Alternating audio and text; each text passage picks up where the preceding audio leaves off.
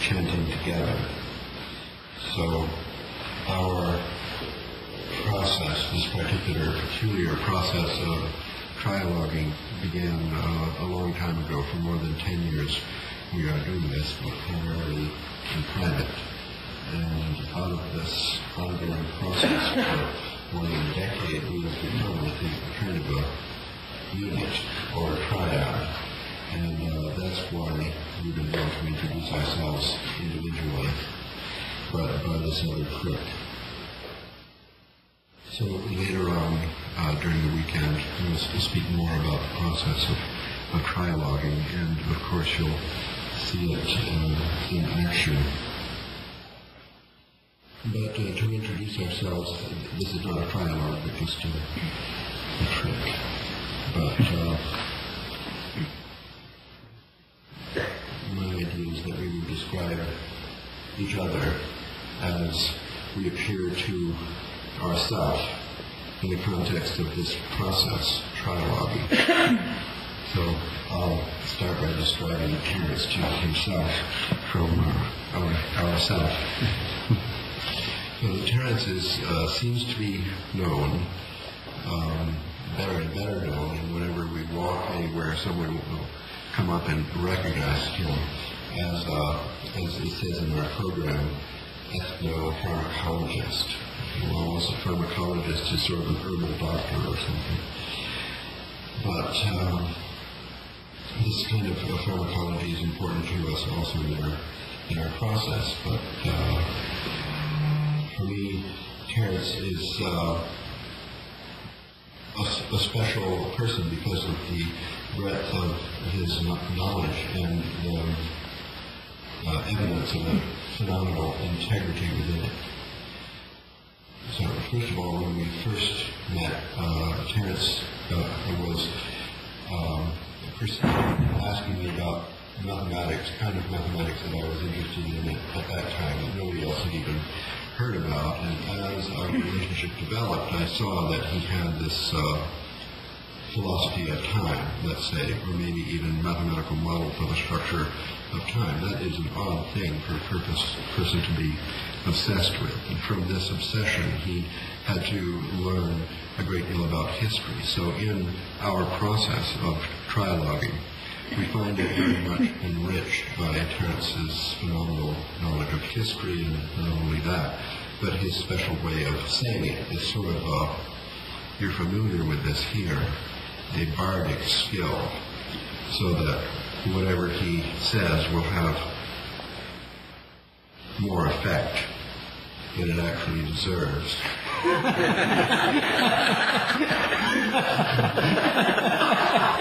Because of his phenomenal way of saying that, and his apparent conviction and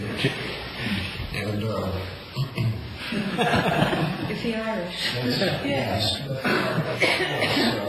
To deal with it in a cooperative process. Furthermore, what seems to inform or maintain the integrity of his total presentation is some kind of spiritual belief. I don't know exactly the right word for this, but I can tell that more about it anyway. And this spiritual belief is outside of any organized system, so we can most easily understand it in the connection with the archaic revival or pagan spirituality or shamanism.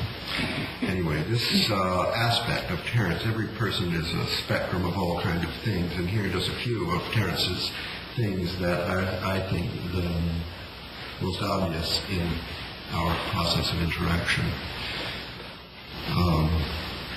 The primitive spirituality, which always speaks against any church guru or leader. And I'm almost done.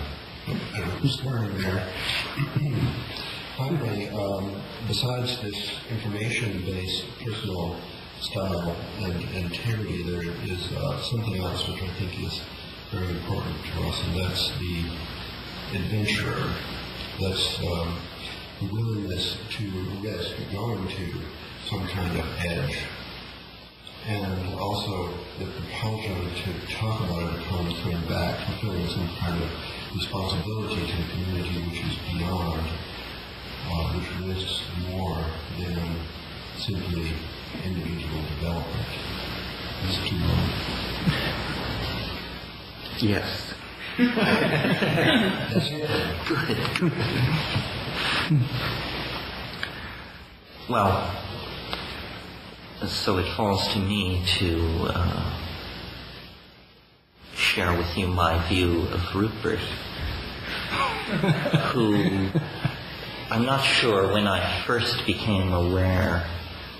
Probably it was the Nature review, which I think Rupert should certainly be very grateful to Nature, because in their perverse way they saved him perhaps from obscurantism by calling for the burning of his book.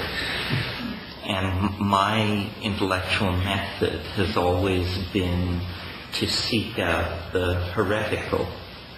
And so when I heard that Nature had called for the burning of a book, I burned up my tires on the way to the store to see if I couldn't obtain a copy. And it was very interesting, and I added it to the slow-rising intellectual edifice that I had been building for years in the area of theoretical biology.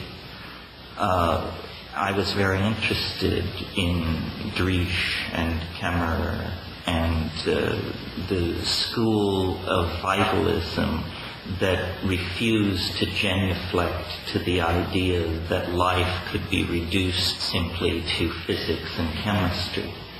That seemed to me inadequate.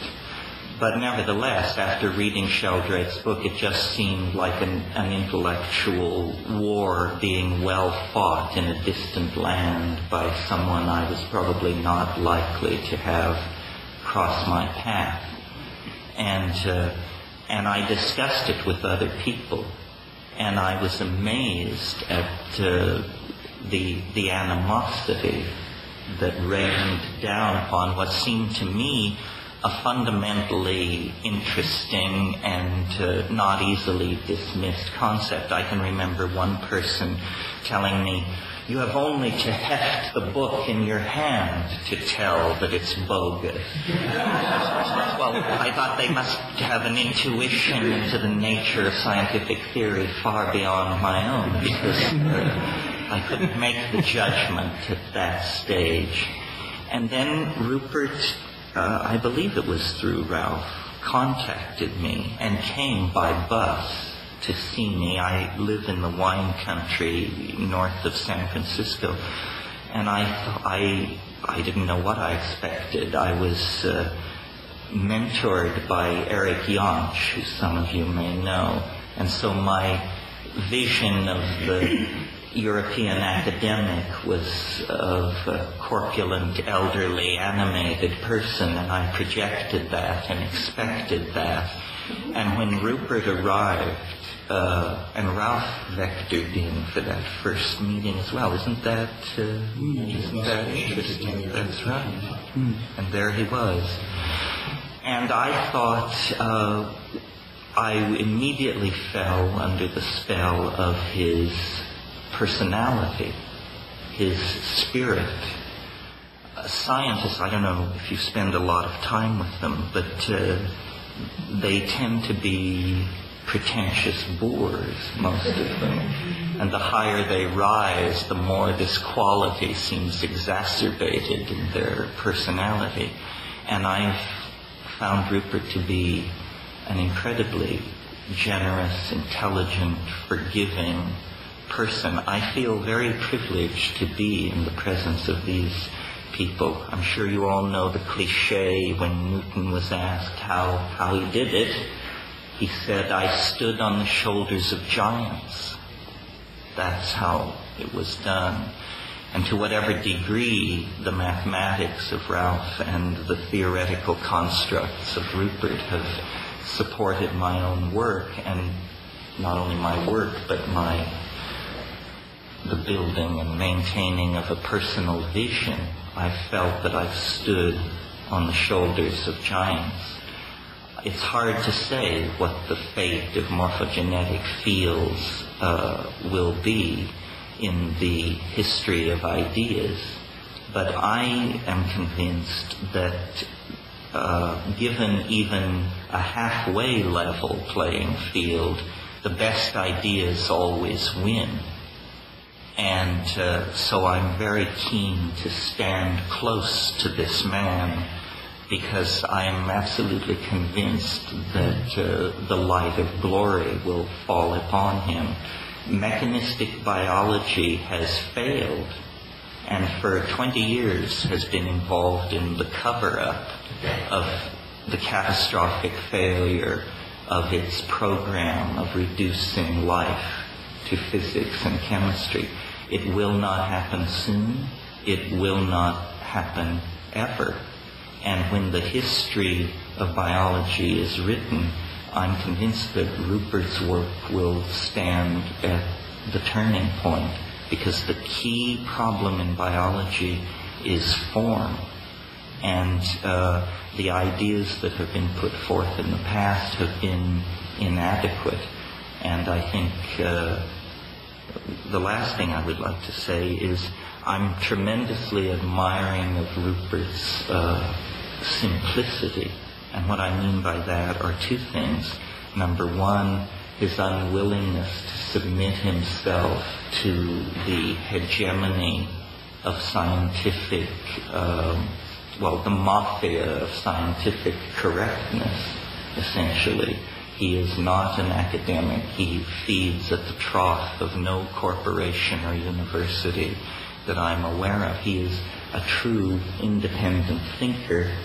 And finally, he brought back and revivified for me something my mother was very keen to inculcate into me as a child, which is the primacy of observation, the importance of going to the field, the importance of facing the phenomenon unaided by apparatus or even mathematics, the importance of the existential confrontation with the thing one wishes to understand.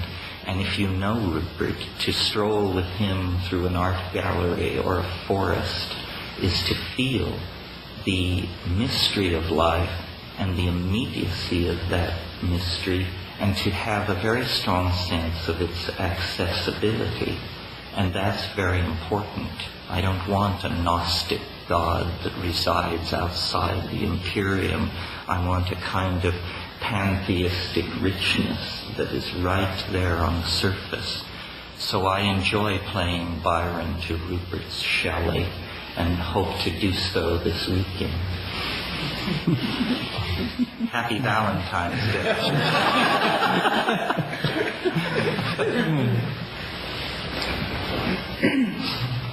Now I'm going to introduce Ralph.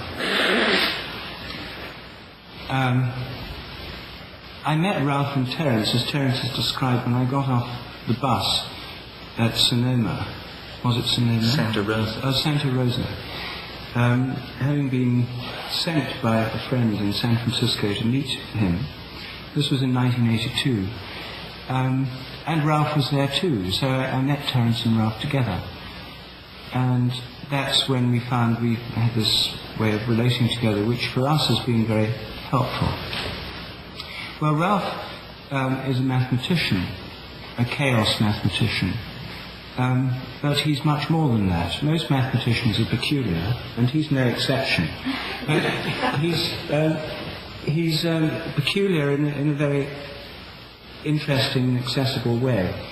One of the things that he's done, which some of you may be aware of, is made mathematics accessible to ordinary people like ourselves who haven't studied it. The secret of maths is that for those who are skilled practitioners, it's in fact a kind of inner landscape that they see. They have, some of them at least, have an amazing visual intuition. They're seeing internal pictures.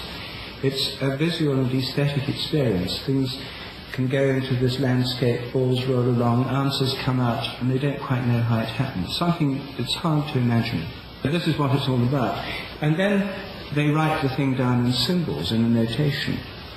And when you look at these symbols, which is what we see when we look at maths, it's like music, as if you've never heard a symphony. All you've seen is the score. And if you've only seen the score of the symphony, the notes on paper, it doesn't mean much. It's alienating. It seems somehow dry, abstract. But what Ralph has done, among other things, has made this the visual intuitions that lie behind maths accessible to everybody.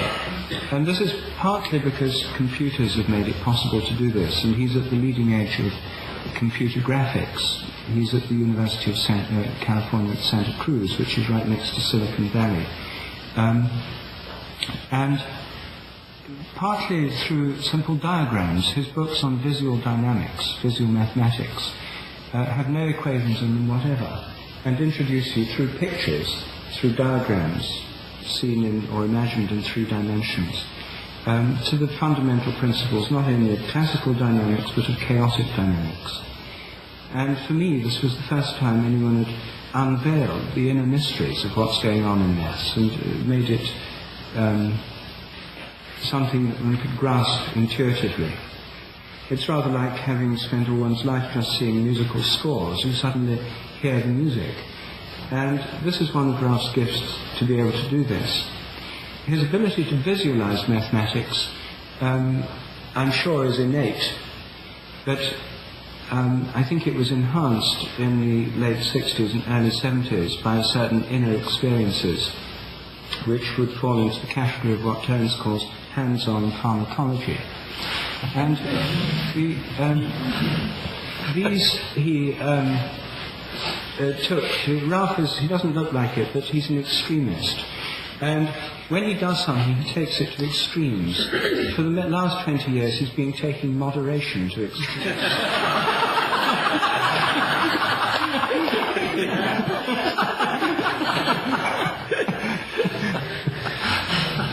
But when he felt that the secret to understanding the deeper parts of the mathematical landscape was substances like DMT, he took that to extremes too. And he's also travelled in India. One of the things the 3 of us have in common is we've all spent quite a long time in India. So Ralph has been in India. He took that to extremes as well. He's also studied here in England. He was at Warwick for a while, Warwick University. He lives in Santa Cruz amidst some woods, in a very beautiful place with wonderful woodland and a little valley down beside his house. Deer and wild animals graze around. He observes the stars. He's got the most agreeable system for observing the stars of anyone I know, namely a hot tub located outside his house, and you can sit in wonderful hot water gazing at this clear sky and the brilliant stars. So he knows the stars from many hours spent observing them in the most comfortable of circumstances. He eats in the most Spartan way simple vegan food with chopsticks. This is what I mean by taking moderation to extremes. He's a total abstainer from all known noxious substances, and leads this almost monastic life, which I think is part of the spirit of mathematics. But he's also a very sociable creature, and although he's always saying, I never go anywhere and I never meet anyone, it's amazing how often we meet him in all sorts of places. He also has a great gift for dialogue and a great ability to summarize things briefly, and a great ability to empathize with people of all different kinds. He's one of the few people I know who's totally unshockable. Now, Ralph, what happens next? I was just thinking that over. It all seems so simple back in the room. We're not done. We're only half done. Now I'm going to introduce Rupert. So Rupert is into nature. He's into nature and into the spirit. And in nature, he's into it as a scientist. A lot of people hate science, and I must confess I feel very ambivalent about myself. But Rupert is a scientist as a scientist should be, as opposed to how most scientists actually are. And in science, he's really a biologist, so that he's fascinated by life, although he likes the stars. The mysteries of life seem to really absorb him. And as a biologist, he's really a botanist. In fact, he is so into plants that I think when Rupert speaks, you're hearing the leafy green speaking through his mouth. And like Terence, he has a phenomenal ability to stand up after seeing a subject printed on a flashcard and carry on for an hour or two as if he'd written books on this subject all his life. And this gift seems to be pointed at communicating on behalf of the mute biosphere, the plants of the garden and the world. And there is also, in Rupert, like Terence, a special kind of spirituality, which also probably comes from plants. But in Rupert's case, this spirituality is expressed in a Christian form. So, unlike Terence, who's a pagan, or really certainly not a Christian, there's in Rupert's integrity a kind of living proof. For us, a constant reminder of the fact that the ordinary and familiar spiritual paths actually work. Can work.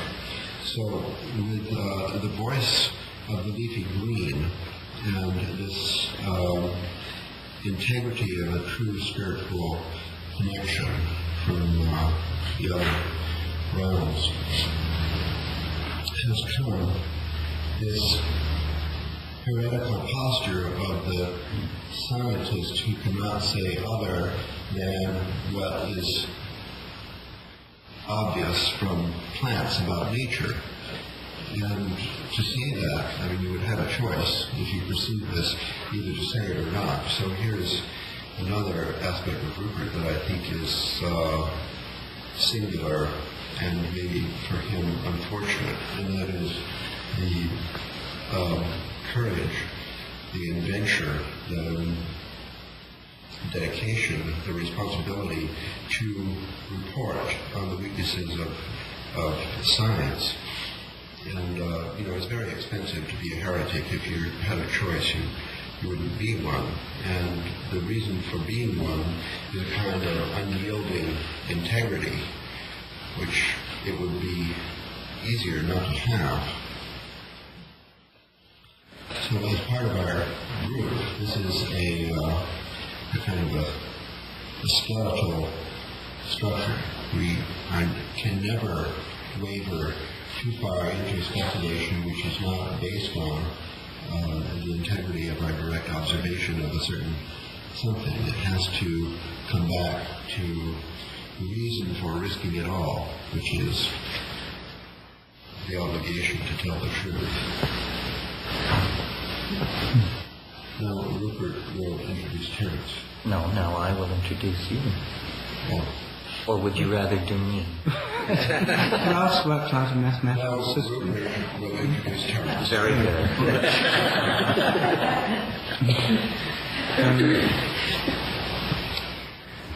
Well, I was on my way to meet Terence, who I'd never heard of, in San Francisco. The friend who'd arranged this meeting gave me a tape of his, which I listened to on the bus. I had one of those, I think it's the only time I've ever listened to one of those tape things with earphones on your ears.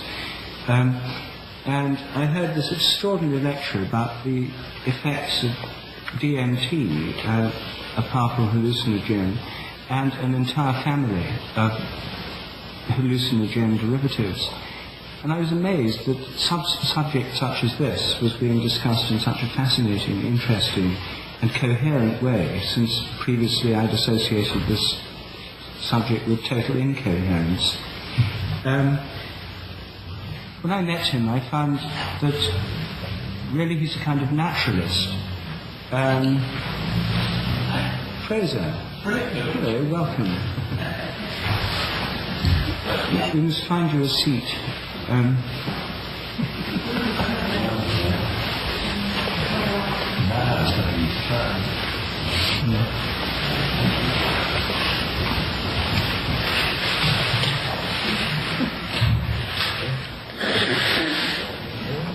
So this is Fraser Clark.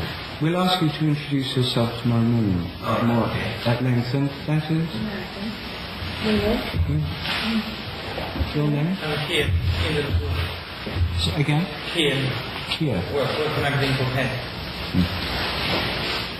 We're just completing the process of introduction where everyone's introduced themselves and we're introducing each other. So I was just talking about Terence. Terence once told me that as a child he lived in Colorado near a jam factory or a fruit bottling plant, I forget which. And at night he'd go there, and out of the night sky there was always fruit being made in sheds. And out of the night sky, out of the darkness, would appear moths of every different description, attracted by the bright lights of the bottling plant and the delicious fruit jam or whatever they were making. And how he used to go and watch there as out of the darkness, coloured moths just flew in from the sky. And it seemed to me a wonderful image of what he does. I mean, partly he's known for his visionary qualities, looking for visions which come out of the darkness of the mind, if you like. But also he's quite literally a naturalist. He's spent years travelling through Indonesia with his butterfly net, collecting butterflies of various species. And he's spent a long time exploring the jungles of the Amazon. And so he's a kind of naturalist of the mind and of nature, has an extraordinary knowledge of biological subjects, including surprising ones like octopuses. And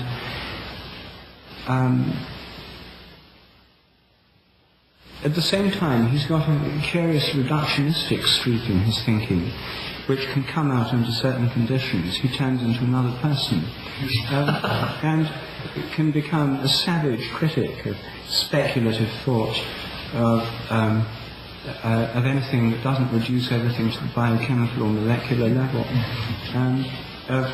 of hallucinatory belief systems, of false beliefs of every kind. And I haven't quite worked out what conditions bring about this phase change in Terence's being, but you'll probably see examples of it over the weekend. But so he takes on many different personae, but all of them, as Ralph has already indicated, come out with this gift of the gab, which comes from his Irish ancestry and also from his Welsh ancestry. He's a mixture of Irish and Welsh. Anyway, it's always a great stimulation to talk to Terence, and you never quite know where it's going to take you, except that sooner or later it takes you to the 21st of December 2012, when it's his fixed belief that the world as we know it will come to an end. So part of him is a millenarian prophet, part of him is a Dominican. He professes to be a pagan, but his Catholic upbringing, his Dominican reasoning, and his experience as an altar boy have never left him. And in his vision of the end of the world in 2012, and of the entire historical process throughout the whole of evolutionary history being drawn towards some culminating point, namely 2012, he has a vision of the end which exceeds in zeal and fervour that of a great many professional preachers of this kind of this sort of belief. And although he appears at times to be reasonable, at other times to be open to new ideas and so on. There's one point which is fixed in all this, which is it's all going to come to an end in 2012. Sometimes this apocalyptic view is tempered by a utopian view that it wouldn't all come to an end in 2012, or at least it needn't if people all started taking DMT or other substances. But then it turns out that if you actually try to envisage what would happen in the total change of consciousness in human beings in the entire cosmos in 2012, it would be just like everyone taking DMT.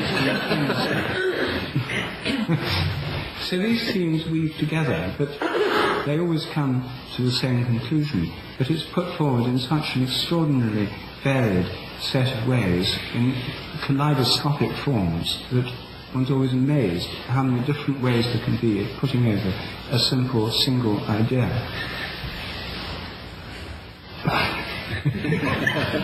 I'll forswear the desire to rebut. Yes, I'll yield to the momentum of the program. I think I first heard of Ralph years before I met him, and it had nothing to do with his professional mathematical accomplishments, which are many, but a person who had made a great contribution to the 60s youth rebellion in the United States, had come upon such bad times that he was essentially living on the street, a brilliant Princeton biochemist. And in inquiring after his fate and knowing that he had become an indigent person, I learned that a mathematician in Santa Cruz had invited him into his home and taken care of him like a child or a son for several years. And that fact and an infamous photograph taken at the height of the 60s youth revolt, which was published far and wide in the United States, inflamed and outraged the population, because this photograph showed a full professor of mathematics leading the charge at the barricades of the revolution, attired in a flag made of the flag of the United States of America. And as if you follow American politics, you know we hang for flag desecration. So it was an extraordinary thing, a member of the establishment to be caught out in this kind of behavior. And then a few years later, in 1972, a person I went to high school with came to me and said, there's someone you absolutely must meet. Well, usually when I hear these words, I make an automatic inner decision to, at all costs, to avoid meeting whatever is being offered, because experience is a hard teacher. But this friend of mine persisted, and eventually Ralph came to see me. I was living in Berkeley at the time, and it's impossible not to fall in love with the man. He's the teddy bear of advanced mathematics. And a person of extraordinary history and accomplishment. He grew up in Vermont, which is one of the poorest and least populated of the American states. It is truly a remote area. And there he gained a love of skiing. He, I don't really recall the early details of his career, but I remember I was extraordinarily impressed by the news that he had been a fellow of the Princeton Institute of Advanced Studies, where the only other person I was aware of who ever held that title was Albert Einstein. No, Ralph didn't get Einstein's office, but I think he got his bicycle stand as a consolation prize. And Ralph was such a maverick, such a chance taker that the tremendously comfortable world of East Coast collegiate mathematics held no sway over him when an opportunity arose to go to California, where the University of California was establishing an experimental campus where all kinds of educational, advanced experimental educational ideas would be tried out. Ralph was there either in the first year of its operation or very shortly after. He, I hope it's all right to tell this, Ralph, because it impressed me. Eventually he had tenure, but he was so loathed by the administration for his political activism that I think for 35 years they gave him no raise. They couldn't fire him, but they could make life hell. And he stuck with it until now. I think even the most hardcore of the administration recognized that in Ralph they have a real gem, one of the major thinkers and contributors to what may seem like an arcane field, research mathematics. But in fact, mathematics rules the world from far, far behind the throne. Ralph estimated to me at one time that there are only about 2,500 people in the world making a living as research mathematicians.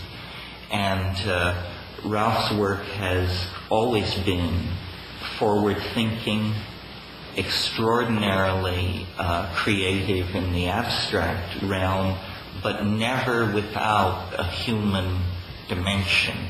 And mathematicians are extraordinary aesthetes. This is not a quality in your work that is respected in mathematics. The more abstruse, the more incomprehensible, the more removed from the human world, the more kudos your colleagues will shower upon you. Ralph has made major contributions in the area of model building for natural phenomena. Everything from population theory to models that prove the impossibility of monogamy, to models of the functioning of anorexia nervosa, and so forth. An extraordinary, rich and varied career. Indian musician, student of the magical systems of the Renaissance and of Dr. Dee, founding member of the John Dee Society, founder of the Institute for Global Analysis, IGA, yes, and founder of the Institute for Visual Mathematics, the author of several books on dynamics that have brought dynamics from the closet of obscurity into a field that many, many people are conversant with, largely through Ralph's books and the illustrations of them by Chris Shaw. He is not simply a worker on the fringes of advanced mathematics.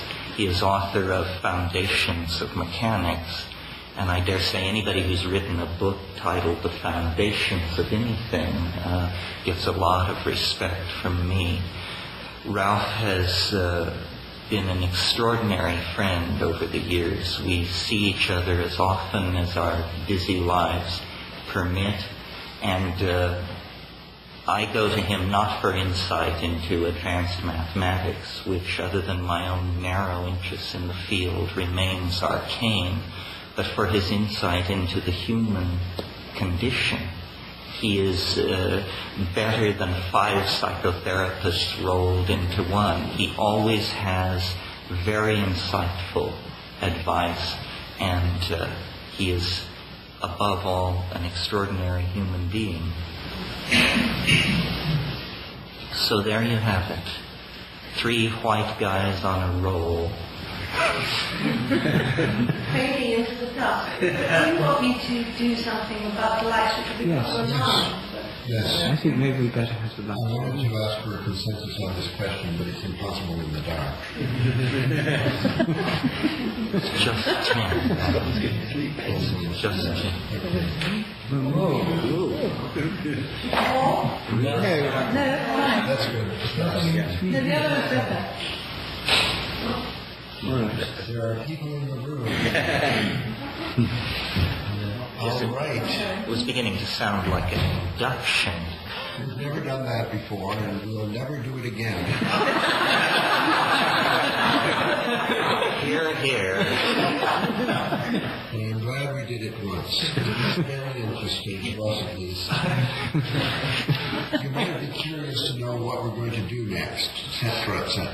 And we have a scheduled plan for tomorrow. I think it's best if I share it with you. We want to meet 3 times tomorrow for sessions.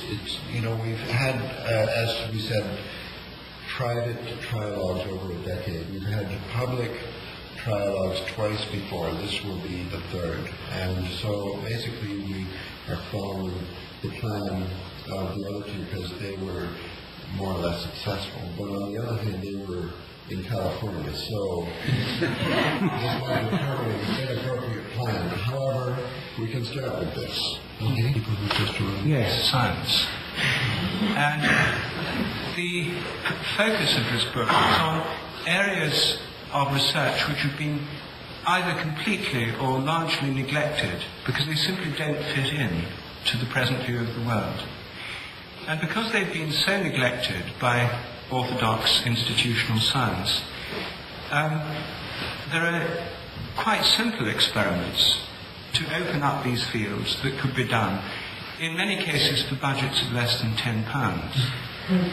And as soon as one realizes that important research can be cheap, then the terrible Stalinist restrictions that institutional science has, you can't do it unless you've got approval, peer reviews, grants, committees, and so on. Terrible stranglehold of orthodoxy. But if you can do things cheaply, you're completely free, because the only control they have is through money, giving out funds. And if you don't need the funds, you can do what you like. And science in the past grew out of a fertile field of amateur research. Even as eminent a scientist as Charles Darwin never had a government grant or an academic post. He lived as a private man and gentleman in his own house and did most of his research in the garden with his son Francis. Well, he also kept pigeons. Now, homing pigeons are kept by 200,000 people in Britain. It's largely a working class sport. It doesn't cost much, but it does cost more than £10. This experiment would cost about £350, the one I'm going to talk about. But this is one of the experiments in the book. It's the one with which the book opens, or almost opens. And the reason I wanted to talk about it today is because I haven't yet discussed this with Ralph and Terence. And the present state of play, which I'm going to summarize now, it shows science. There have been investigations of homing pigeons. It's one of the few areas where research has been done. And it's led to the conclusion that we really do not know. We haven't a clue how they do it. And in this state of the utterly unknown, I don't know how they do it either. So I was hoping that by talking about it with Ralph and Terence, it might become clearer, or possibly even more obscure. At any rate, it's something that I really want to discuss with them, and this is the opportunity to do it, and I hope you will all find this of interest too, because the situation we're in is one of an acknowledged fact. Pigeons can home from huge distances. You can take a pigeon, a homing pigeon, 700 miles from its loft and release it, and it'll be home that evening, if it's a fast-flying bird. Pigeon racing enthusiasts do this regularly. Every Saturday, today for example, in the spring and the summer, people are racing pigeons. Sometimes pigeon racing clubs have them released in northern Spain. Sometimes they take them to the north of Scotland. Sometimes they're released in other parts of the continent. And they're taken away, they're taken in baskets on trains or on lorries, they're released, the baskets are opened, the pigeons circle around and they fly straight home. And then the peoples whose pigeons come back fastest, they have a little time clock, and there's a thing on the leg of the pigeon they stamp. Then they calculate the exact distance to that owner's loft and work out the speed. The ones that come first win the prize. It's a very competitive sport. They win cups, there are cash prizes. Good racing birds can sell for as much as £5,000 for breeding. Ordinary ones cost about £5. Anyway, here's a phenomenon. Everyone agrees they can do it. And moreover, it's part of a much wider phenomenon. Dogs and cats can home if you live a long way away from home. Even cows can home. Thousands of other species of birds and animals can home. It's very widespread. It's just that pigeons are the best known example. Now, how do they do it? Well, Charles Darwin was one of the first to put forward a theory. He said, well, maybe they do it by remembering all the twists and turns of the outward journey. This theory was tested, and to test it, people anaesthetized pigeons, put them in rotating drums, and drove them in vans, sealed, closed vans, by very devious routes to the point of release. And when the pigeons came round from the anaesthetic and overcame the ill effects of this treatment on the way out, when they were released, they circled around and flew straight home. So nobody any longer believes that's possible. They can't remember the twists and turns of the outward journey. This experiment's been done many times, sometimes with slow rotating drums, sometimes with drums rotating so fast that the poor birds are sort of centrifuged against the edges of the drum. And despite these appalling maltreatments, the pigeons go straight home. So that's theory number one. That's not how they do it. Second theory, that they do it by smell, that they sniff the air and sniff their home. This, of course, smell is usually what people propose when animals show uncanny powers that can't be explained. They usually say, well, it must be an extraordinarily good sense of smell.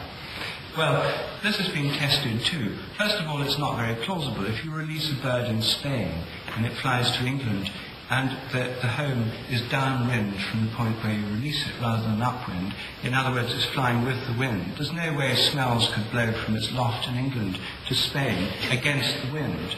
So this theory is inherently implausible. Nevertheless, because everything else has failed, it's believed in passionately by some researchers in the field, particularly the Italians. Anyway, this has been tested too. People have blocked up their nostrils with sealing wax, and they still get home. They've severed their olfactory nerves, poor birds, they still get home. They've anaesthetized their nasal mucosa with xylocaine or other local anesthetics, and they still set off straight away in the homeward direction and get home. So it's not smell. Next theory, they do it by the sun, somehow calculating the latitude and longitude from the sun's position. Well, pigeons can home on cloudy days, and they can also be trained to home at night, so they don't need to see the sun, or even the stars. But if they can see the sun, then they use the sun as a kind of rough compass, more or less as we would if you want to keep your bearings, keep the sun on your right, that kind of thing. And if you shift their time sense by raising them so they're shifted by 6 hours, they think it's 6 hours early, you switch on lights early in the morning, you cover their cage or loft later at 6 hours early than sunset, you can make them think the time's been shifted by 6 hours. When you release them on a sunny day, they set off 90 degrees in the wrong direction. So they use the sun as a compass, but after a mile or two they realize they're going the wrong way. They change course and go home. Landmarks are inherently unfeasible because if you release the birds hundreds of miles from anywhere they've been before, landmarks couldn't possibly explain it. Although they undoubtedly use landmarks on their way when they're close to their home, just the final bit. Anyway, this theory also has been tested to destruction, and this was tested by equipping the pigeons with frosted glass contact lenses, which meant they couldn't see anything at all, or only the vaguest blur of shapes when they were very close. And pigeons with frosted glass contact lenses can't fly very normally. They take off and the whole bird points upwards. They're not under ideal conditions for flying. But nevertheless, such birds can be released up to 100 miles away or more. And some of them get picked off by sparrowhawks, who immediately see that they're flying in a peculiar way. But others can get within 200 or 300 yards of the loft. They crash into trees or telegraph posts, or flop down on the ground within 100 yards of the loft in some cases. They need to see for the last 100 yards. But it's incredible that they can actually get so close. Sometimes they overfly the loft and then within a mile or two realize they've gone too far and turn around and come back. So it's not landmarks. And that leaves only magnetism. And this again is something, until the 70s, most scientists were very reluctant to consider, because previously magnetism as an animal sense has been associated with animal magnetism, mesmerism, and a whole range of fringe subjects they didn't want to mess with. Plus the fact it seems so unlikely that pigeons could detect a field as weak as the Earth's magnetic field. Well, it's been shown that some migratory birds can detect the Earth's magnetic field. They can tell where north and south are from the magnetic field. They do seem to have a kind of inherent compass. But magnetism can't explain how they get home, because even if they could measure the dip of the compass, i.e. the angle towards it dips down, at the North Pole it points straight down, at the equator it's parallel. If they could measure the dip, they could tell how far north or south they'd been taken. So if you took pigeons due east or west, the dip would be exactly the same as at home. It wouldn't give them any information on whether they were east, west or west. And pigeons can home equally well from all compass points. So even in principle, the magnet won't explain it. They do seem to have a kind of vague magnetic compass sense. But this wouldn't explain homing. If you had a magnetic compass in your pocket and you were parachuted into a strange place and said, all right, get home, here's a compass, you wouldn't be able to do it, because you'd know where north and south were, but you wouldn't know where home was. A compass alone can't get you home.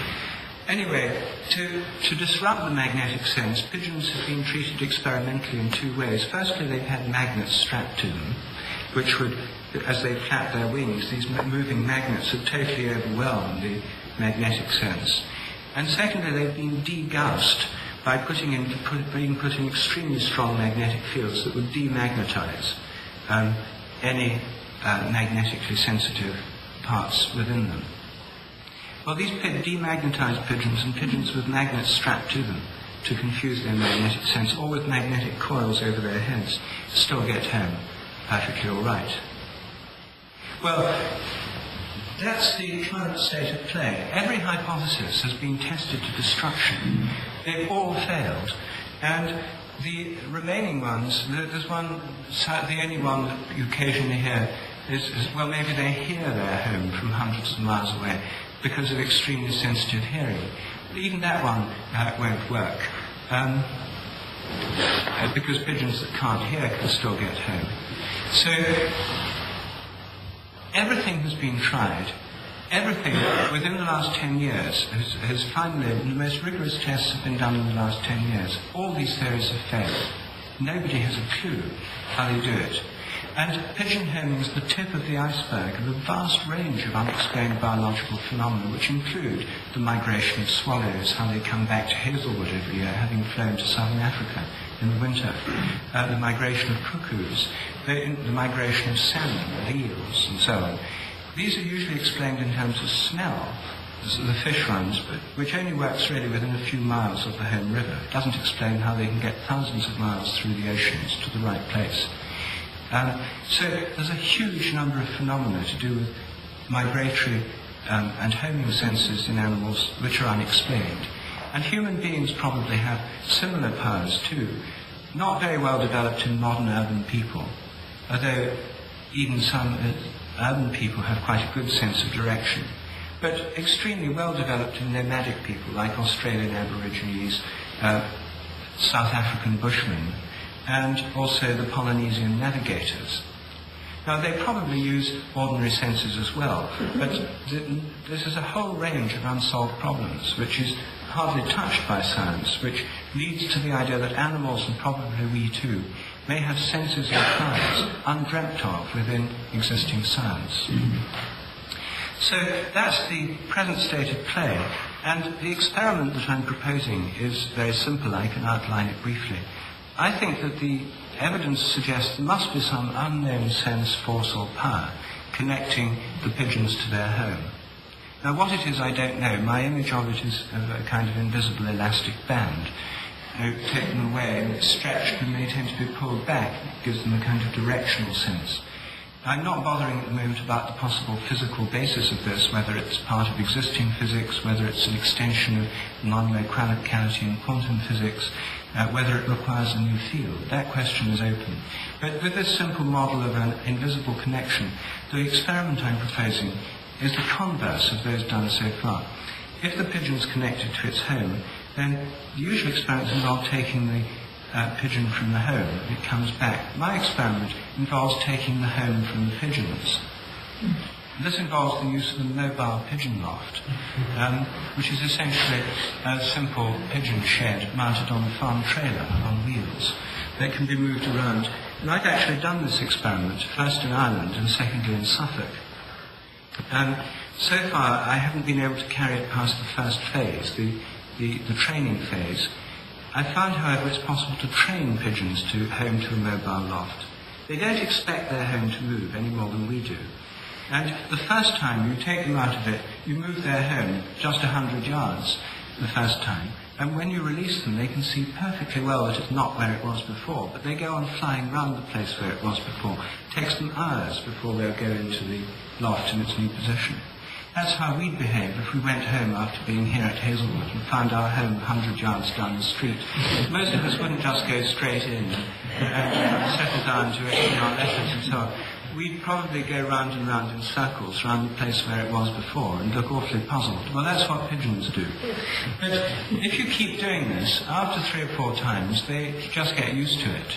They realise they're sort of nomads or gypsies now. And they'll go straight in. They'll find the home up to 2 or 3 miles away within 10 minutes and go straight in. You can do this. And in the First World War, the Belgian, German and British military pigeon corps had mobile lofts. The British had 200 mobile lofts in converted London buses by the end of the First World War. And there is still a mobile pigeon loft research project going on in Europe. The Swiss army is the last army in Europe to have homing pigeons. And the head of the officer commanding pigeons, Dr. Hans-Peter Lipp, I'm now in correspondence with. He's at the University of Zurich. And he's carrying out a fascinating research program on military uses of mobile lofts in Switzerland at the moment. He and I are exchanging notes on the subject. It's the only other research project going on of this kind. His objectives are quite different though. They're to find ways of carrying messages more effectively. Anyway, the key experiment is you move the mobile loft 50 miles, let's say, after you've trained the birds, and see if they can find it.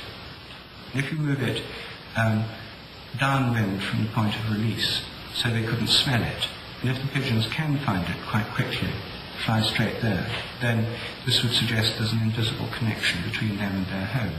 The next question is it between the loft itself, them and the loft itself, or the other pigeons? You leave some of their nearest and dearest in the loft. And you can do that further experiments then by taking the nearest and dearest somewhere else and seeing whether they find the nearest and dearest or whether they find the physical structure of the loft. Anyway, this research is relatively cheap. I mean, £500 would cover the entire project. It's well within the capacity of the 5 million pigeon fanciers worldwide who keep pigeons and are well experienced in dealing with them. How the experiment will turn out, I don't know. But here is a profound mystery, the tip of the iceberg of a whole series of biological mysteries which have been more or less neglected. And if there is a new power, force or sense involved, what might it imply, what might it tell us? And where would we go from there? And that's the question I wanted to raise with Ralph and Terence. Well, thanks for the question. Maybe I could ask you for just a couple of little details first. When they race the pigeons, and then the winner is the pigeon returning to the home loft first. Yes. But these home lofts are all in different cities, different streets, and so on. So how does it work? The wife of the pigeon racer is at home, and when the mate comes, then pulls out the cellular telephone and calls headquarters. No, the racing pigeon has a little thing on its leg, a ring, for the race, with its number and the race number. They all have those when they're released. When it gets into the loft, it actually enters the loft. The pigeon fancier is waiting there. He captures the bird, takes this ring off its leg. He has a sealed time clock issued by the local Racing Pigeon Federation. He stamps this thing with the time it's come home. And then they all send in these tags with the time that is stamped by these sealed clocks. And they then calculate from the point of release, say it's Wick in Scotland, they then calculate the distance, straight line distance to each of these houses, divide the distance by the time, and they get the average speed. So there's no account for difficulties and anomalous obstacles encountered along the way, like sparrow hawks. No. Well, if they're killed by a sparrowhawk, they don't win the race. One more question about the nearest and dearest. Now, the home loft that they're racing to, which is still at home, that has family members in it, or not? There's a whole bunch of pigeons in the loft, and only one of them or two of them are racing. There's several racing systems used. They have to have a motive to get home. If you race them in the winter, they don't home very well. But if you race them, they usually race them in the spring and summer, either when they've got eggs and young, so they have an incentive to get back to their family. Or there's another system called the jealousy system, widely practiced, where pigeons are monogamous. They form pairs, at least for the year. And it's a kind of limited monogamy, but at least for that year. So they wait until they're paired up. Then they show, if say they're racing the cockbird, they then hold the cockbird and put another cockbird with its mate, so that the two start billing. Disgusting. And then they take it in its basket to the north of Scotland and release it, and it gets home real fast. This comparative spirit will stop at nothing. And does the pigeon home to an empty loft? I mean, it requires it to be populated with nearest and dearest. I'm thinking of Bell's theorem. I don't know. No pigeon racer would normally home to an empty loft. What about Dr. Hans-Peter Lipp of the Swiss Army? Yes, he's done it to an empty loft, and I've done it to an empty loft, but not over long distances. Well, yes. Everything has been done over long distances? To empty lofts? I don't know. I've only done it over short distances. But probably they could home. But the thing is, they're not very much. Certainly the practical experience. Pigeon racers have been doing this for 100 years. It's been a competitive sport. They found by long experience that the way to win races is to have this easy to understand personal motivation, as it were. The stronger the motivation, the tighter the elastic band. Yes. And now I'm getting the elastic band theory down. Well, all right, I'm ready to risk an answer to the question. Terence is getting ready to bite. So first of all, I think we could wish for a homing pigeon or monarch butterfly or something that spoke. Then we could ask them the question you're posing, and they'd answer. But actually, I wouldn't trust the answer, because this homing pigeon might also have a theory that, like mine, is much too elaborate and unnecessary, when actually there's some simpler explanation, but they don't know it. For example, the Polynesian navigators. If you ask them how they do it, in fact, there was an English navigator who went to the South Pacific and apprenticed himself to a native navigator. You know, they go over 100 miles to the nearest island and get it dead on. without compass and on cloudy days and so on. So they have a theory, but I don't believe it. So we'll just have to make up our own. So this is my fantasy. That well, first of all, I'm accepting the premise that the ordinary fields don't do. So it's a kind of an ESP, and then we want to learn from doing experiments like you propose on the phenomenon to get an idea what it is or how it works. And so this is just a fantasy about that. Yes. Well, I don't know. I'll try talking a little louder and see if that helps. So thinking of bats now, which have been studied in a room just like this one with wires just like that. And in the daytime, of course, the bat will fly around missing the wires and not flying into the wall using vision, primarily, we suppose. And then at night they do the same thing without vision because of sonar. So in this case, there is another field explanation, and it's well established that it's sonar. So I suppose, based on bats, that the brain and the mind are able to image the results of sonar experiments in a kind of image which is the same kind of image that the eyes form. In other words, that instead of hearing, oh, there's a sound over there, and trying to compute that's an echo and so on, that the bat sees the room with its ears in exactly the same representation, a three-dimensional visual representation that's dynamic, that it can fly through its own sonar receptions, and that the representations are the same. Then if somebody suddenly turned the lights on, the bat would not hesitate and fall to the ground because it has to switch from system A to system B, that the visual representation of the room would exactly overlay precisely the same image as the sonar image of the room. Similarly, dolphins, they have this melon, it's called, a huge sensory organ, and receives sonar waves, and they form visual type. This is just a speculation. And both in the case of bats and dolphins, the visual representation is three-dimensional more than ours, which gives them, in a way, a kind of a higher IQ. Then that's a way of seeing. In other words, for bats and dolphins, in the case of dolphins and whales, they can see almost the entire planet as a three-dimensional object with its curvature and so on. So if there were a sixth sense that homing pigeons and monarch butterflies have, and maybe we do too to a degree, then I would suppose that it works like that. So after the pigeon is rotated, doped, transported 4,000 miles and released, then with its sixth sense is seeing a very detailed three-dimensional road map of the entire planet, essentially, which is there in this field somehow, just as we consult the road map.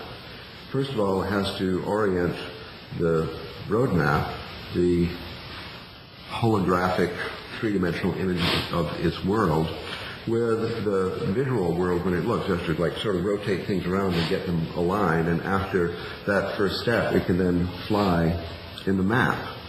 And then things like smells, which are smells, the sun, the magnetic field, these things are factors, and they would be kind of labeled on the map by the road association. And so this still doesn't explain how to get home, though, because you have to know where home is marked. Like how many times have you parked your car in the three-level structure, and then you come out of the department store after too much shopping, you can't remember where the car is. But you know the map of the three-dimensional garage. It has 3 floors, they're square, they're labeled, there's north, south, east, and west, and you can navigate anywhere to a known position in the garage. However, the position of your own home is unknown. Therefore, you don't know how to find the car. So, given the sixth sense with a complete roadmap of the world as a three-dimensional object containing smells, containing trees, containing magnetic fields, containing the sun and the motion of the zodiac and the celestial, the polar constellations and so on, there must be some kind of beacon where the home is supposed to be. So even in the sixth field, the sixth sense theory, that's still still a mystery. Now we got to the point where you could speak to the pigeon and ask, how is home represented on this map? And the pull of a rubber band is one idea, but I have a feeling that if there is an obstacle, a serious obstacle between the pigeon and the loft, then it will find a way around. It does. It does. See, so it's better to have a map than a rubber band. I think the rubber band theory is too simple. Also, the rubber band, well, considering jealousy and so on, I don't know, but the rubber band, the longer it's pulled, the tighter it is. And that's the opposite of most fields that we know, where the farther you get away from home, the weaker is the pull. So I would think that it more or less appears as a beacon, that part of this field. And the question would be, how is the physical information of a location, especially a recently moved location, inserted into the field? That would be sort of a final mystery in this picture. What do I think? Well, not that. It seems to me, if I can download this into language, that the problem is not with the pigeon, the problem is with the experimenter, that we know from studying quantum mechanics that things are not simply located in space and time.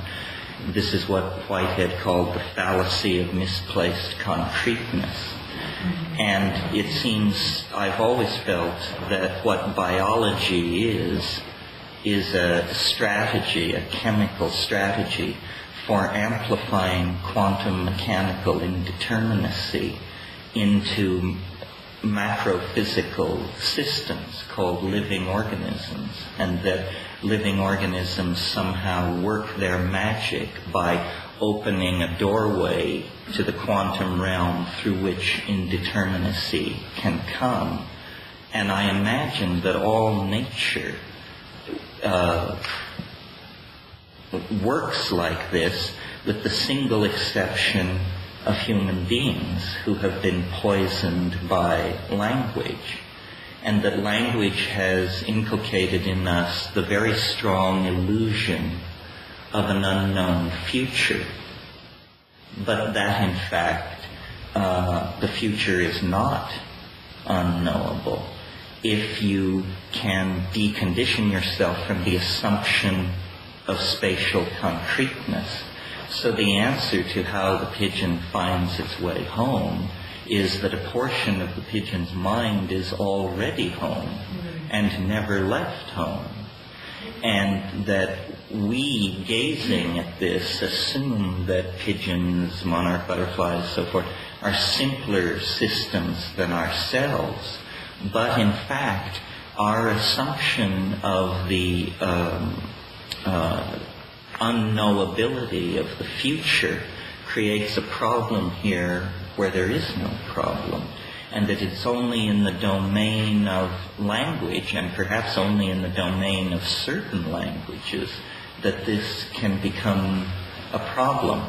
To put it simply, I assume that if you are a pigeon, we speak here of asking the pigeon, if you had the consciousness of a pigeon, you would not have a diminutive form of human consciousness. You would have a consciousness that we can obviously, based on this discussion, barely conceive of, because the consciousness of the pigeon is a continual awareness extending from egg to death. And the particular moment in space and time in which an English-speaking person confronts a pigeon is, for the pigeon, not noticeably distinct from all the other serial moments of its life. So the problem is in the way the question is asked, and in the way human beings interpret the data that is deployed in front of them. After all, in the animal world, the future is always rather like the past, because novelty is rather suppressed in the animal world. Most things that happen have happened before and will happen again. So my expectation would simply be that what we're seeing when we confront these kinds of edge phenomenon in biology is the beginning of a set of phenomena which, when correctly interpreted, will bring the idea of quantum mechanical biology out of the realm of charge transfer and intercellular and subcellular activity and into the domain of the whole organism. I'm not sure this is the solution, but it does cause the problem to disappear. Exactly. It's not the solution, but it causes the question to go away. I wish I could say that Rupert and I that's what solutions were supposed to do. If Rupert and I had got together last night and tried to predict what you would say, then I would have bet on that. But still, you exceeded my worst expectation. Are you saying, have I got this right, that the entire life history of the pigeon is more or less determined at the outset, including the trip away from the loft and the trip back? So, as a matter of fact... It never went anywhere. It never went anywhere. Yes. That's what I thought I heard. It's only when you have a three-dimensional grid imposed by language laid over this that there appears to be a problem. In other words, there is some kind of a totality about it, but we section it and deny it, and then we come up with a dilemma. What about the pigeons that get picked off by sparrowhawks on the way home? That was predetermined as well. They doubtless saw that as well. They were born under Scorpio. What can you say? Well, I mean, I offer, it's not entirely facetious. The real question I'm raising is, to what degree does language create the assumption of an unknown future? To what degree does it somehow dampen a sense of the future that I imagine is very highly evolved in the absence of language? I still can't grasp it. Do you mean when the pigeon's released, part of its mind is still at home, its return home is in the future, and in some sense that helps it to get home? Yes, you and I have talked about this before. You've always said the morphogenetic fields push from behind. No, I've always said they pull from in front. Oh, well, so then, yes, so they're attractors. Well, so this is partly that, and partly that the consciousness of the organism is distributed in time in a way that makes it capable of doing miracles from our point of view. But from its own point of view, there's nothing unusual going on here at all. Well, you wouldn't be at all surprised then if, as a matter of fact, the race was won by the clever pigeon that actually vanished at the point of release and simultaneously appeared back in the loft. Well, if you're suggesting some kind of virtual tunneling as an amplified quantum mechanical effect, perhaps we have the solution to spontaneous combustion here well in hand, or something like that. But I still think it's different whether the future is totally determined or if the consciousness of the future includes several alternatives. And in case it contains several alternatives, then sooner or later the pigeon will be presented by a fork in the road and have to decide which way to go. Furthermore, the pigeon, if it had control of all physical levels, would not have to fly. But here we see poor guy is lumbering along, gets tired and stops for food, and so on. We imagine this is at least the fundamental assumption for our discussion, that pigeon flight is subject to our own concept of the world, including the laws of physics and so on, much as we feel they should be extended and want to extend them by studying pigeons and doing these experiments. The idea is to somehow modify our view of the world by engulfing the pigeon view of the world for our greater benefit.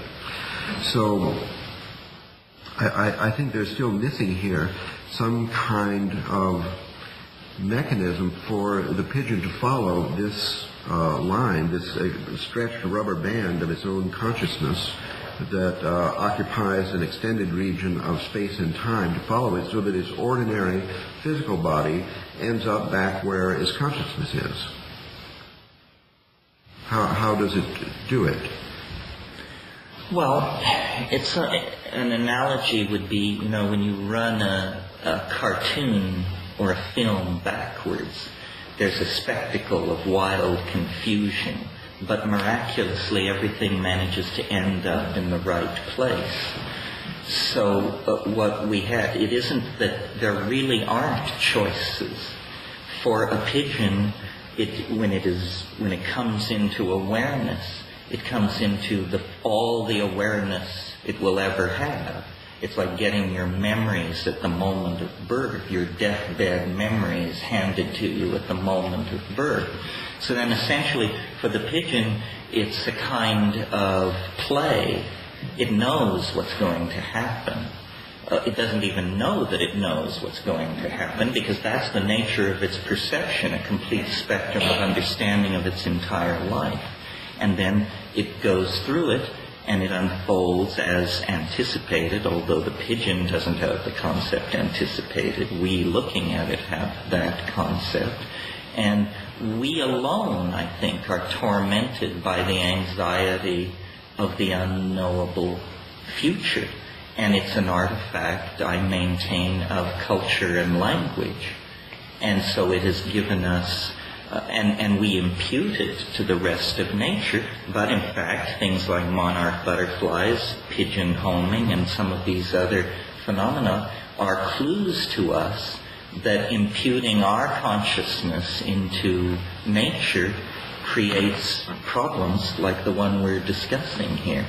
I don't know exactly why you resist this, because I think it's simply a more elegant statement of the rubber band theory. Well, that means that except for our ignorance caused by the power of language, that we would have the consciousness of a pigeon and therefore see our entire lifetime. So this, according to this view, the baby pigeon check upon pecking out of the shell is like waking from a dream, looking around and realizing that, oh damn, I'm the one that's going to have to race 3 years from now, and they're going to put this other jerk in there with my mate.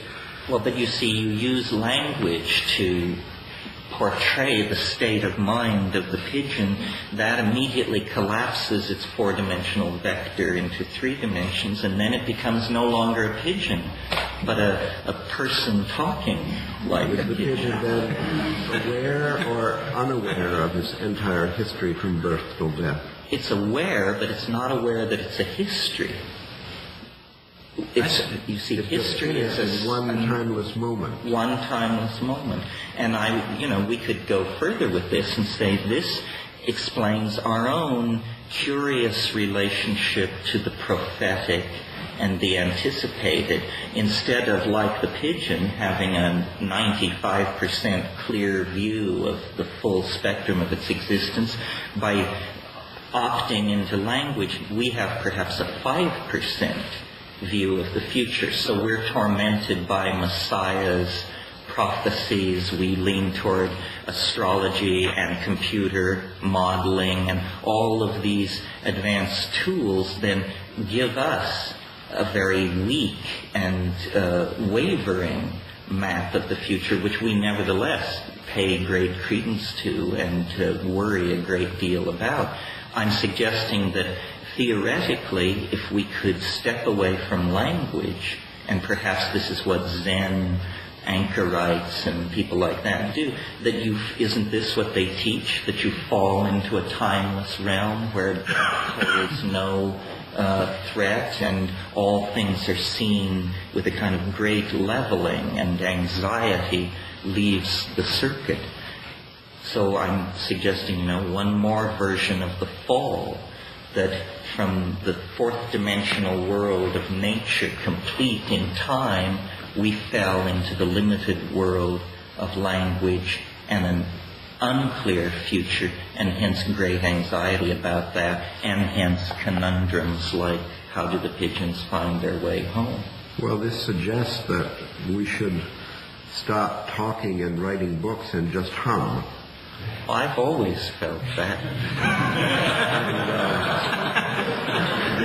Rather like a pigeon, Does this imply, I mean, is this, as I suspect, a polite way of saying that Rupert's current book and the homing pigeon experiment is a total waste of time, and even if it only costs £10, it's a shame?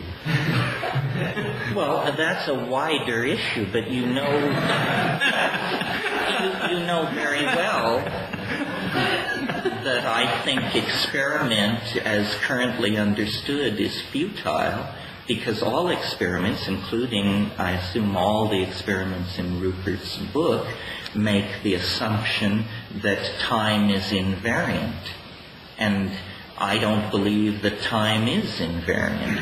So we're now going to, I didn't intend to open this up as a general frontal attack on the epistemic methods of modern science, but in fact, the idea that time is invariant is entirely contradicted by our own experience, and it's merely an assumption science makes in order to do its business.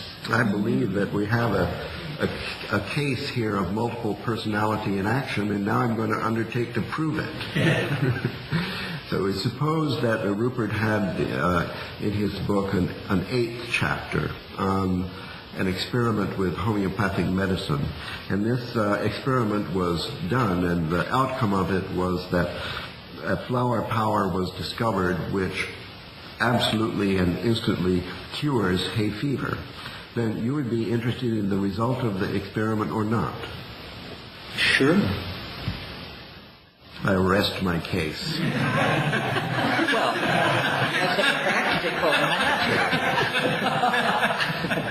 I don't think we should confuse our ideologies with our sinuses.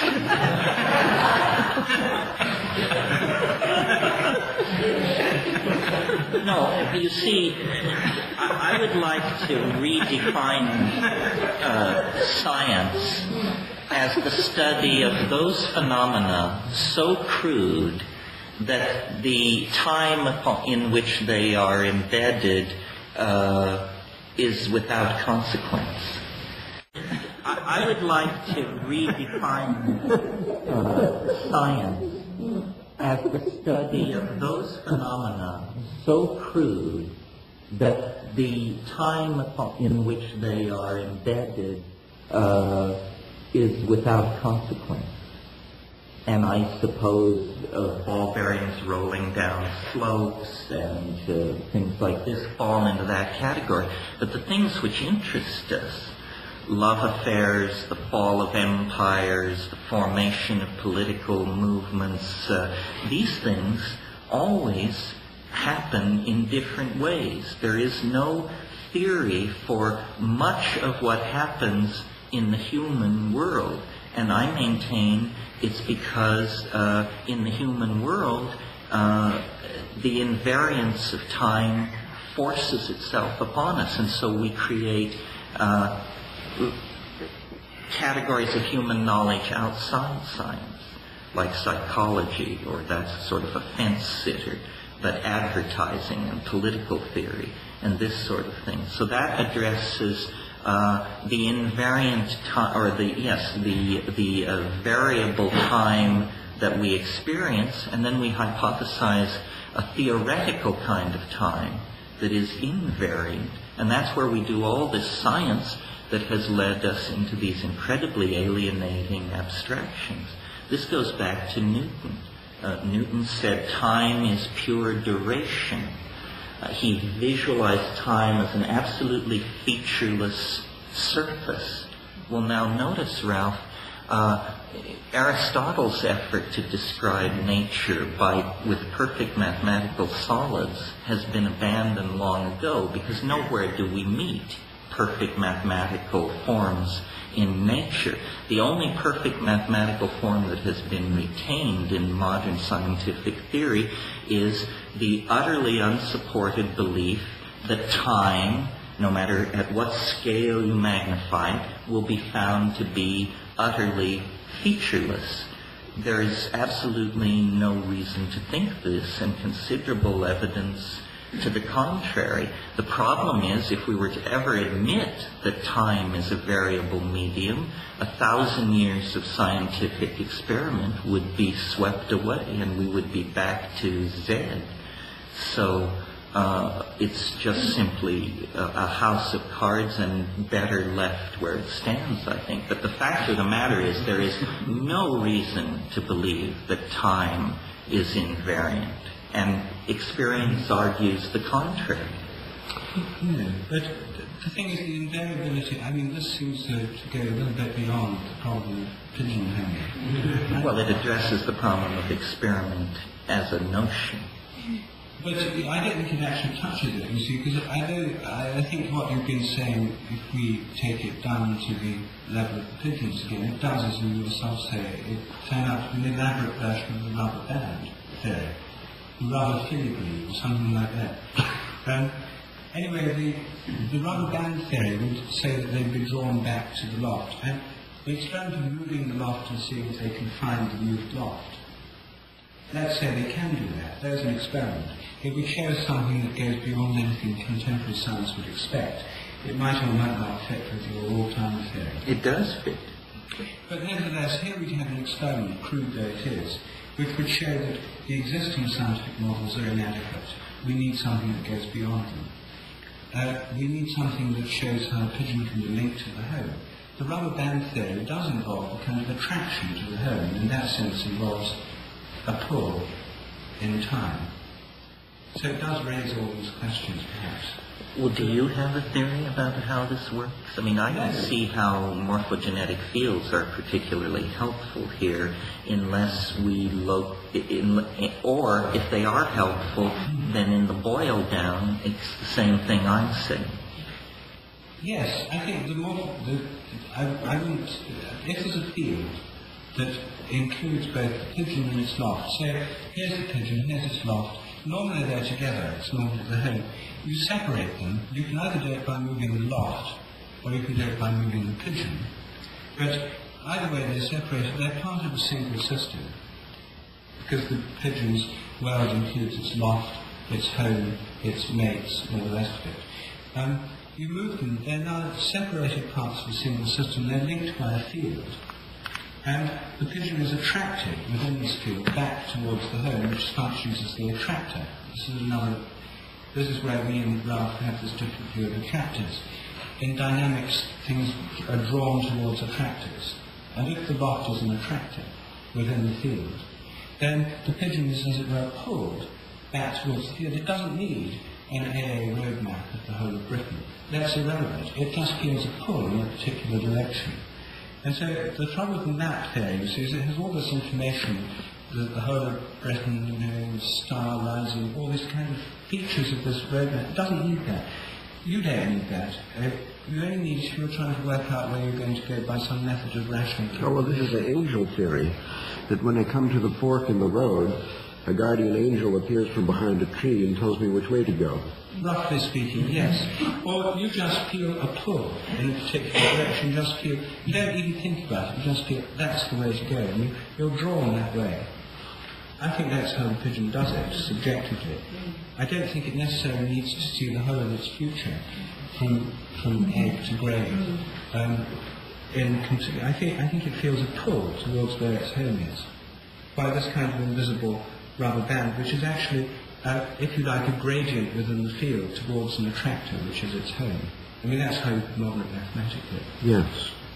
But you wouldn't need to bring in the whole of the rest of Britain and a roadmap. Now, if you did need a roadmap for the whole of the rest of Britain and all the rest of the world, then we'd have the question, how would it get it? Well, I've got a theory how it could get it, but I think it might tune in to the collective memory of all the other pigeons that have ever gone on homing races. All of them see the ground they're flying over. If a pigeon could access the collective pigeon psyche, Or take it further, even the collective memory of other species, not just pigeons. If all birds could link up to what all other birds had seen, then they would indeed have a global map of the world. They could gain access to it.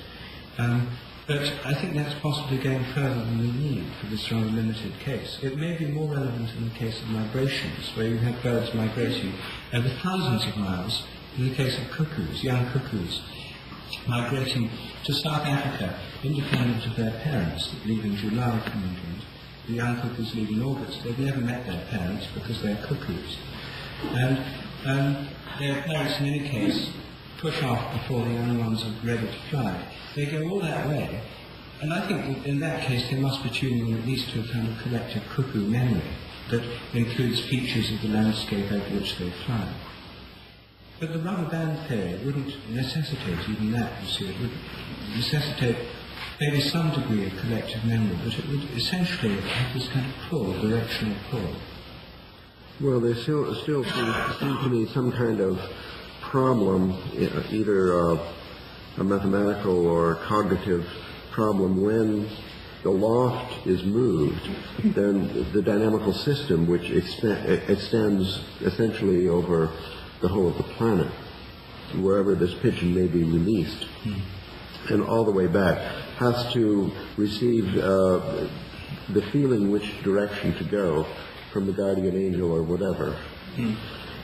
And that directional field all over the planet has changed when the loft was moved. So the question arises, how does the attractor, the loft, extend its field and directional instruction all over the planet? And I don't think that the idea of morphic resonance helps here, because no other pigeon has flown to that particular loft. No, I'm not talking about morphic resonance, I'm talking about the field itself. Morphic resonance is a memory of how to do it. If you have a magnet, say you have a magnet, a pile of iron filings here, and you have a magnet over here, and you put the magnet there, these iron filings will be drawn towards it, and you'll see lines of force moving towards it. If you then move the magnet over here, you don't have to, there's an immediate adjustment. The loft itself, simply functions as a magnet, as it were, in another field which is not an electromagnetic field, but it's sort of an emotional field. Yes. And the loft's like a magnet, and so you move the loft, it's just like moving a magnet. Automatically, now the iron filings or whatever will go there. That's basically the model I'm suggesting. And the reason that I can't find my car in the parking garage is because I'm not emotionally attached to it. I've never been in love with it. I could get an Italian car. Well, it's a thing about, I mean, in the human realm, it could apply to finding people. And Jill does an experiment, well, she doesn't call it an experiment, in her workshops, where people form pairs. And they can first find each other by humming with their eyes closed and find a person. Then after they've got good at that, you can then find your partner with your eyes closed. You can't see, just by feeling where they are and heading for them in that direction. And now that's an example of this possible magnetic pull in the human world. I've tried doing this experiment with our children on the grounds that it ought to be particularly strong. And it turned out Merlin was extremely good at finding me. And then I discovered he was peeping. So I'm afraid this experiment, he couldn't quite see the value of totally objective, utterly controlled scientific study. So I mean, it may be, you see, that the bonds between pigeons and their home are comparable to the bonds between people and other people, and indeed they may be related to the kind of social, that which holds societies together. When we say there's a bond between people, we may mean something more than a mere metaphor. It may be that there is an actual connection between them. And so we have many examples from the human realm. A child falls ill hundreds of miles away, and their mother immediately starts worrying and rings up on the telephone. This may be another manifestation of the same kind of thing. And it may be part of the social bonding, and the motive of the pigeon to go home is social. It's not merely geographical. If it hasn't got mates and so on, it doesn't bother. If you try racing them in the winter and they've got no social motivation, they hang out wherever they can. They join into other people's lofts and so on. And it may well be that the pigeon that spent such a pleasant 10 days here at Hazelwood, like most of us, discovered this is a really nice place to be. And it didn't have a sufficiently strong motivation to get home. So we may be looking here at something that's essentially a social bond, but which, because we're never in exactly the same place as somebody else, two bodies can't exist. We're always separated to some degree, however small, from those we're bonded to. And often, in the case of birds that fly foraging for food, in the case of migratory birds, in the case of all animals that have to go out, bees that have to forage out from their hives and then come back, there must be some way in which these social bonds extend into a geographical dimension and then become spatial, directional bonds to find the home group. In the case of wolves, there are these cases reported by naturalists of packs of wolves that go out hunting. A wolf may be injured, sometimes they're injured, and then they stay behind in a kind of lair while the whole pack goes hunting. And there's this book by W.J. Long called How Animals Talk, about his tracking of wolves in Canada, in the snow. The pack would go out hunting about 20 miles and went around and then killed an animal quite silently, no baying, they do it quietly. And then from the tracks he found that the wounded wolf had taken the shortest line from where it was to the place where they had this kill and joined the rest of the pack and got a meal. And the track showed it was gone in a straight line, not followed the centre very well. And he showed it couldn't just be smelling, it couldn't be smelling, because the wind was blowing a long way. So this kind of social bond, this kind of linkage, may be utterly fundamental. So the pigeon home may be related to the social field in some sense, and its extension over the geographical realm. Well, I'm sensing a kind of convergence here, where even Terence could find something to agree with, that there is a sixth sense. It is a field phenomenon, like the quantum field. It's a social field that's involved with the flocking of birds, the schooling of fish, and with herds of animals and packs of wolves. And you had a question. You started us off. What would this teach us, or what would that mean to us in terms of our future? And it could be that humans are somehow divorced from the significance of this field. So whenever the guardian angel speaks, they always do the opposite or something. And if we wanted to understand the population explosion, the demise of the planet, and all these wars and the manifestation of hatred and the sources of evil and so on, a candidate for the disharmony in the human species would be its disconnection with this field. And here's where Terence comes in, that somehow it's the implication of language is to submit to it is to lose your connection with the field. So we all have done experiments in not speaking. For example, meditation, for example, dreaming, where the antithesis of language has an opportunity to come forward and to attempt to reconnect us to this field, a harmonizing influence that entrains us, but not for long, especially for people like Americans who watch television for 7 hours a day. There is somehow not enough time away from language. But notice that most prophetic episodes are dream episodes. I think that supports my point that we've lost connection with a kind of fourth dimensional perception that for the rest of nature is absolutely a given. Why do you think it's a given in the rest of nature? I mean, I don't still see why you need to have the pigeon knowing the whole of its future. Well, because you have many, many cases of this kind of thing.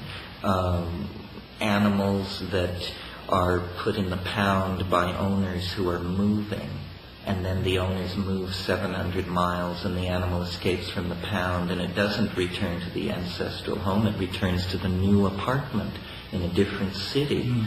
The monarch butterflies the homing pigeons, a whole host of mysterious phenomena become utterly transparent and trivial if you simply hypothesize that for them the future doesn't have this occluded character that it has for us as a result of our acquiescence in the language behavior.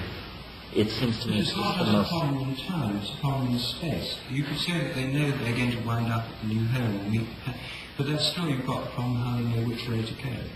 And I don't Well, presumably they see themselves at every point in their life, not just the high or low points.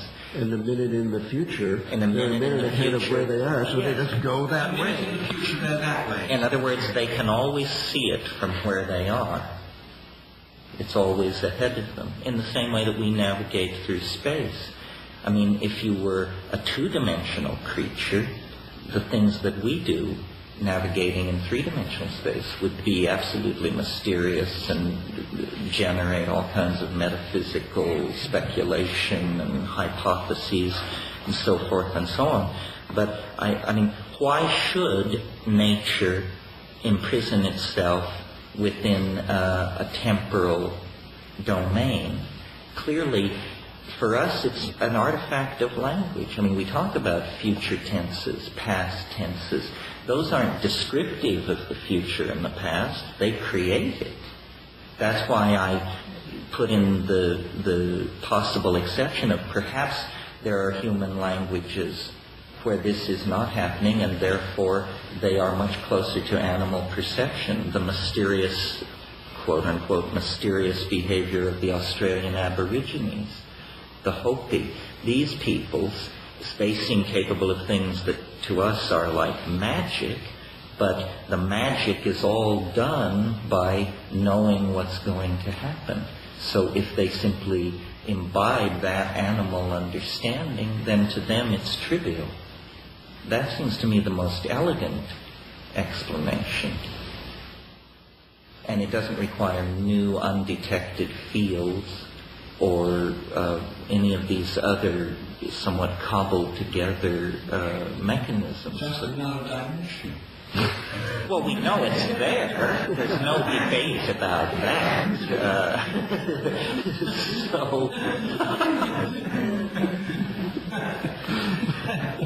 here, an example, then, to carry that forward, I've always felt that the role of shamans in Aboriginal society, especially the ones that were using psychoactive plants, that all the magic that they do suddenly becomes not so mysterious if you simply assume that by perturbing the ordinary brain states and ordinary language states, they then let in this hyperdimensional understanding. Because look at what shamans do, really.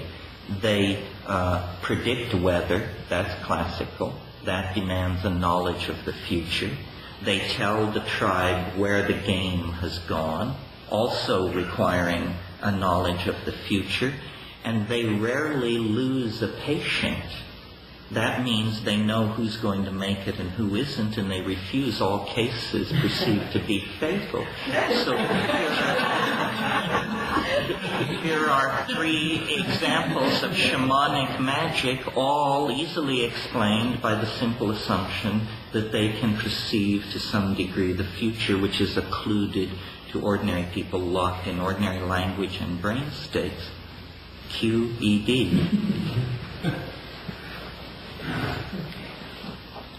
Do the pigeons do a ritual then to get in touch with it? No, animals are in this place to begin with. You see, look at the shaman, to push this point in. What is the shaman's strategy for attaining his special knowledge? He becomes like an animal. He is master of animals. He dresses in skins. He growls. He talks to pigeons. He talks to the animals. He perturbs his brain state with ordeals or drugs or something like this. But the very close association of the shaman to the animal mind suggests that that's the clue to entering this atemporal or 4D perceptual sphere. As John mentioned at the beginning, in the Christian tradition, the principal symbol of the Holy Spirit, which is that which gives inspired prophecy, shamanic-type gifts of healing, all the gifts of the Spirit, including speaking in tongues, prophecy, healing, and so forth. The discernments of and intuitions of various kinds are symbolized by the pigeon. So there's some curious way in which the duck, well known at the biblical times for its homing powers, the Egyptians had a homing pigeon service in ancient Egypt. So the choice of the pigeon was not just plucked out of nowhere. Noah's Ark is the first biblical story of the pigeon, where the pigeon is sent off and comes back with the homes with an olive twig. So right from the beginning, the pigeon is seen as a messenger that can find out things in distant places and come home and bring back the information. So you could say that central to the whole Western tradition, this shamanic thing of becoming like an animal, in this case, somehow entering the mind of a pigeon, or in some way assimilating to the state of a pigeon, is the basis of the gift of knowledge, prophecy, and spiritual power. It sounds right to me. Mm-hmm. So should we now... Yes, I think so. Let us now open this up and we can... I'd like to ask you a question. Do you suggest that if we extend our language for a while in our mind, that we and totally go into a room and be sealed up in no way and constantly meditating? Do you suggest we might grow this extra thing? Essentially, yes. I mean, I think it might take some time, but I think as a strategy for expanded awareness, that's how it would present itself experientially. Trappist monasteries do this. All Aboriginal peoples sequester the young men and women, often by themselves, for a period of silence. Somehow language is a strategy for holding at bay a much more complex world, that if we can by any means remove the language forming capacity, even... What's the Trialogue then? The Trialogue is a complete contradiction of everything else said. You only Well, the language to... Well, who was it said, I contradict myself? I contradict myself. The obsession with intellectual closure is inappropriate to talking monkeys, because nowhere is it writ large that talking monkeys should be able to achieve a complete understanding of reality. I think part of what we have to do is live with unsolved mysteries that are in principle insoluble. They're not simply unsolved problems, they are in principle mysterious. All would agree that the highest understanding resides in silence, but it's the death of conversation, hardly to speak of weekend workshops. The language is so disadvantageous, and the principle of the survival of the fittest. Why do you think it developed? Well, maybe it's a maladaptive trait. Many maladaptive traits develop. I'm not willing to say that. I think it has...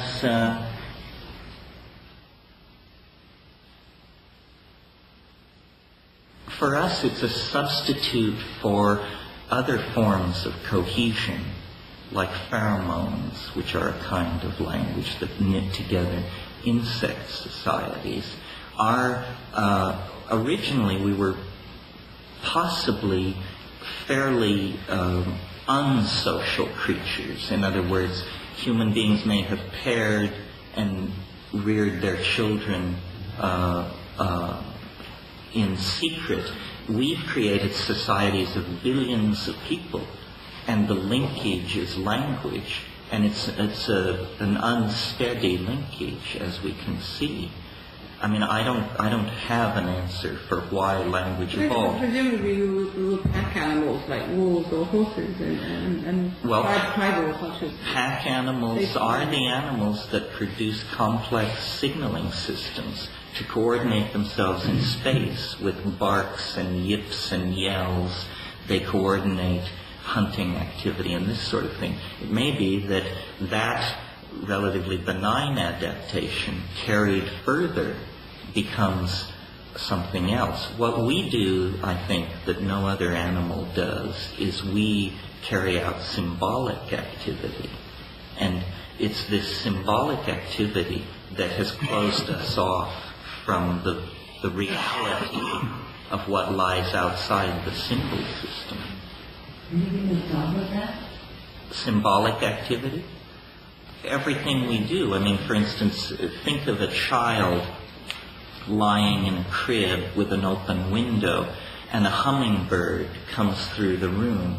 Well, this is like a miracle. It's all light and iridescence and whirring sound, and the child is sucked into the presence of a miracle. And then its nurse or its mother comes into the room and says, "It's a bird, baby, bird." Suddenly the miracle is collapsed into a lexeme, and by the time you are 5 years old, the entirety of reality has been very carefully mosaiced over with words. And to burst through that to whatever reality lies beyond is the task of a mystic or a shaman, and it's extraordinarily difficult. That's what I mean by trading in the world for symbolic signification. But we think in words. And I'm not sure in people's language where we thought of words, of communication or of reasoning, because we think in words. And we are, the words that we are thinking in are, as you said, communicated to us by our parents. The first communication, to maintain the miracle, cut off communication. And what would happen, how would we develop our thinking processes in the transmission of words? Well, I question whether we actually think in words or to what degree we do. What you notice when you experiment with these shamanic tools, such as psychoactive plants, is that as the intoxications deepen, thought becomes vision, and one thinks in images. And I imagine that this is the Aboriginal thought style, and we must have thought in images for a long time before we downloaded into words. To the degree that people think in images, I think they are a different sort of person than the word-oriented person. I think thinking in words may be an artifact of writing and print, and may have been most intensified in the last 1,000 years. I mean, sensory ratios are incredibly subject to cultural modification. As an example of what I mean by that, St. Augustine, to prove his piety, they would open a book of scripture in front of him, and without making a sound, he would examine it for a few minutes, and then they would close the book and question him, and he was able to discuss what was written there on the page. He was the only man in Europe, in other words, who could read silently, and it was thought a miracle. Well, we all read silently and think nothing of it. So I think the mind is very malleable and the imprint of culture very deep. You know, McLuhan suggested that the concept of the citizen, the concept of the industrial assembly line, were both artifacts of print and would have been incomprehensible in a manuscript culture. This is an area where we are very naive, how our languages affect our view of the world. We are part of a continuum in nature, But animals nevertheless have a different type of consciousness. They don't have to make moral choices. They are not running around killing each other in Bosnia. They are preying on each other for food. They're limited, all the people in this room are probably concerned about the world. And I think that one of the things I would like you, gentlemen, to address in some way the feeling that things might be moving in some place which is better. And I think to try and bring things into some notion that the animals are in perhaps some better place than us is not helping. Well, I didn't mean to suggest they're in a better place. As I hear what you're saying the glory of our humanness is our free will. No, I'm not saying nothing about words like glory. I'm not being emotive context on this. I'm trying to keep it rather specific. But in fact, you're right. The decisions that we make form us as individuals, not as a species. And so in an animal situation, the individual animal, I think, that's not what is of interest there. We differentiate ourselves from each other by the choices that we make, and that requires this unknowable future dimension. You just poo-poo this, and we don't need it, it's an illusion. Well, I didn't poo-poo it. I said animals don't have it. Clearly, we are of a different order. I'm not a pro-animal, anti-human sort. I mean, I think the human world is definitely the most interesting world, but I think maybe you've put your finger on it, that without this illusion of an unknowable future, we would not differentiate as individuals. So it's a happy flaw, o felix culpa, right? Is that why people have always been afraid of prophecy? Let's have the moral dilemma. Well, it raises real questions about free will, that's for sure. I mean, one can suppose it raises real questions. I mean, if a prophecy comes true, does that mean then that in principle all of the future is determined? You see, we have to avoid determinism here, because a true determinism means thinking is pointless. Because in a rigid determinism, you think what you think because you couldn't think anything else. So the concept of truth is utterly without meaning in a rigid determinism. So perhaps in the pursuit of truth, the unknown future is a necessity, and it allows our individuation from each other, and that is the particular hallmark of our species, is that we are a population of individuals, not a population that is defined genetically. These language structures are very provisional. Every culture assumes that it is building an edifice of eternal truth. But every culture has all other cultures as examples before it of parochiality, provincialism, and limited understanding. Why we then should assume that our culture is any more provisional than any other is simply a matter of hubris and historical momentum. I don't think the meaning of human existence lies in culture. It lies in the individual.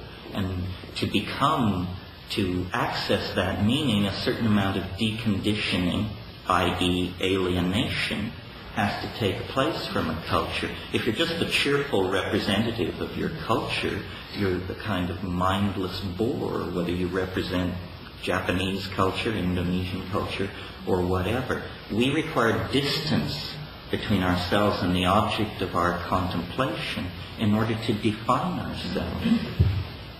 And I think, to go on with this, that Terence earlier pointed out that the animal state is pre-language, but the state advocated by mystics and all great religions is to go beyond language.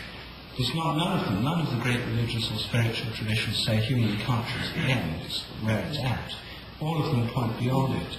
And all of them point to states of contemplation, mystical insight, prayer, intuition, which go beyond the limitations of language. So I didn't take what Terence was saying to be a denigration of all human culture or language, but pointing out its limitations, which are agreed on by the greatest traditions we have. Well, I think these, in a sense, all these animals can be our teachers, you see. And I think that the part of my interest in the homing pigeons, and indeed the other experiments that I've been thinking about lately, is to help to see us as much more to the natural world, and certainly much more to the animal world, than current models allow. The current models of biology, of institutional biology, say all animals and plants are pure machines, totally explainable in terms of A-level physics. They don't even take quantum physics into it. And if you do, then you get weird phenomena like non-locality, which would mean pigeon homing might not be such a mystery. But so the attempt to reduce all animals and the whole of nature has been going on for a long time, and it's part of the triumphalist culture we have. Our culture is based on the agenda of conquering nature. You can conquer the whole of nature, and now we've told every other culture in the world that's where it's at, development programs, logging operations, and so on. So the ecological crisis is a result of working out this particular way of thinking about nature and other species. I think that recovering a sense of, I don't think that anybody here is saying we've got to say animals are better than us and denigrate the whole human race, but to recognise that there are astonishing powers in the animal and the other realms of nature, which we've just simply been blind to. We're blind to them if we think in terms of institutional science. People who actually know animals well, people who train horses, who keep dogs and cats, and who actually observe their behaviour, know full well that they have very often uncanny or seemingly uncanny powers of knowing, which go beyond what we would expect on the basis of textbook biology.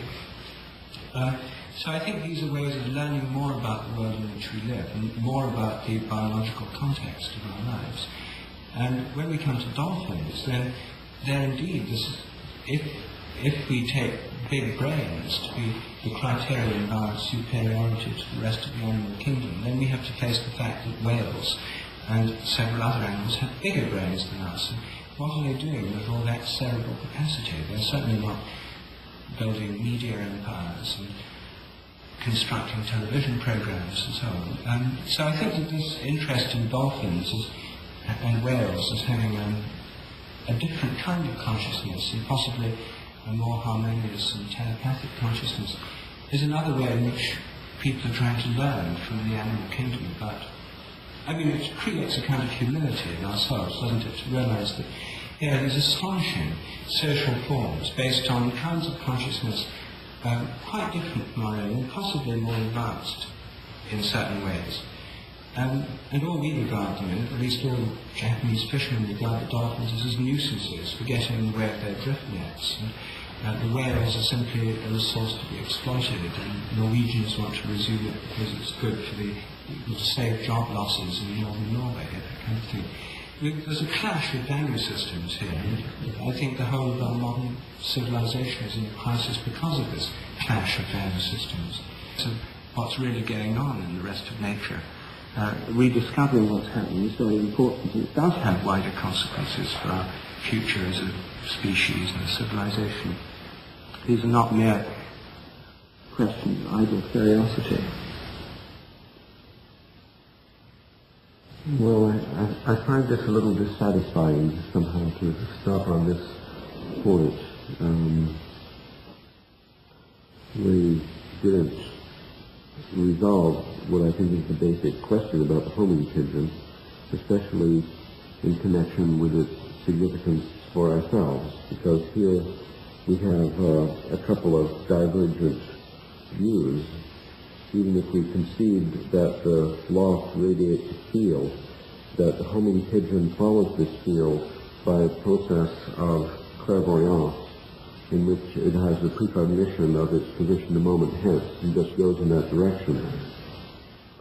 There's still, I think, the fundamental question has to do with the utter determinism of this, whether the homing pigeon sees a variety of future positions and has to test them out by some process to determine which one is the most connected to the loved one or to the home, or whether there is only one vision and it just follows it. That's the fundamental question, because thinking of our species as the homing pigeon, and we're hoping to get home, if the future is totally determined, probably the likeliest outcome is the demise of the entire species, if not the biosphere itself. And of course there's no trouble for Terence having accepted that. But most people, I think, are seeing a variety of possible outcomes and seeking a way to ennoble their own life by philosophical position of empowerment, in which what you do, which choice you make, by what criteria you prioritize the possible futures, would actually lead in one direction instead of the other one. Thus, in the context of free will for the homing trajectory of the entire species, life obtains a moral meaning. If it matters what we do, that's one thing. If it doesn't matter what we do, that's another. Therefore, it sort of matters whether it matters or not, if you see what I mean. I think Bell's theorem in quantum theory says there's this principle that if things have been part of the same system and they're separated, they retain an instantaneous correlation, even if they're miles apart, even if they're going apart at the speed of light. Now, this is part of quantum theory, and it's totally unlike anything in conventional physics. And so the pigeon is separated from its home or from its loved ones, and if Bell's theorem applies at the larger scale, then you could say they're part of the same system. They retain a non-local or non-separable connection. And this could be the basis of the rubber band or the homing system or whatever. You could say that. The trouble is that physicists don't know whether Bell's theorem applies in the larger scale or not. Most of them want an easy life, and so they say, oh, well, Bell's theorem's fine if you're dealing with these microscopic systems. It doesn't seem to have any effects anywhere else. We'll just regard it as a peculiar feature of microscopic physics. But it could be that there are other physicists, including Ralph's friend Nick Habit, who's spent years puzzling and wrestling with the consequences of Bell's theorem, thinking it must or may have implications at the larger scale realm. And you see, homing pigeons may indeed, I think, come to be seen as a large-scale manifestation of the same principle. I mean, I myself think that's quite a likely possibility. But Ralph knows Nick better and has talked about these things more. So what do you think about that, Ralph? Well, what I think is that quantum mechanics applies to a different realm, and it provides us with metaphors, and Bell's theorem is a stimulating metaphor to understand this phenomenon of bonding. But to take this model too seriously seems to me ridiculous. Why? Taking into consideration how complex life is, we'll find oneself forming in life, that one gravitates towards certain people who are terribly important. It's like one is part of a certain group of people. You know, the fact that one made friends, and if you came from where I came from and ended up knowing people that I, it's quite extraordinary what attracts one in quite a conscious way towards certain people. It's a little bit maybe we're a part of it, because maybe we share a vision. I mean, there are other levels of this. It's a sort of human talent. And also the thing about the pigeons, that seems to me they always be undervalued animals. They're not seen as having consciousness. So therefore people say, oh, they're just animals, they've got tiny brains, how can they do anything? It seems very peculiar. But in fact there is this pigeon consciousness. And coming up except that pigeons have this talent. There are many talents, how can you explain a great piano? How can you explain any great talent? This is an animal talent, it's a talent that they have, it's God given. It's innate. It's what they do, it's what they're very good at. And it's kind of beyond our comprehension. Anything really is beyond our comprehension. I mean, yeah, it's probably I just want to ask you, do they do anything else? I mean, this is the thing you would hear about family visions, about this homing thing. Well, this is the thing that they've been trained to do.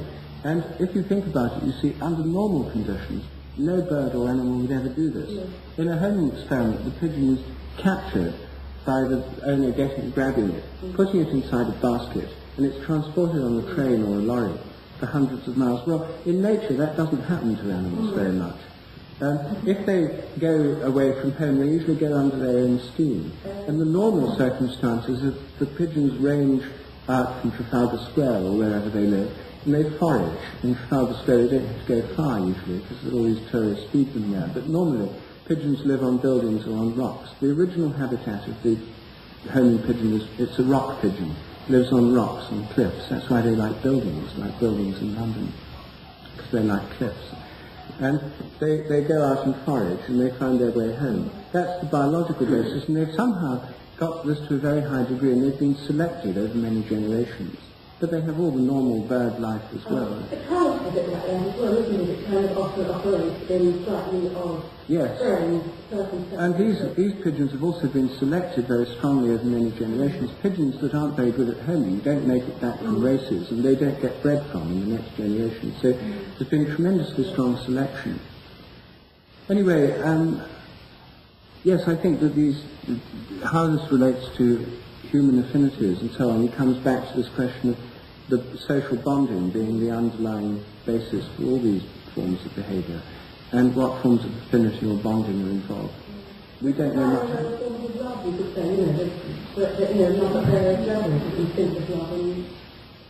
Yes, but that's another subject. I think maybe it isn't, but it makes a bond which draws two unlike people together. Then it's the love that takes pigeon back to its children, eggs and nest. Well, some people would find that an unflattering comparison, because we like to think human love different, but I think that would be we'll call it homing from now on.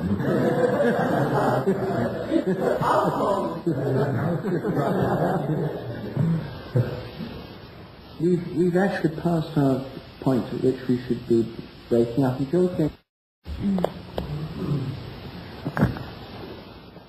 Well, the subject for tonight's trialogue is a subject near and dear to my heart. You might even say it has my initials on it.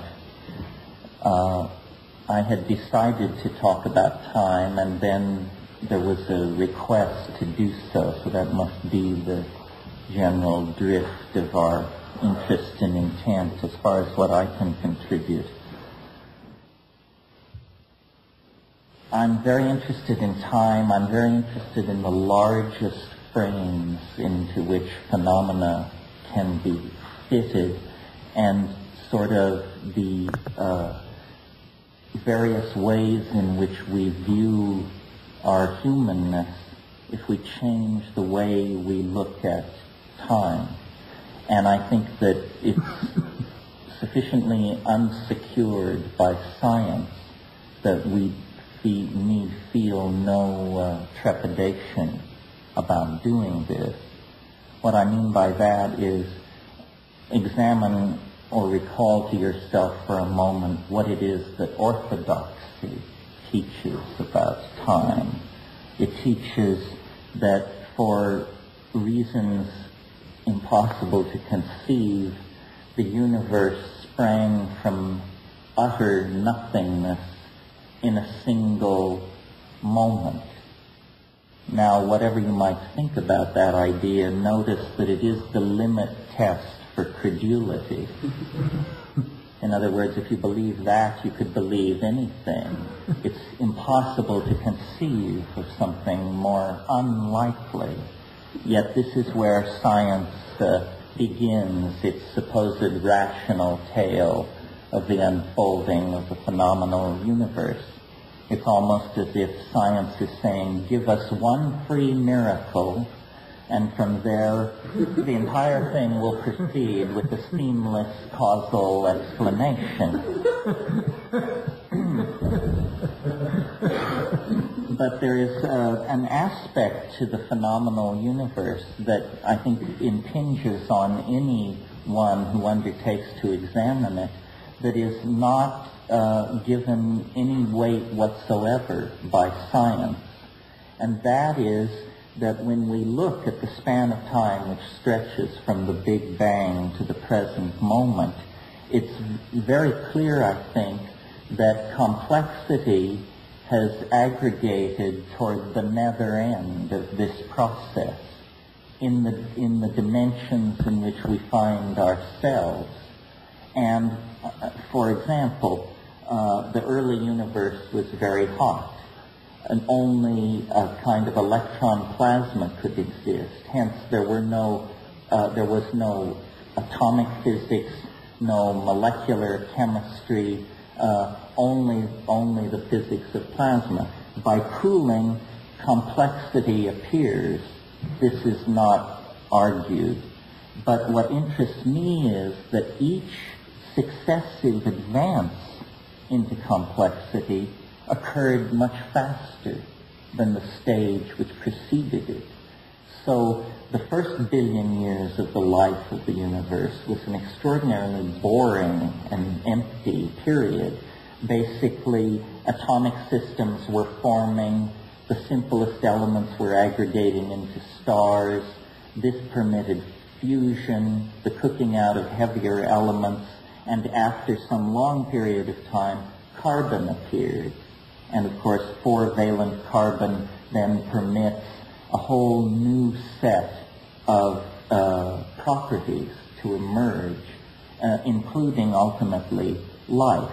And I'm moving through this very quickly because what I want to concentrate on is what I call the short epoch.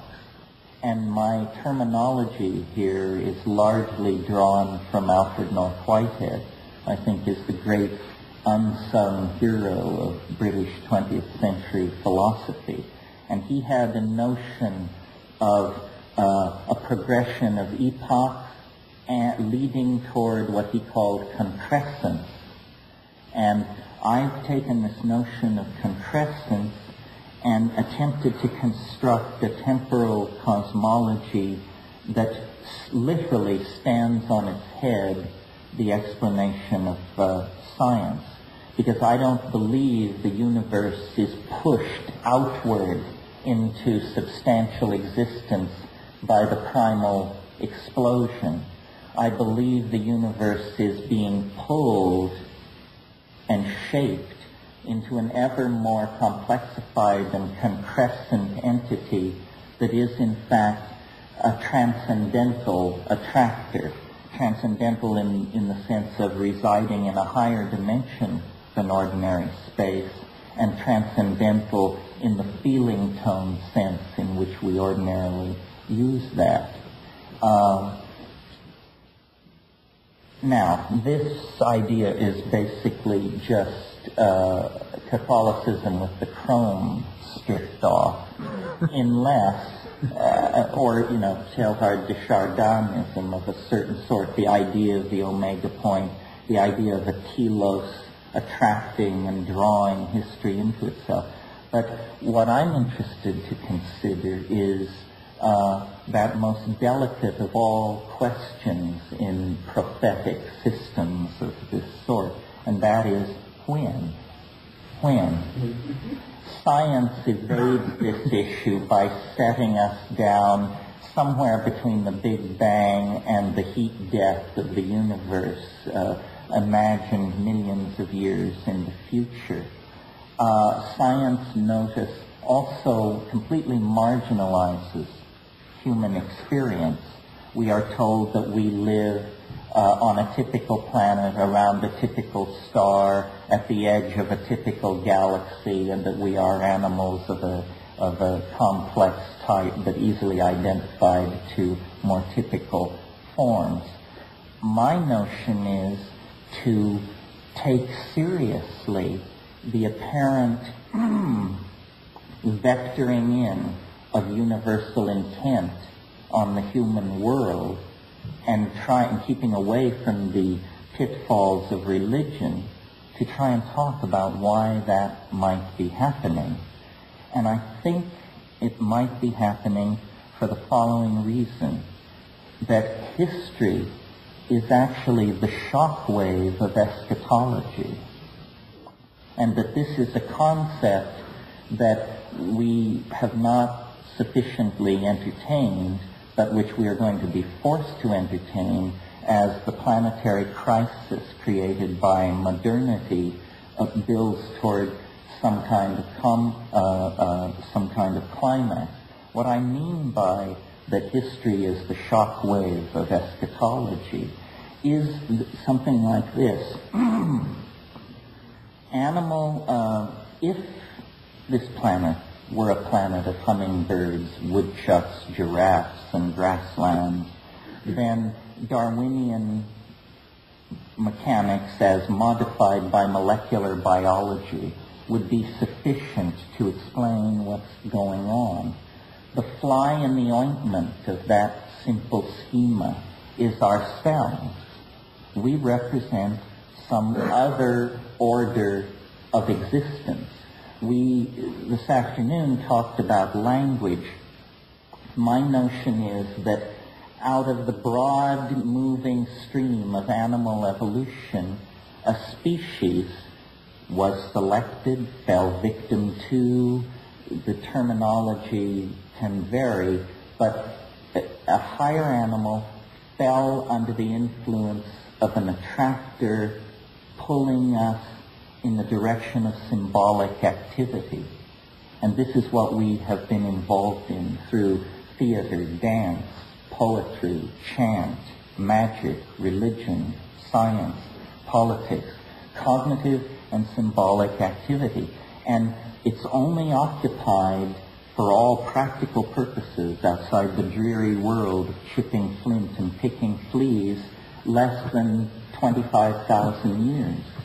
It's a blink of an eye on the cosmic scale. It is the shock wave which precedes eschatology. An analogy would be, think of the undisturbed surface of a pond. If the pond begins to boil, it indicates that some enormous protean form is moving beneath the surface and is about to, in fact, make its presence visible. This is what history is on the surface of nature. It's a boiling anticipation of the emergence of the concrescence, or the transcendental object at the end of time.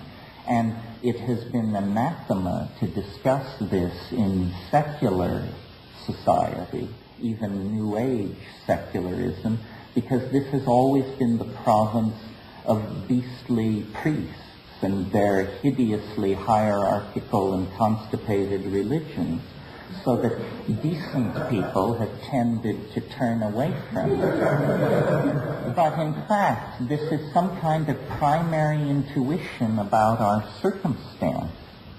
And the reason it's important is because we now are in a situation of planetary crisis, where you don't have to be an enthusiast for Whiteheadian metaphysics or psilocybin or the more arcane metaphors of Terence McKenna to realize that we are approaching our limits.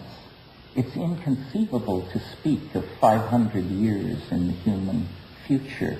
History is a self-consuming process, and all we do at this point is extrapolate any of a number of curves. Here are some of my favorites.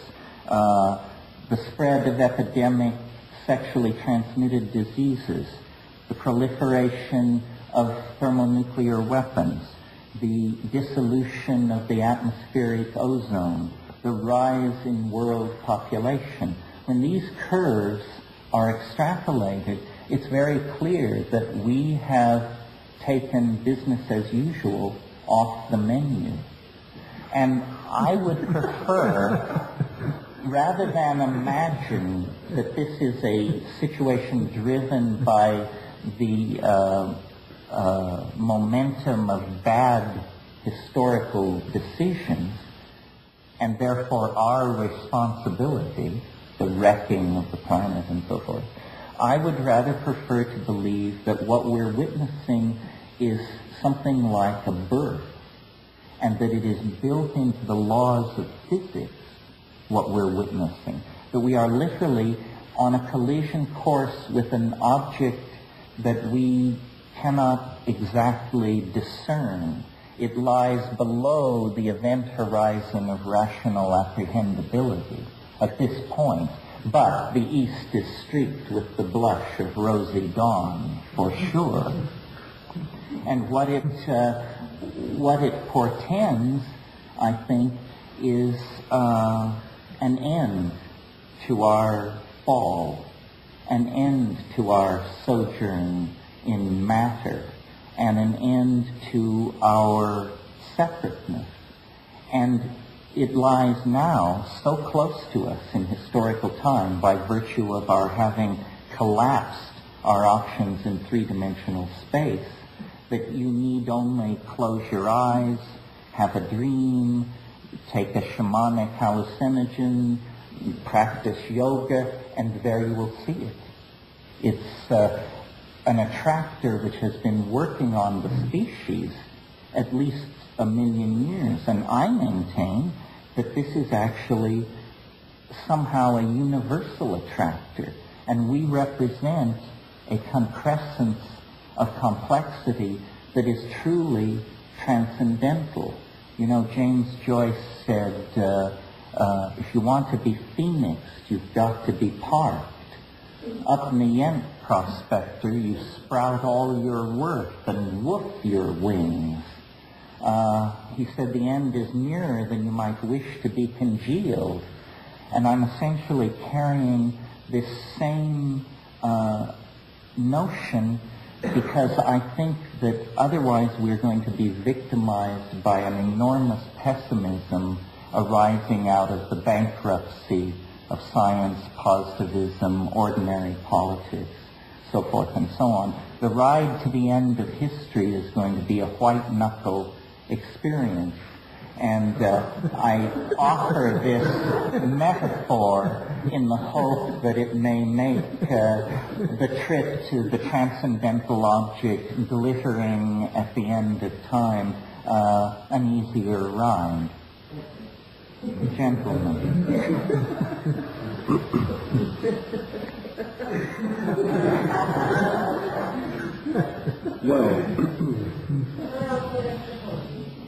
Let me fill in the footnotes.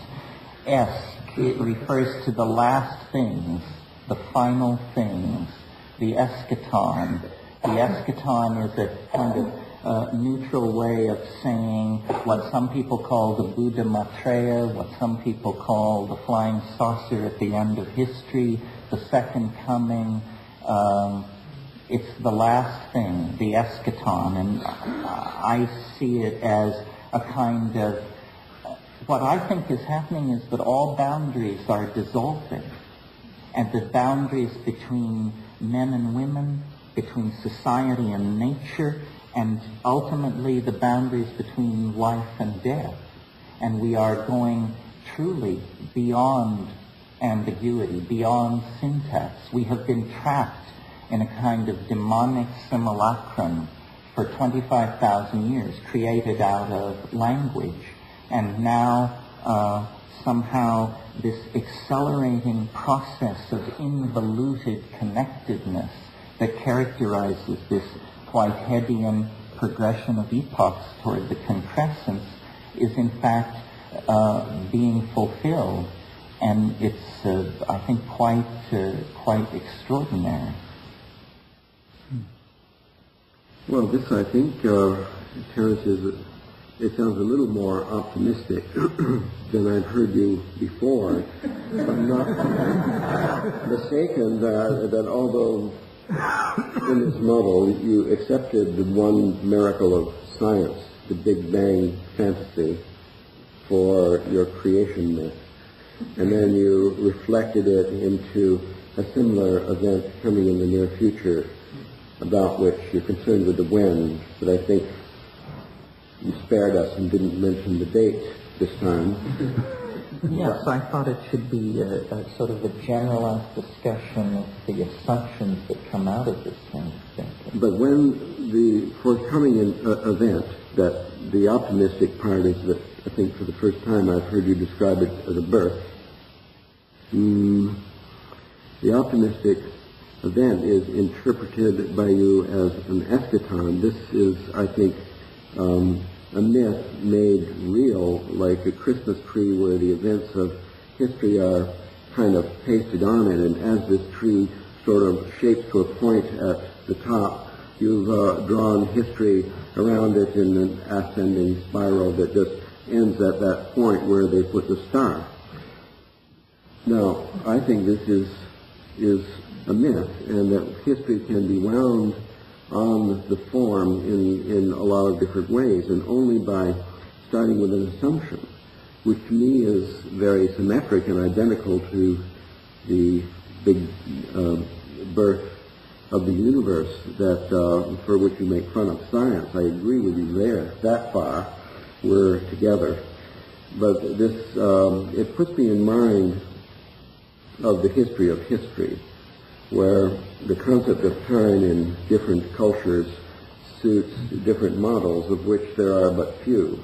There's the bang-to-bang model, which you share with Teilhard de Chardin. There's the infinite linear progress model, which is pretty much discredited now by everyone. There's the reflection model, where a cycle is completed and then repeats at the beginning, and 4 more epochs, or 5 or 10, in a cycle of epochs which might be never-ending. There's the Kurt Gödel model, in which time goes forward and closes on itself without reflection by going around a torus and coming back. Many ancient societies shared this one, where it was understood that this is something like your theory of the homing pigeon, that every action we are doing today will be repeated again another day. I think also that these different models for history, which are essentially mythical structures, that is, no pseudo-scientific evidence could be given to distinguish one from another. They start on the basis of belief, and then it is thought that what follows from this particular belief of a certain model of history is the actual evolution of that culture into some shape which is to a degree determined by the model, and which has been analyzed in the different cultures, comparing the different evolutions of the culture with the creation myth and model for historical time in each one. Eric Vogelin, for example.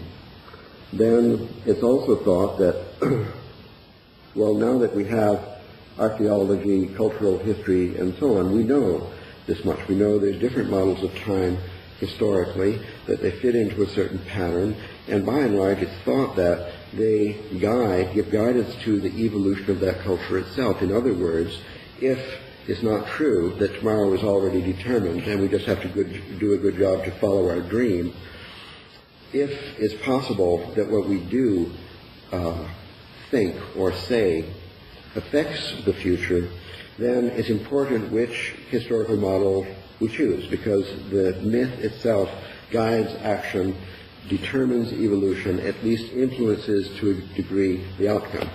I'm not saying that belief in eschaton guarantees an eschaton, because I don't think the influence of our belief is that seriously important. I don't see, though, even accepting the Christmas tree and the point with a star, I don't see why it would be a birth or a death or anything other than a simple cultural transformation, which is more or less timed by, presaged by, announced by the shockwave at the end of, well, this epoch. Why not just a simple social transformation like the Renaissance? Well, because the planet can't bring forth further societies. We've come to the end of our road in Newtonian space. And that's what I wanted to say. I mean, wouldn't you agree, Ralph, that when we look back over the whole history of life as known to us, what it appears to be is some kind of strategy for the conquest of dimensionality. In other words, the earliest forms of life were fixed slimes of some sort. And then you get very early motility, but no sense organs. The being literally feels its way from one point of perception to another. Then you get sequestering of light-sensitive pigment on the cell, and the notion of a gradient of here and there appears. And then for a long, long time, it's the coordination of, backbones, skeletons, binocular vision, so forth and so on. Then with us, some fundamental boundary is crossed, because we are beginning apparently the conquest of terrestrial space ended with the cheetah or something. But in us, what begins is the conquest of time, first through memory and strategic triangulation of data out of memory, and then with the invention of epigenetic coding, writing electronic databases, and ever more deep and thorough spreading out into time. And so this eschatonic transition that I'm talking about, essentially all that's happening is that the deployed world of three-dimensional space shrinks to the point where all points are cotangent, and it literally goes into hyperspace. It's no longer a metaphorical hyperspace. And so what we're saying here is, you're right, it's no big deal, and yet what it actually will come to be seen to be is a transition from one dimension of existence to another. But a continuation of this universal program of self-expansion and transcendence that can be traced back to the earliest and most primitive kind of protoplasm. Isn't this a fancy way of saying we're running out of time? Yes, time is speeding up. There isn't much left. Someone said time is God's way of keeping everything from happening all at once. Well, my notion is that we are caught, think of the transcendental attractor as a kind of black hole into which we have fallen into its basin of attraction, and now we're circling ever faster, ever deeper as we approximate and approach to this singularity. The eschaton is simply a singularity. It exceeds rational apprehendability. Somehow, intrinsically, in principle, it lies outside the framework of possible description. We're on a collision course with, the unspeakable. And that explains why we are not groveling around like groundhogs and other animals. We have been selected out for this very, very peculiar metamorphosis via information and the conquest of dimensions to become something completely other, a new ontological order of being, as we represent now a new ontological order of being when contrasted to animal life. Now we're apparently about to take one more step. But it's too early to tell. Let me just respond for 1 minute, then we'll see what Rupert thinks of this.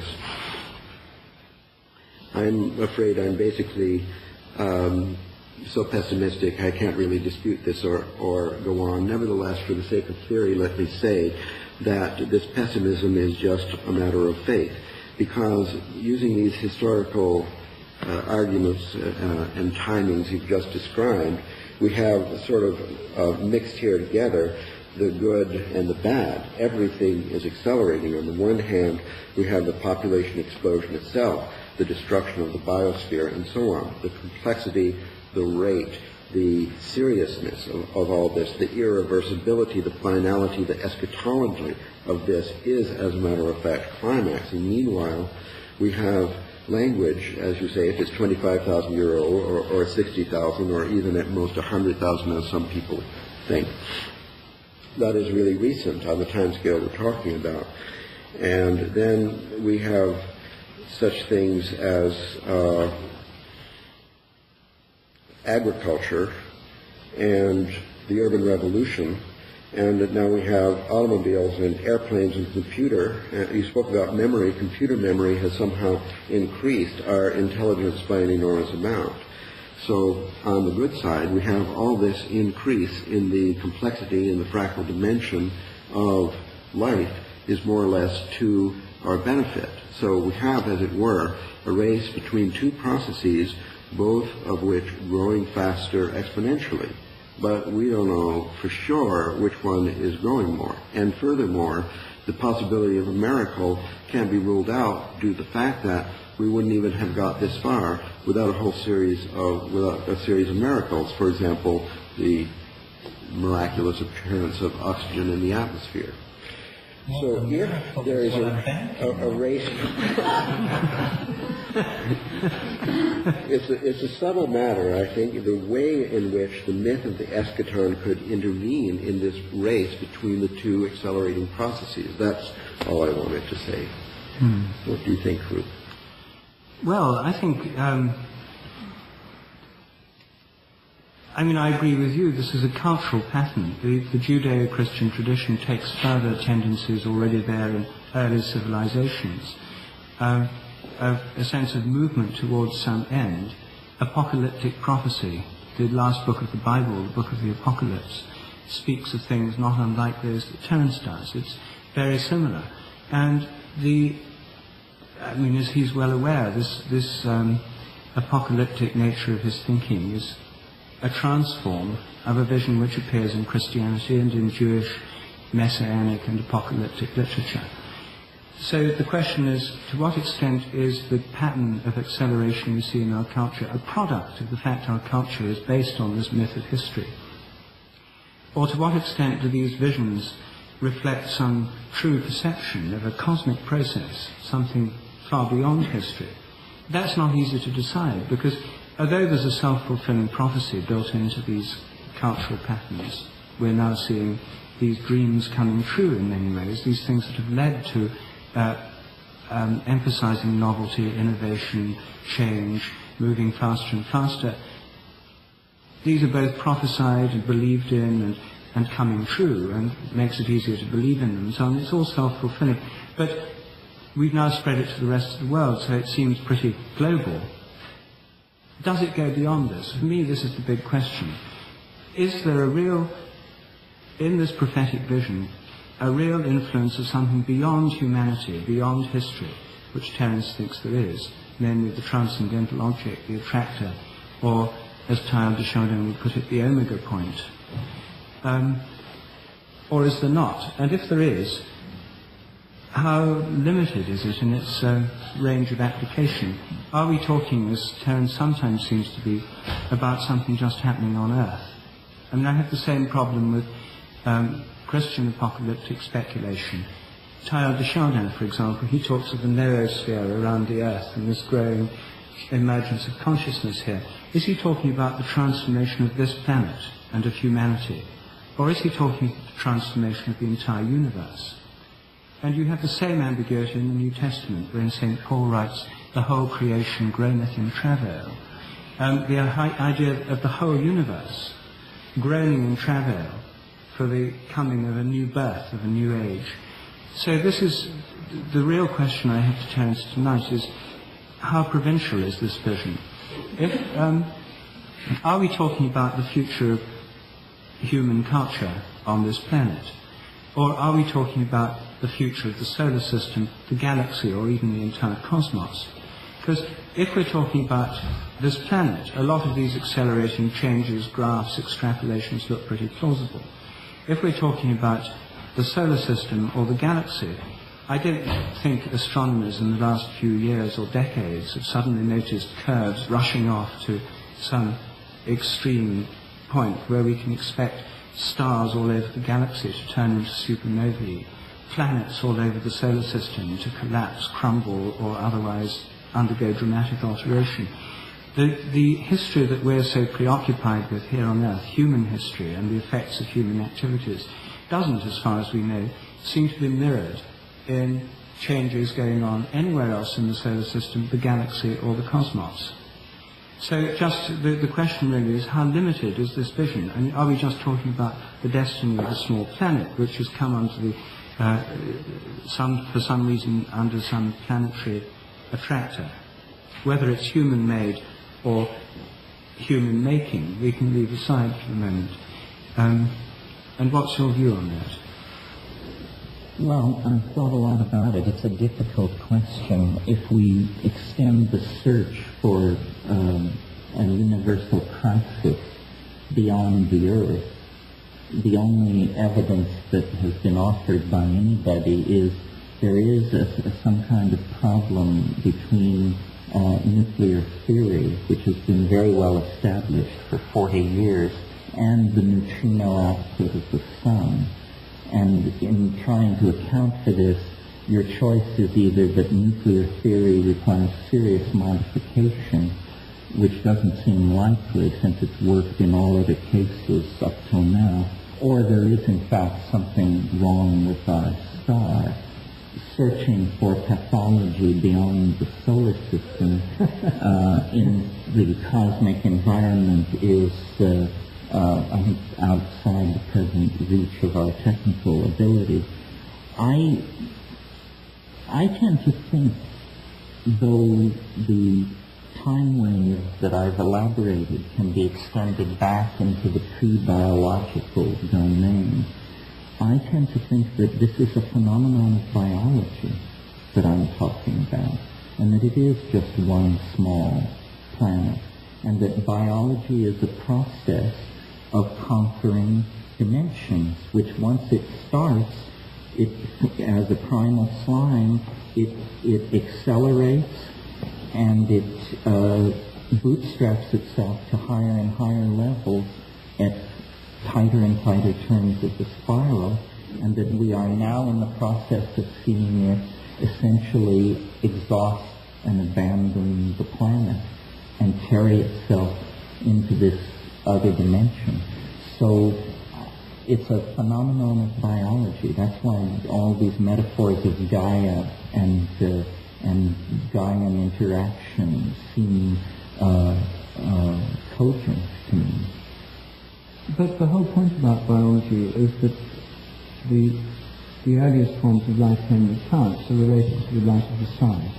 And the whole of biology, the whole of the plant kingdom, the whole of the transformation of the atmosphere of the planet is dependent not on merely terrestrial events, but on our relation to the sun and the wider cosmic environment, since the elements of carbon and so on introduced gave a dust of supernovae, of exploding stars.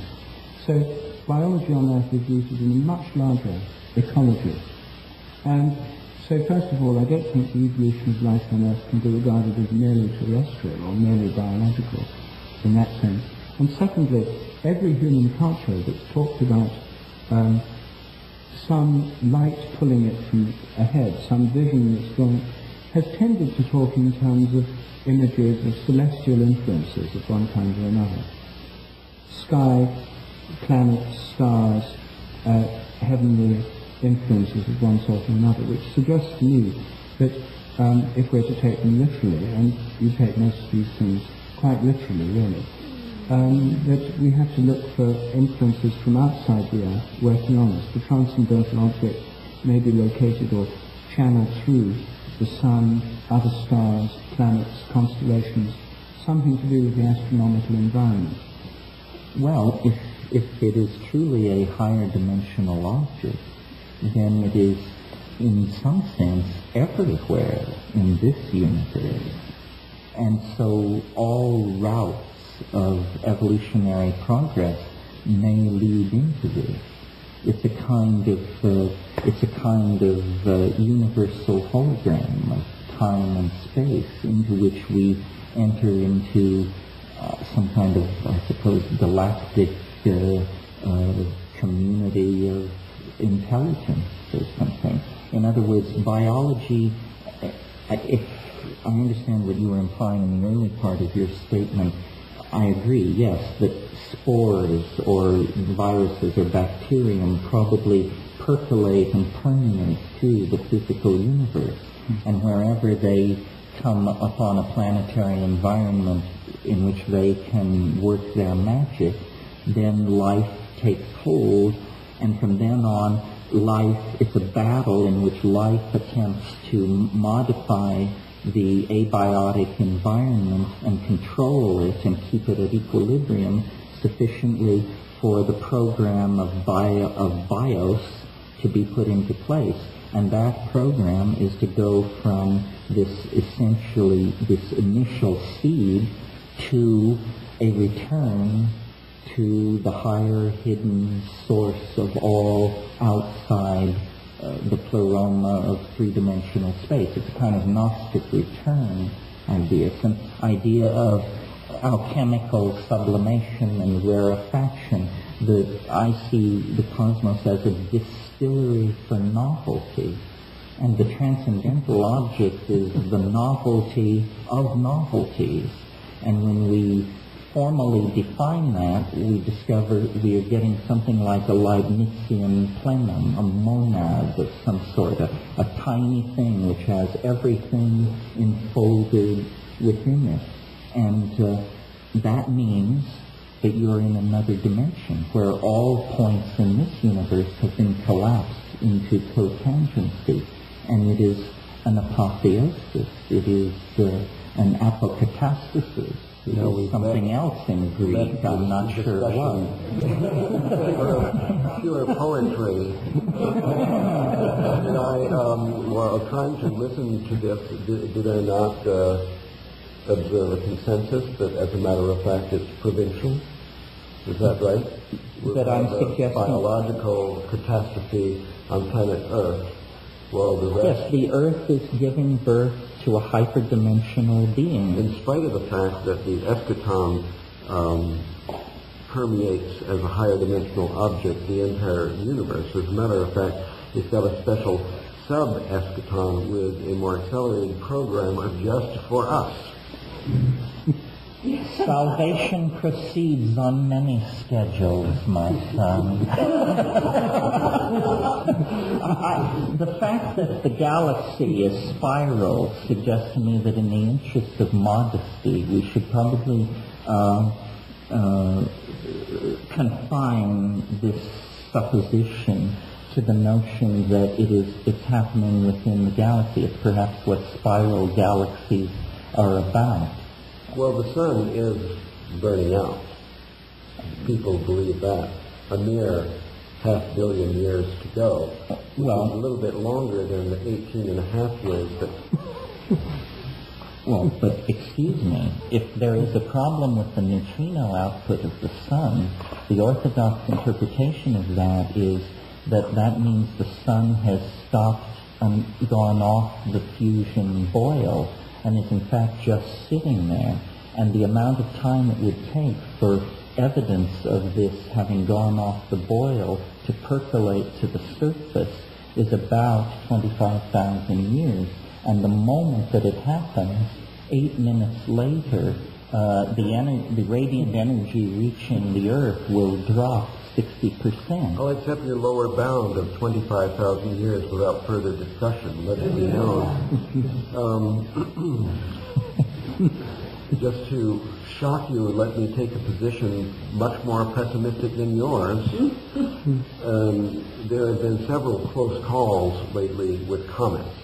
And some people, William Whiston, for example, or Emmanuel Velikovsky, felt that the beginning of our planet, the Big Bang, as a matter of fact, was a collision with a comet. And in the last couple of years, there have been several close calls. In fact, the closest call in history is only 3 or 4 years back. It seems to me, especially after a good look at the sun with or without glasses, that it's quite likely we would get hit by a comet, and even pretty soon, sooner than 25,000 years, maybe sooner than 18.5 years. Now, suppose that this happened, and then we had an extinction such as we saw 65 million years back, when Jurassic Park vanished into the ocean. Then all of this biological miracle, accelerating to its own omega point anyway, according to a schedule with exponential condensation to the concrescence of the eschaton and the shock wave from the transcendental object at the end of time, would be rendered totally insignificant because the cause came by a car crash on the highway of the solar system, totally independent of the progress of biology on planet Earth. No, you don't get it. It's entirely possible. I didn't want to bring it up because it's a little Halloweenish, but it's entirely possible that the transcendental object at the end of time is nothing more than a 5-kilometer wide carbonaceous chondritic asteroid that in a single moment will stand us all at the gates of paradise. And that is what it means to destroy my argument by appropriating it. Didn't I say that the dissolving of boundaries would eventually mean the dissolving of the boundaries between life and death itself? Well, why then, if the eschaton is a comet rapidly approaching New York City, why is it necessary to have this increase of complexity, the population explosion, the destruction of the ozone layer? Well, it's very interesting. Did you know that immediately preceding, by immediately preceding, I mean in the million years preceding the impact that killed the dinosaurs, some enormous extinction was underway, that they can't figure it out. It's like the Earth knew, or something like that. There was an extinction underway when that cometary impact hit. And so what I'm suggesting, Ralph, is that biology knows. This is back to this morning's discussion about the homing pigeons. Biology has a complete 4-dimensional, 5-dimensional map of the planet's history. What the hell? The comet's on the way. Let's get it on. The planet said the comet's on the way. Let's get these monkeys moving toward the production of sufficient complexity that when this impact event occurs, it will have a transcendental rather than simply an opportunity to escape into another dimension. Yes. So all of history is this curious relationship with this intuition that nobody wants to face, but nobody can quite get rid of, and so here we're sacrificing goats, and we're doing this, and we're doing that, because we have this very restless feeling that all is not well in 3-dimensional space and time, and, history keeps bearing it out, and now it's upon us. It's who don't quite make the extinct of the moment.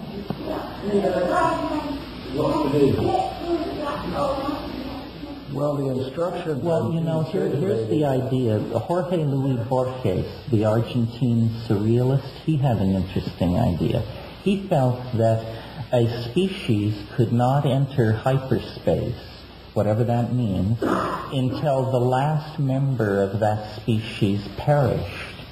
And so what is happening here is that vast numbers of souls are accumulating in some dimension, waiting for us to decently depart this mortal coil so that the human family in a body can find itself at play in the fields of the Lord. After all. All along.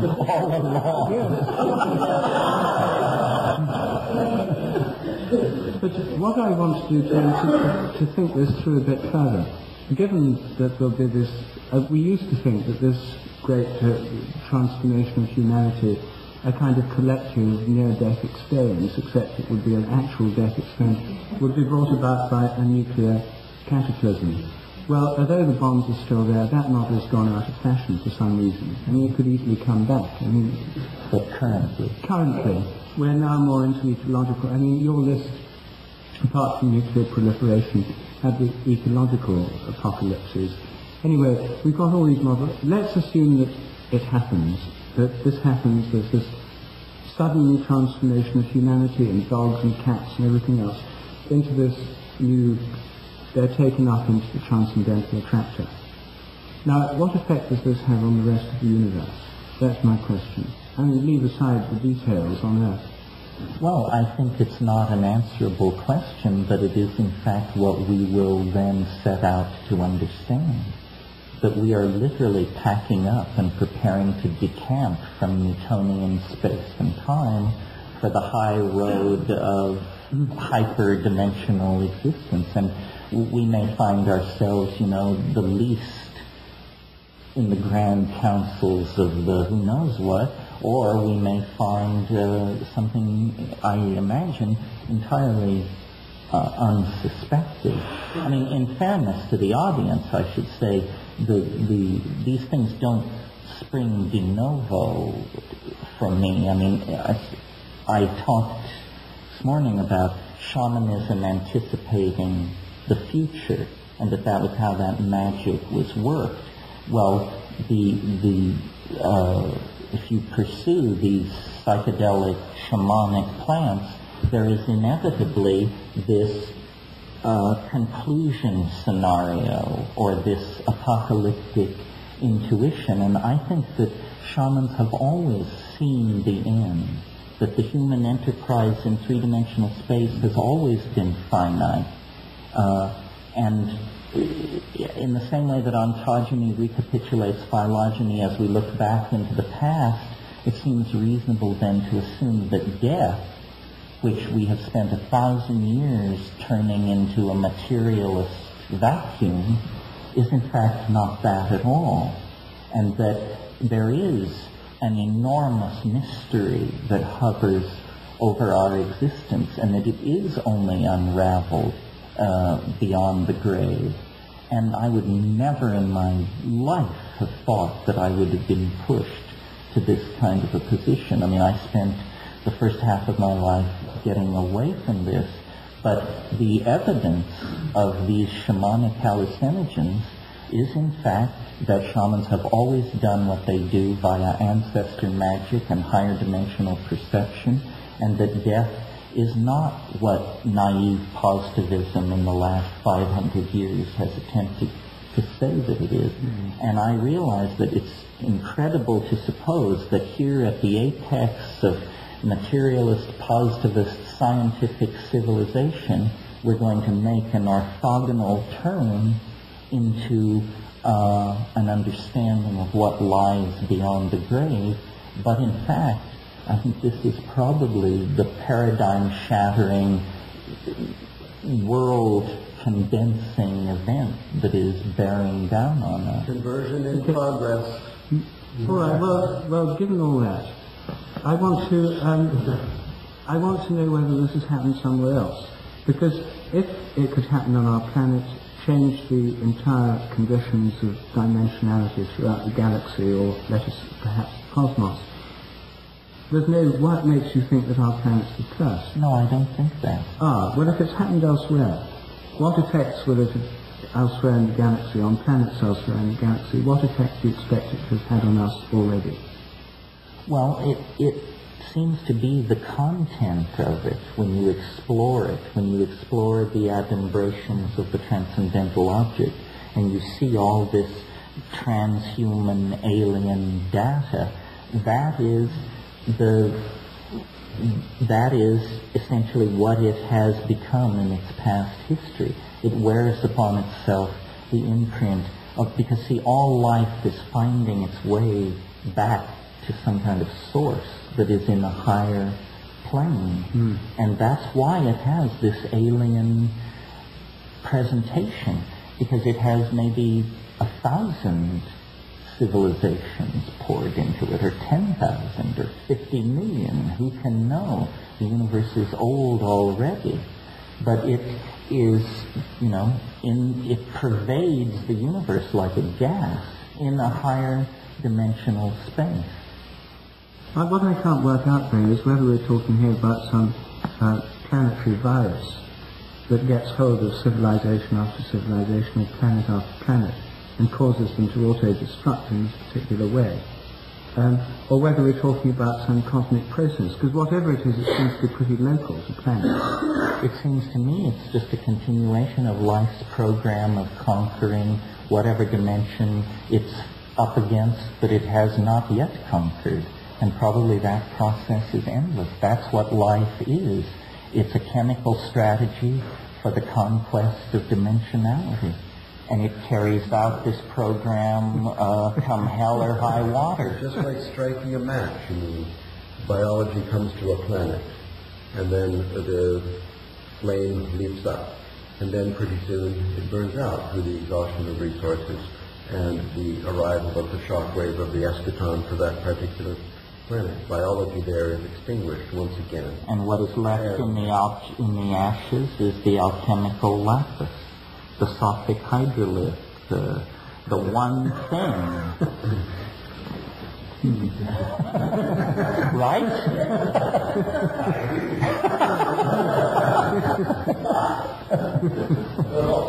Yes, well,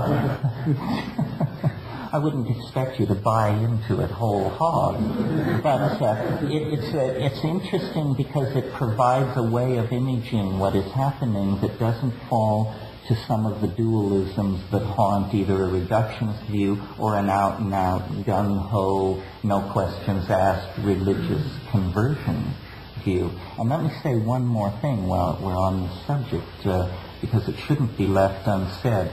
There are orthodox cosmologies that support my contention of the possibility of a universal collapse. Hans Alfvén of the Swedish Academy of Sciences has suggested that the universe is what's called a vacuum fluctuation. Now, a vacuum fluctuation is a situation where it happens in quantum mechanics, where a group of particles and antiparticles spring into existence and then annihilate each other. And because parity is conserved, this creation ex nihilo of matter is allowed by quantum physics. But an interesting aspect of these vacuum fluctuations is that quantum theory sets no upper limit on their theoretical size. It merely says that the larger they are, the more improbable they are. Well, the universe itself could be a vacuum fluctuation of some 10 high 68 particles which sprang into being completely according and allowed by quantum physics, separated into higher dimensional space, and are in fact eventually at some point in the future going to reconnect and conserve parity. And Alfvén says that in this kind of a higher dimensional collision, all points in both systems would appear to an observer to become cotangent instantly. And what that would mean is, he's saying that the material universe potentially could disappear in a single moment across megaparsecs of space and time, and all that would be left, Alfvén says then, is light. Because light does not have an antiparticle. It is different. It is the exception. And no one knows what the physics of light, a universe made only of light, would be like. And I suggest to you that the many myths and intuitions that link light to the process of spiritual advancement and talk about the generation of the light body and so forth may anticipate something like this. So even within the toolbox of ordinary quantum astrophysics, there are ways of tinker-toying the syntactical bits together to produce incredibly optimistic, transcendental, and psychedelic scenarios. There's no way to personally leap into the dimensions of hyperspace in the birth event of the eschaton, not in quantum physics, I suppose. We're talking about a different kind of thing. What about the timetable, Terence? So far it seems like your idea is pretty similar to Teilhard de Chardin, and except you said he didn't give us a timetable. So assuming we have sunshine for 25,000 years, and when do I think it will occur? Yeah. Well, it's sort of weird to talk about that because it rests on a formal argument where you have to look at a lot of historical data. What I did was I produced curves that I felt were reflective of the ebb and flow of novelty in time. Then by fitting these curves to historical data, and granted, history is not a quantified entity, but nevertheless, there are certain there's general agreement, for example, that the Greek Renaissance was a novel time, the 20th century was a novel time. So by doing this, I slowly refined down a prediction based on a spiral closure, which makes it happen much faster than you would expect, of the winter solstice of 2012 AD.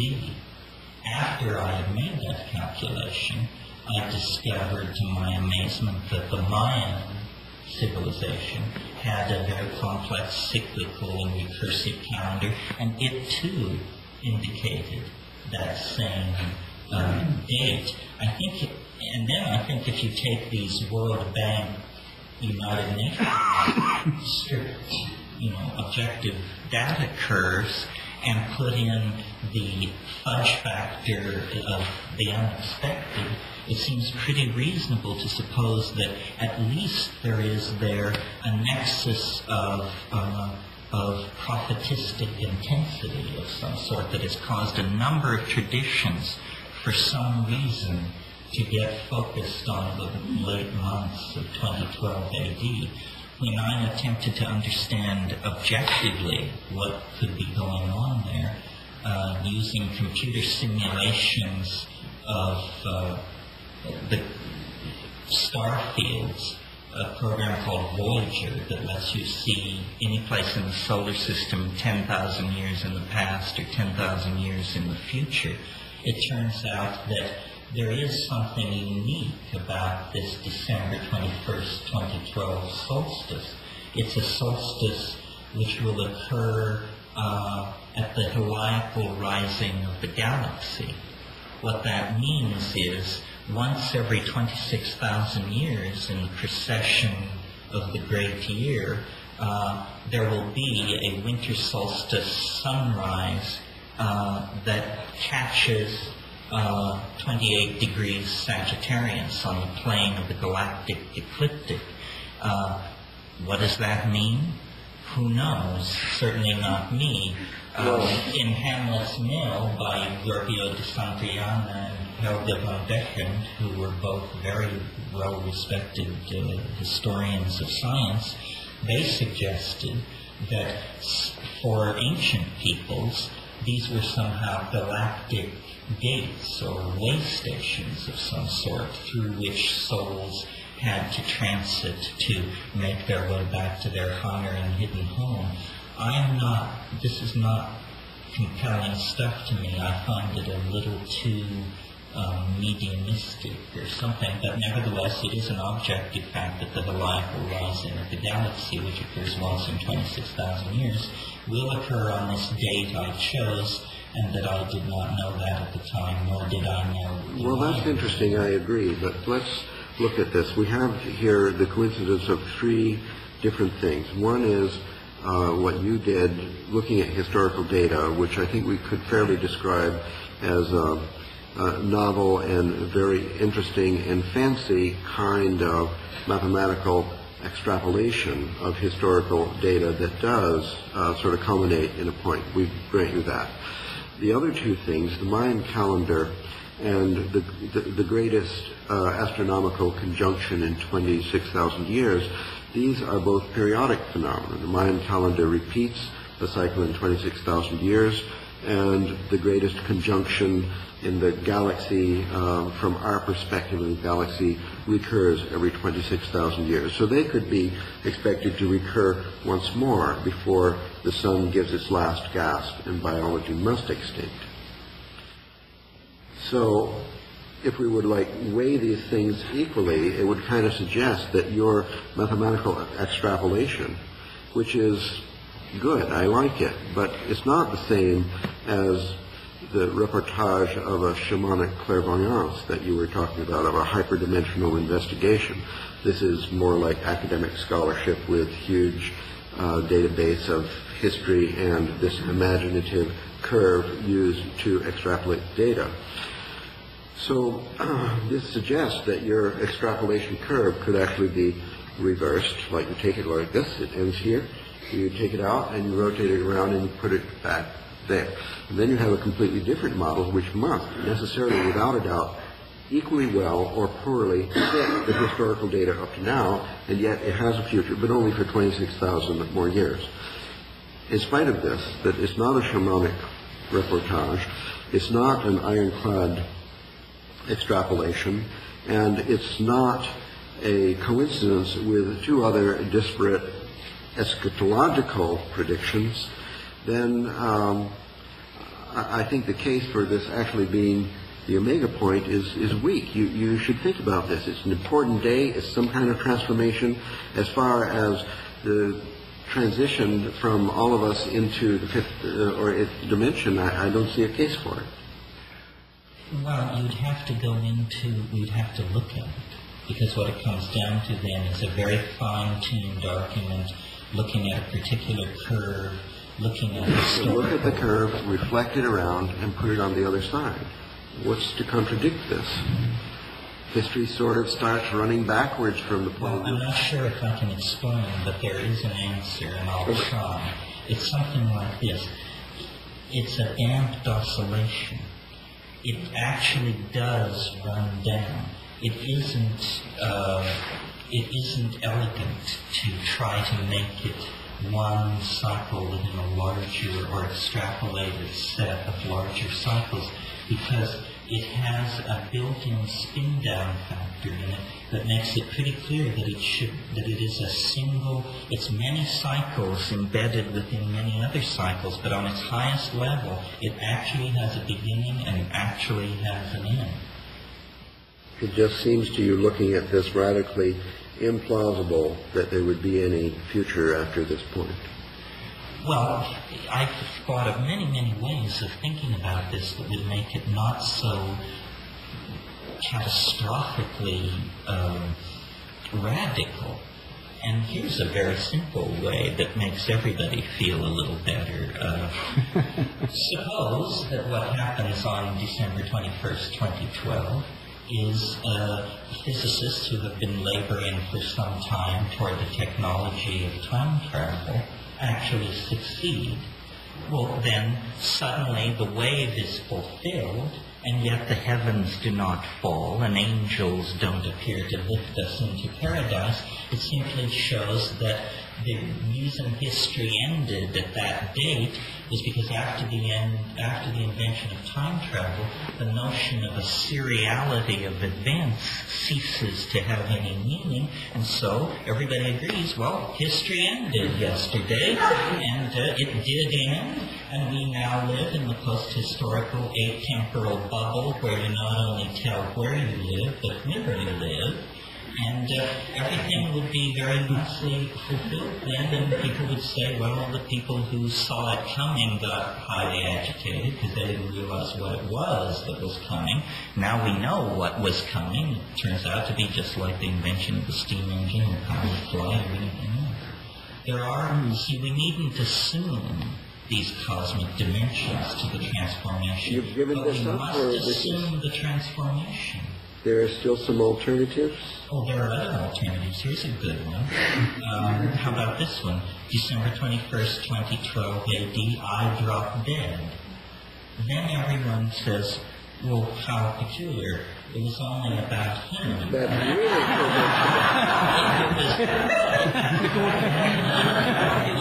It was just we were all swept along for 45 years in some bizarre mathematical hallucination that this very glib Irishman was able to foist on, and it's totally fulfilled, and yet again the heavens don't fall nor the oceans boil. So, but I'm telling you, Ralph, there's something out there. There's something out there. And I'll know when I see it. And I expect you at my elbow.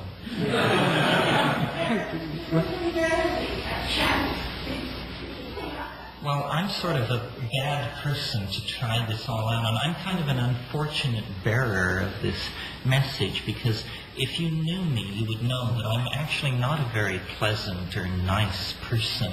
And I'm very hard on, there's nothing, believe it or not, I hate unanchored speculation. And yet I find myself in the position of leading the charge in the greatest unanchored speculation in the history of crackpot thinking. So it bothers me. See, my method, which I can't really go into tonight, but it's very formal. What I say is, it's very easy to predict the future, because who the hell can say you're wrong, you know? It's just fire-free zone. Predicting the past, on the other hand, is very, very difficult because it's happened. So if you're wrong, everyone will know. So what I have done is make a career out of predicting the past with a wave which proceeds right past the present moment into the future.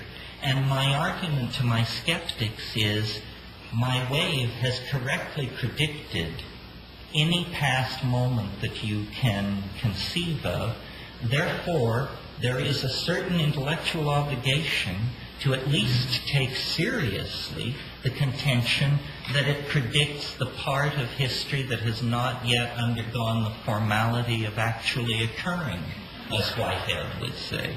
And if, you know, under different circumstances, I would demonstrate this way, because it gets down to a very, very finely grained argument about the vicissitudes of history and where the great changes lie. And without that, it's a sort of arm waving at this point. Terence, I've just got one final question I want to ask you about this, which is that other people who tell us the end is at hand, as in placards, the end is at hand, prepare to meet thy doom, right, suggest that this requires some kind of special moral preparation on our part.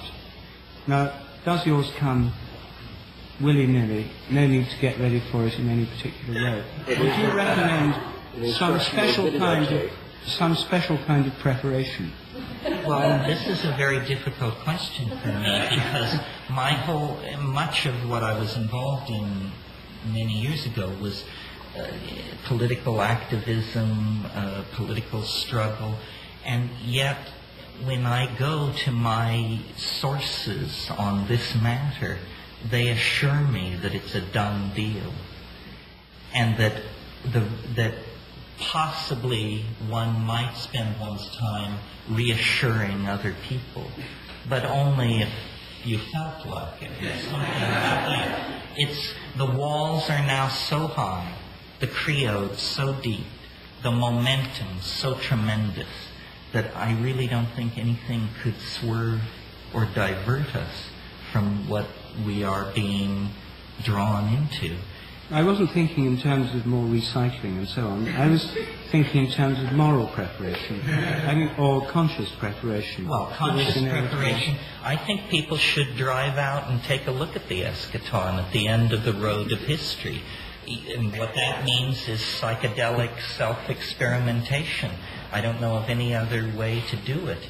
But if you drive out to the end of the road and take a look at the eschaton and kick the tires and so forth, then you will be able to come back here and take your place in this society and be a source of moral support and exemplary behavior for other people. Because I think that as we approach the eschaton, remember I call history its shockwave, literally the Q forces, as engineers call them, the vibrational forces that will rip the wings off an airplane as it approaches hypersonic speed. History is good. That's what I meant when I said it will be a white-knuckle ride. There is an outlandish amount of vibration in the next 19 years. It's going to look good, then bad, then worse, then good, then bad. And if you haven't driven out to the end of the road and taken a look at what's waiting, it'll just drive you nuts what the next 20 years are going to be like, because all the resonances of all past time are now in the close packing phase as the thing is squeezed down and the contradictions are rubbing up against each other. Boundaries are dissolving all around us. The Soviet Union, gone. Yugoslavia, gone. America as a great power, gone. Good taste, gone. Boundaries dissolving all around us. This is going to happen faster and faster and faster. And governments now, all they're doing is managing a spreading wildfire of uncontrolled catastrophes and trying to keep us in the dark about how bad things really are. And so it's good to go out and take a look and reassure yourself that it's there. Can we discuss it in Trialogue tomorrow? I think we should, it is a possibility. I think we could discuss it now, don't you think? Or do you have another point now? No, we've reached the time to open it up. Yes. Terence, you sound to me like a psychedelic version of Karl Marx. Well, Marx was the last great millenarian theoretician in Western civilization, that's right. He was convinced that history was the result of this interplay of conflicting classes, and once that conflict has been removed, history itself would cease. And I hear a similar story, except the players are not the classes in society, but these various forms of global problems that we have. And it could be that it's a kind of test arranged by this attractor down the end of the road there that's leering at us, and saying, let's see if you guys can get yourselves together enough to get around this one and show us that you can reach a higher stage of evolution. If you don't make it, you don't survive. If you do make it, then you go to the next step. It's an initiation ritual. A sort of, yes. I shouldn't put in this kind of phraseology. A series of hurdles to be leaped as we approach the end. It's kind of language. It's not something I would exactly express it, but it's a fun way of talking about it. So it might not be the end. It might just be like entering the Masons or something like that. Yes, well, it's impossible to say. But you're right, certainly, that all of these factors are coming together. I don't see it as class war. I see it as a kind of universal Manichaean struggle between habit and novelty. And, habit is forever dragging novelty back down to its level. And novelty is forever conniving new ways to escape the control of habit. But the good news is, over vast spans of time, novelty always wins. And what we're simply seeing is novelty crossing a particularly significant milestone in its infinite journey outward towards self-expression. What about all these people that say we're merely crossing from the Piscean age to the Aquarian age, and the emergence of high-speed electronic communications, etc., is the typical symptom of the Aquarian age, and it's high-speed communication, non-astrology, but, and all this turbulence is because we're right at the point where we're crossing. See, I think that as we approach this eschatological object, the number of interpretations of what it is will just proliferate exponentially. I mean, false prophets of all sorts and thousands of variants will arise because everyone can feel it, and yet everyone has a unique perspective on it that then distorts their description of it. I mean, I think that all the messiahs and mystics of human history can be seen in this light. You could almost have a geometric theory of messiahhood and just say, if you were in the big league, the Buddha, Christ, Mohammed, Manai, Mahavira league, then you just caught a very bright reflection from the distant spinning eschaton, and then you embodied it and became a microcosm of that distant macrocosm. and religions are set marching by this means. Well, then the guy parading down at Hyde Park with the sign, the only difference between him and the big leaguers is he got a smaller scintilla of the noetic energy.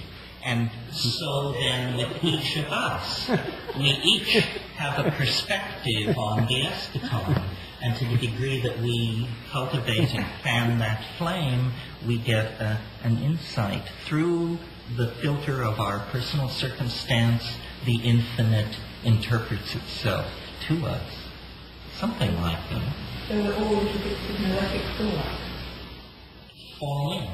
We're all carrying a tiny piece of the whole, and at the end of time, each person will make their contribution. Yes, we're like motes being drawn in to this. Leaf mulching ants. Yes, although I think God is a contaminated term, but we're all aspects of the transcendental other, and our deployment in three-dimensional space and time is just one aspect of its being, and we are in the process of finding our way to a nodal point of transition into a different dimension of its self-expression.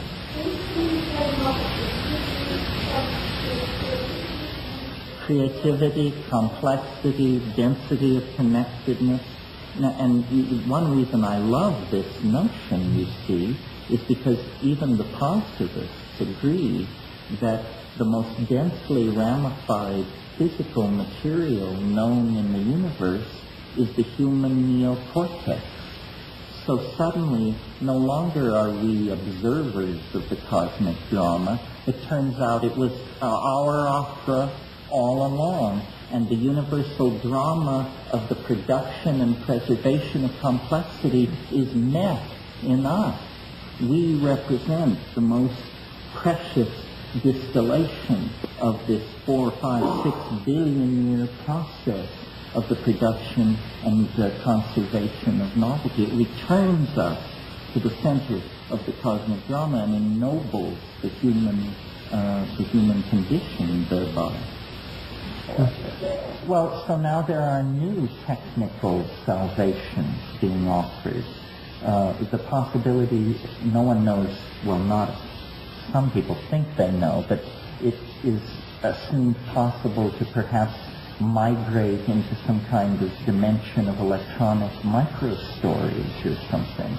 We're all going to live in a gold ytterbium supercooled cube buried 1,000 feet beneath Copernicus and abandon the Earth to animal life, or, that's not very attractive to me. On the other hand, I've never been downloaded into a chip, so I suppose one shouldn't knock it till they've tried it. But the virtual realities that I have seen have been hideously sterile and cartoon-like. On the other hand, predicting the pace of technological innovation, especially with these new technologies, is very, very tricky.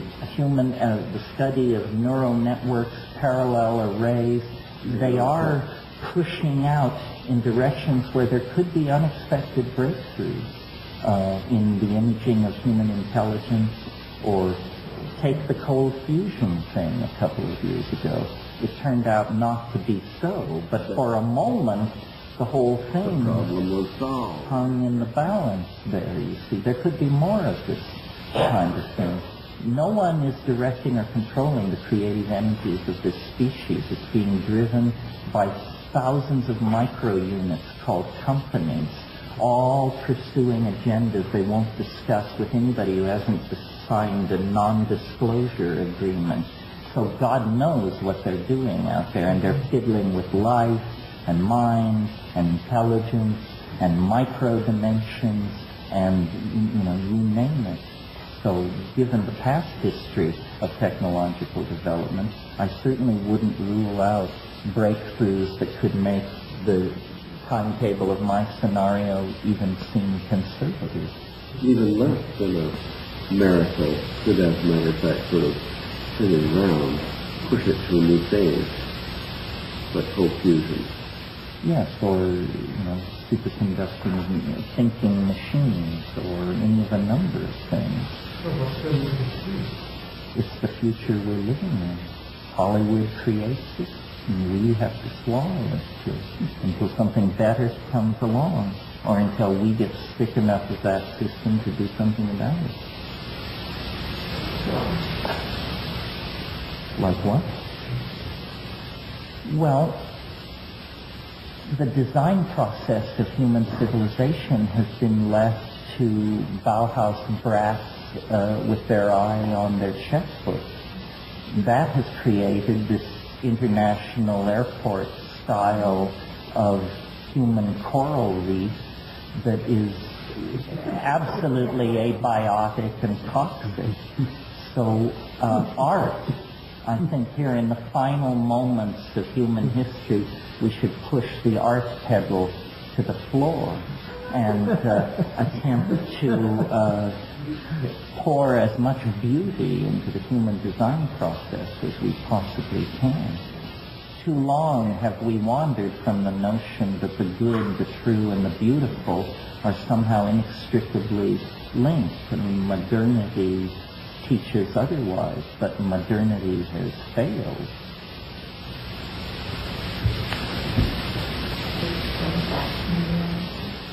Well, a revivifying shamanism, which would be the culmination of this program of art that I'm suggesting. Essentially, on one level, shamanism is the art of gaining a familiarity with death. And this is what we must do, I think, because we've become so alienated from it. So part of what I talk about is a neo-archaism, that what we are, by leaving history, we're returning to the values that preceded history, where there was a great de-emphasis on material culture and a great emphasis on human bonding, feelings, cognition, that sort of thing. We have to re-empower our sense of self. We have accepted our place in a very rigid hierarchy as consumers of images, products, and ideas. And as everything dissolves, responsibility will flow inward to the individual, and we will be more and more held responsible for ourselves, our actions, our presentation. No more can we say, well, I'm white, or I'm American, or it won't work. We're entering into a domain of such freedom that the responsibility will be concomitant. And this is a beautiful thing. This is what all the struggle was about, human unfoldment. This is why all those kings were hung, and all those enemies of the human spirit turned back and defeated.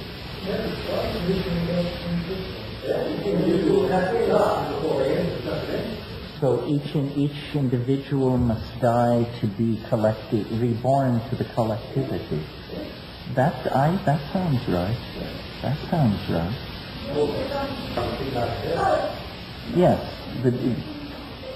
Well, somehow the modalities of both must be preserved in a higher union. This is the union of opposites, the coincidentia oppositorum that Jung and alchemy is all about. Well, I really see, now that we're on to this metaphor, what I've really been saying here this evening is that history is an alchemical process. This novelty that I'm talking about being conserved, we might as well have been talking about the Sophic waters or something. History is the act of calling into existence the perfect tool, which is discovered to be the self itself. In a sense, what history is a process of turning ourselves inside out, so that the soul becomes visibly manifest in three-dimensional space, and the body becomes an object freely commanded in the imagination. You know, the patristic father Justinian taught that the resurrection body would be spherical, just to the joy of heathen controversialists, I might add, because it made him so open to attack. But it's an incredibly modern anticipation of ourselves going into a kind of quasi-union with our technology. What is it Yeats says in Sailing to Byzantium, the part about how I would be a thing of gold and gold, and once out of nature I would be a thing of gold and gold enameling, set upon a branch to sing of what has been and what will be. That is the idea that we change ourselves into an eternal, golden, superconducting, perfected object that transcends death, transcends space and time, and has no apparent connection to our physical image as animals. It's the alchemical sublimation. All alchemical processes are like fractal anticipations of this final rendering of the stone itself. But isn't that, you talk about this as being a collective, it seems to me this is a very individual work, a very individual work, which affects us yet, because it doesn't, it's not of nature, it's going against nature, it's not very community. Is man no more being partner? No, it is, the alchemical idea is not that one goes against nature, but that one aids nature and catalyzes it, and it's very explicit in alchemical thinking that what one does is one makes it happen faster. One accelerates, catalyzes natural processes, and so this is what we would be doing. We would essentially be by transforming ourselves in this way, we bring ever closer the final apocatastrophe. The Buddha speaks about that enlightenment, as far as I understand, is given out of time, is being beyond causes, which seems to be a personal, not a collective journey. That time, the world is time, it's different molecules working with nobody in their own. There are just these causes that kind of manifest in time in these different ways. Well, no, that... Beyond time, there's no other time, it's obviously the world is on the No, one has stepped from the mortal coil. Yes. Plato said time is the moving image of eternity. And so eternity is outside the wheel. And that is what I mean by this higher dimension of completedness. It is eternity, and all time rests within it. I mean, if you go out to you do this in collectively. But I think it's an individual. Well, if it happens in the individual, then it's a property of the species. Ontogeny recapitulates phylogeny and vice versa. There are only these fractal adumbrations of the transformative process on every level. Yes, that's what I mean. Yeah. Well, we're past time, I see. Thank you for your indulgence, and thank you again for your indulgence. Fractals on my mind. An epic in 4 parts. Part 1, the sandy beach. The 3 boys put on their wellies. They ran down the field. They swung on the swing. They rolled down the corn circle. They came to the river. They sat on the edge, dangling their feet over the stream. "Look," said Ruth, "the sandy beach." Sure enough, they saw their was a little tiny beach of sand. Terence said, the land reaches down into the water. And Rupert said, no, the water reaches up into the land. Ralph said, it's both water and sand. It's the sandy beach. It's a fractal object. They stood then. They walked in the stream. Look, said Terence. It circles to the left. No, said Rupert.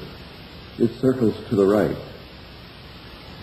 It's turbulent flow, said Ralph. It's a mathematical object. It's chaos. On the other side of the stream, there was no beach. There was a concrete wall. It was not a fractal object. Rupert said, it's a straight line. Terence said, it's a Bauhaus excrescent of post-linguistic humanoids.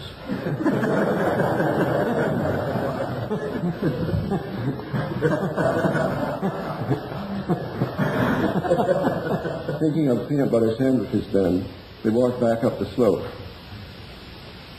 Rupert said, nature has given us a lesson. Nature is our teacher.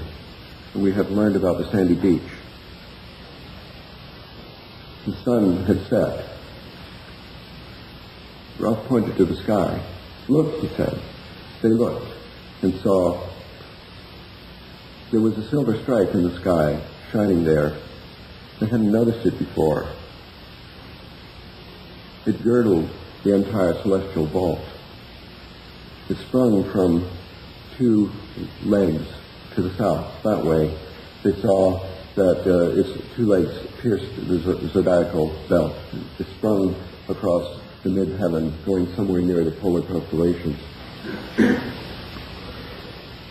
Rupert said, I think those constellations over there, those are all watery. That's Pisces, that's fish, this is biology projected on the sky. Terence said the Chaldean astrologers call that the celestial sea. And Ralph said, it's a sandy beach in the sky. Rupert said, Father Sky is our teacher too.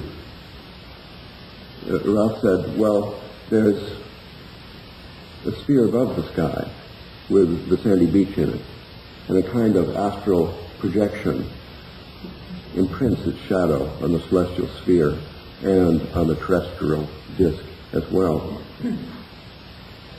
They went back to the kitchen and tugged off their wellies and looked for peanut butter in the fridge. Part one, the sandy beach.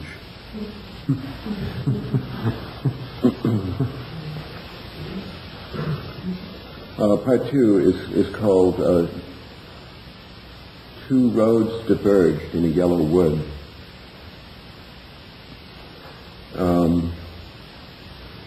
This is about bird flight. So we have to recall that pigeons live in a loft, and the loft radiates a field throughout the atmosphere of the planet Earth, all the way around. And this is a field of intuitive flying instruction.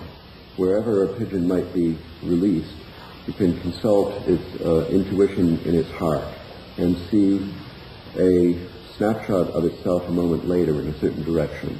And by following itself, it gets the instruction to fly in a certain direction, which, even though it's not a straight line, will eventually lead back to the loft, which is the attractor of the dynamical system or intuitive field of directions.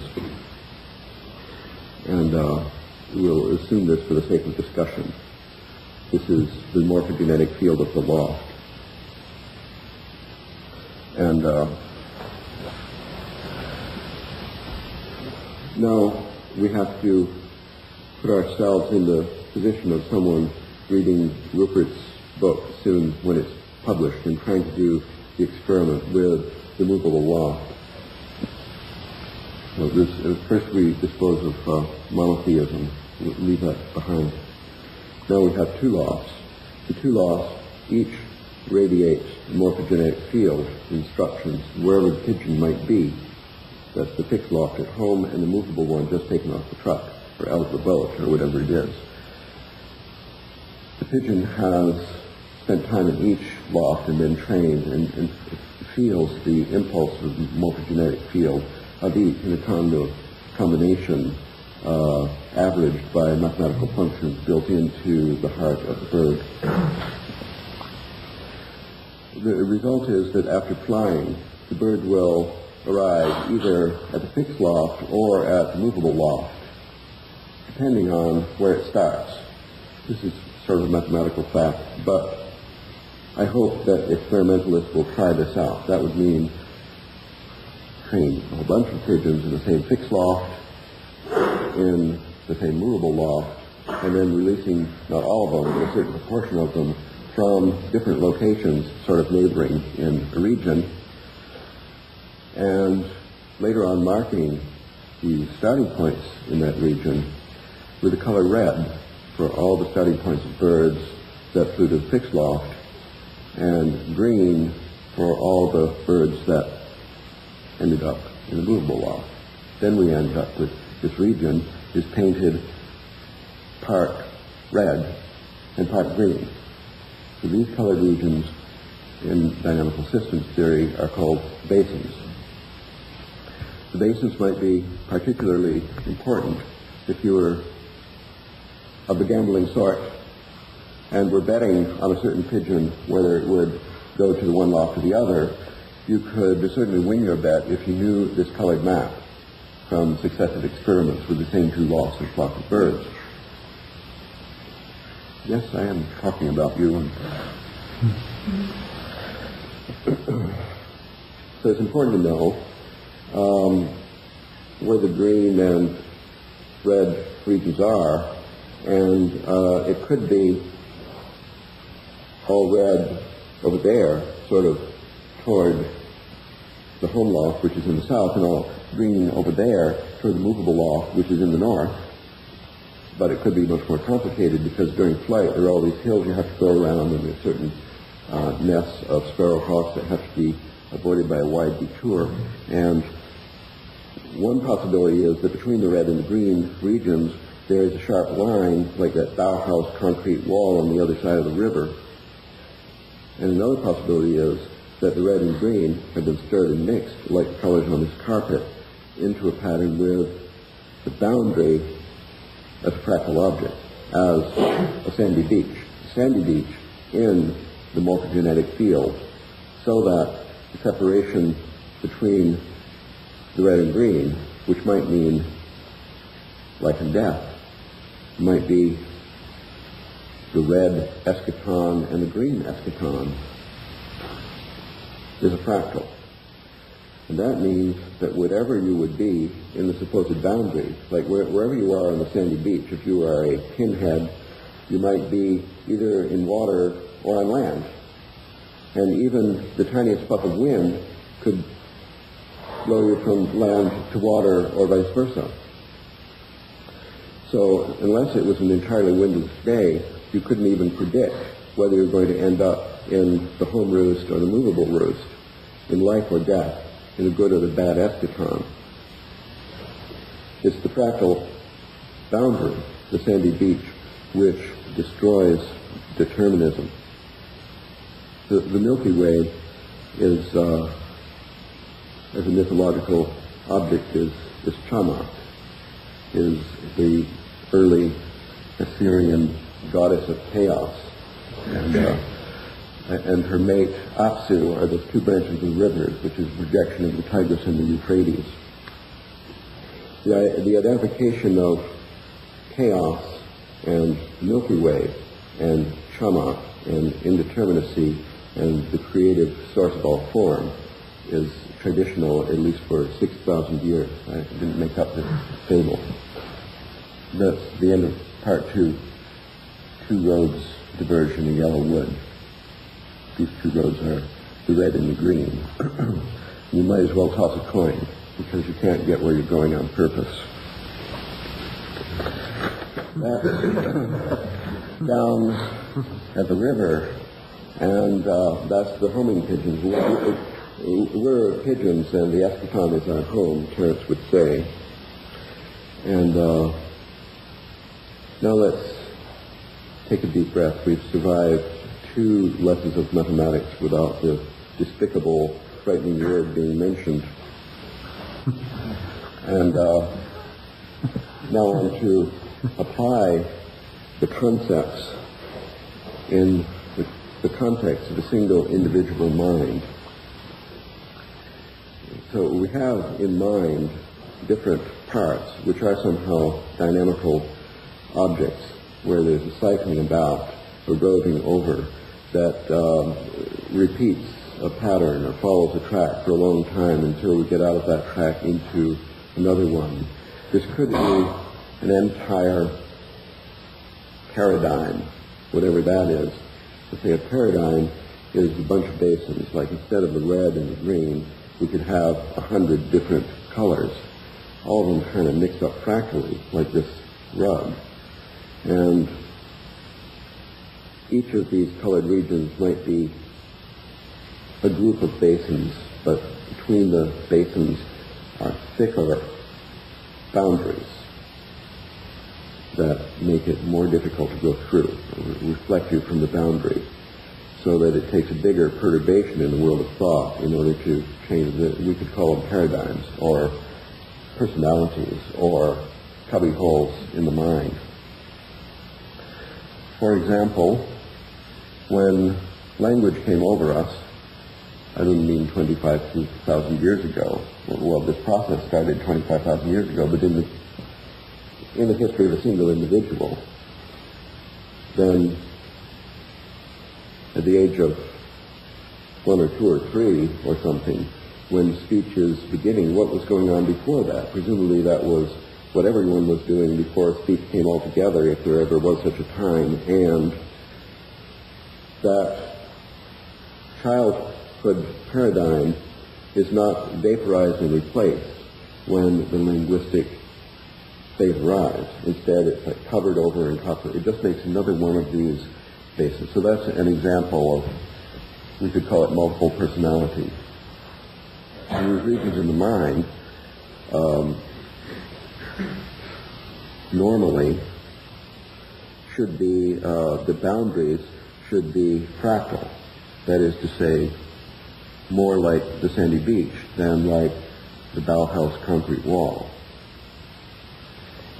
In the case that some training influence creates, instead of the natural sandy beach, a concrete wall, then it becomes very difficult to get from one to another. When there would be fractal beaches everywhere, then the slightest perturbation, a strange idea coming on the radio, would bop you just that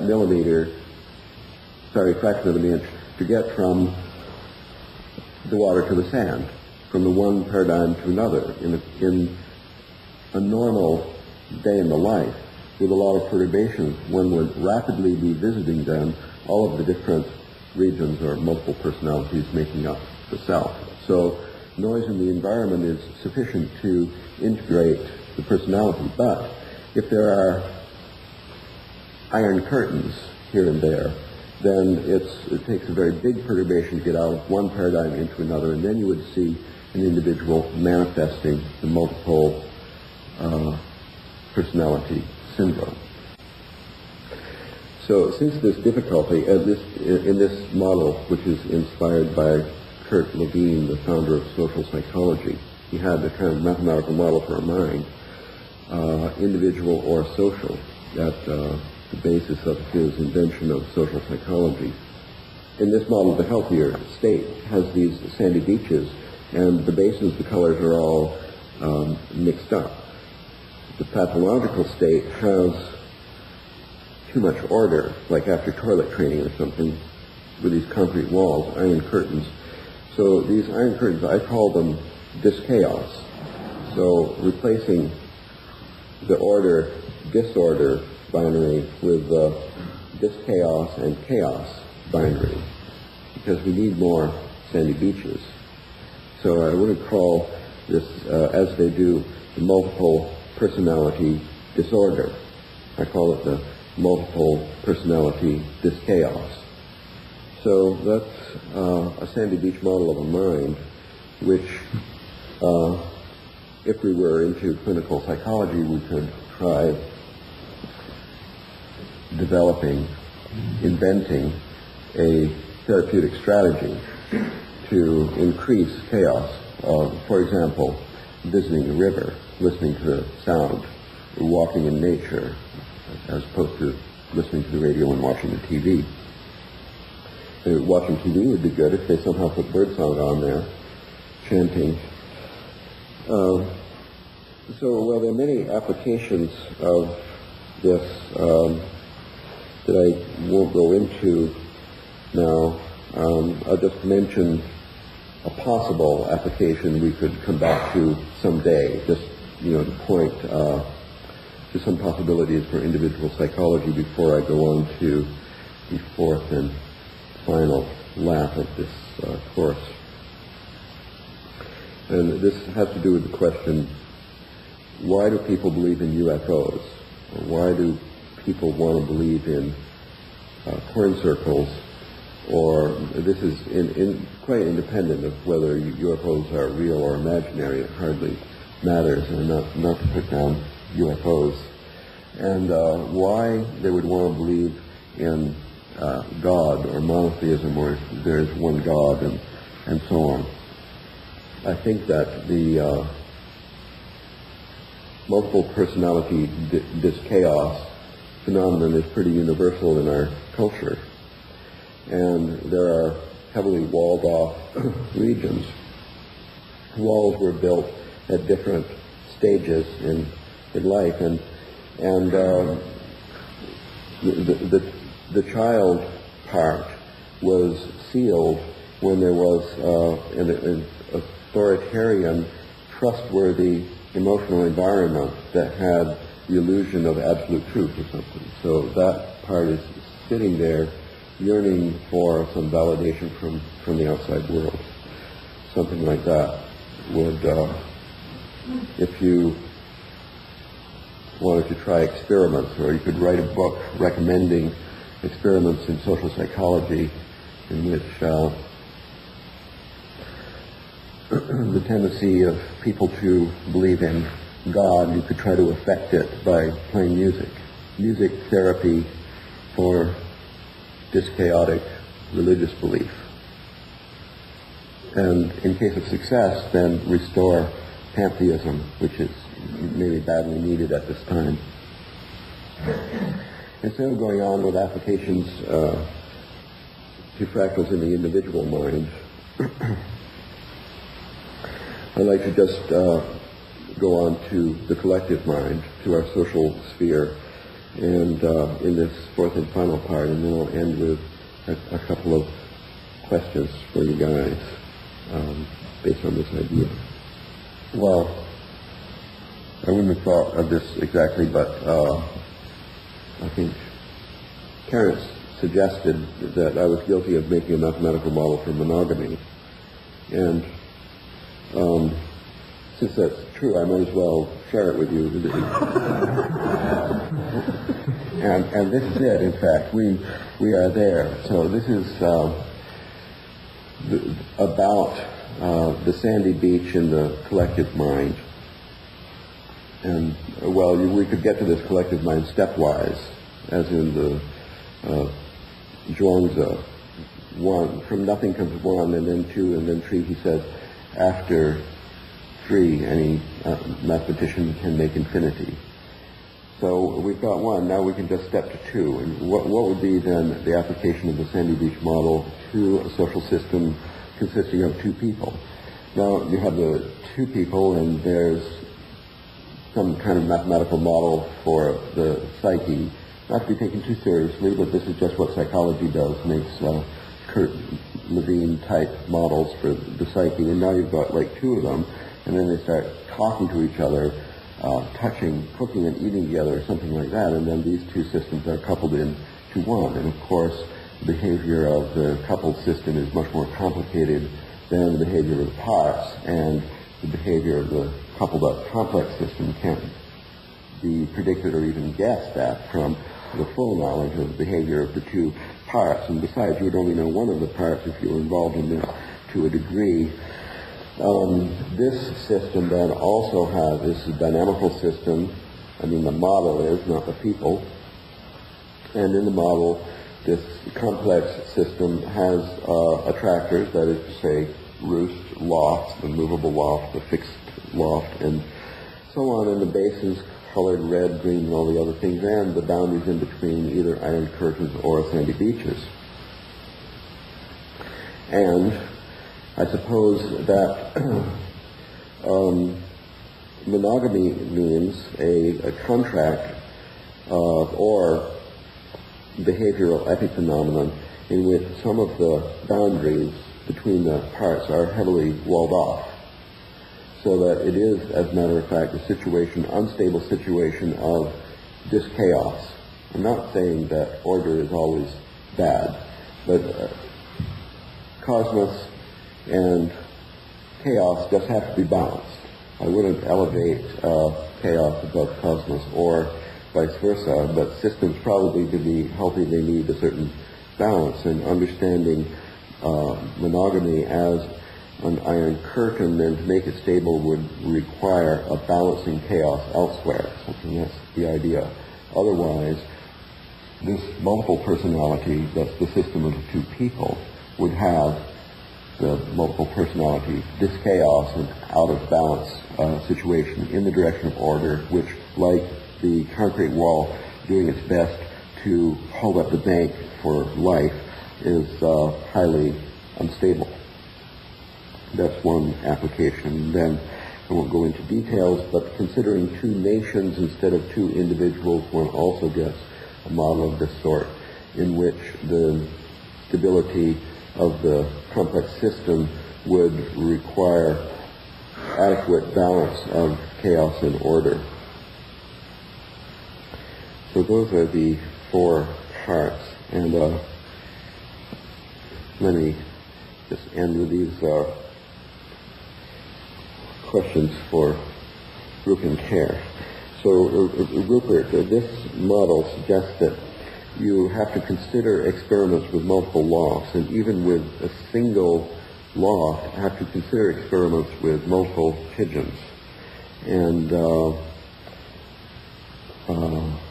anyway, that's a consequence of your idea, your model of what is going on. And so I wonder what you think the results, maybe you already know the results of this that have been tried. It could, for the ancient Egyptian government, of course, mean the success or failure in the war with the Hyksos. And for Terence, I think, I just wonder, what would this do to your idea to consider multiple attractors at the end of time? 2, 3, or more escatons. Nothing in what you said seemed to me prohibited this, other than a misplaced iron curtain of the monotheistic type that perhaps filtered the speech of the mushroom that came through your lips. I see. There you have it. Can I just try and summarize, Ralph, what I think you said, because I'm not sure I've got it. Okay. One element seems to be that personalities and, of course, social relationships and international relations and the behavior of different groups of pigeons fall into different basins. And we can visualize that like being a landscape with different valleys in it. And so if something's in a particular region, the ball will roll down in a particular valley. If it's another region, it will roll into another one. And each of these basins represents a different kind of sub-personality. Within a marriage or a relationship, then each of the basins represents what we normally call a personality, each of which has sub-personalities within it. these are the different basins, and you seem to be pointing out that personalities are made up of different sub-personalities. A very fashionable view. Everybody is talking about sub-personalities. James Hillman says we need a polytheistic psychology where you have all the different gods and goddesses, not only representing the archetypes that we all go through, all these different ones. We're possessed by different gods or goddesses at different times, and we move from one to another, and we're not a single personality with different functions, but we're a kind of emulsion of all these different personalities. Then there's the multiple personality craze in America, where people are fascinated not just by serial killers, but by people with multiple personalities, and preferably both. You know, multiple personalities, serial killers. Anyway, the fascination with multiple personalities was the Hillman thing, was the computer model, Minsky and the MIT multiple module. Daniel Dennett, the materialist philosopher, has the multiple drafts theory of consciousness. So everywhere we find these multiple models, of which yours is one. And all of them seem to be saying that to get away from monotheism, which is reflected in psychology, but by the idea of a central ego, a dominating ego, you've got to get away from that too. So these more democratic models, where you have kind of grassroots democracy, all these different personalities, that seems to be one drift in what you're saying. And that's one discussion, is whether or not a polytheistic model is possible, or whether indeed there have been any. Because in India, which is frequently called polytheistic, you have many gods, but you have all through all Indian traditions the idea of some state beyond all this, Brahma or Atman. And in every system where you actually have polytheism, you have some sense of an undifferentiated unity as well. So that's one point to discuss. The second point you seem to be making is that the boundary between these different basins is not a straight line or a rigid wall, but rather a fractal boundary, namely one that has many ins and outs and curves and filigrees and patterns, and therefore moving with that kind of boundary, moving from one to the other is very easy because you never quite know where you are, and you could cross the boundary without realizing it, whereas if there's a rigid wall, it's difficult to get from one to the other. Is this so far? Yes. Right. Well, I'm not sure which points to take up first. I think I'll leave pigeons aside for the time being. But I think the idea of the plurality of models, I mean, I'm sure this is, you're right, Terence's model is monotheistic, in which he has a single eschaton. And this takes us immediately to the plurality, to the polytheism versus monotheism argument. My view of polytheism is that polytheism in all its actual functional forms, even in its Catholic form, Catholicism is in a sense a kind of polytheism. You have all the angels, you have all the saints, you go into a cathedral, there's all those side chapels and shrines. It's just like a Hindu temple. You go into a Hindu temple, there's the goddess of this, then there's the god of the planet, planet gods, and then there's this goddess, and this local god, and then there's Ganesh, and then there's various other gods, Hanuman, and that there'll be a central shrine, say Shiva, or Vishnu, which would represent the central unifying principle. So most forms of polytheism are not radical polytheism.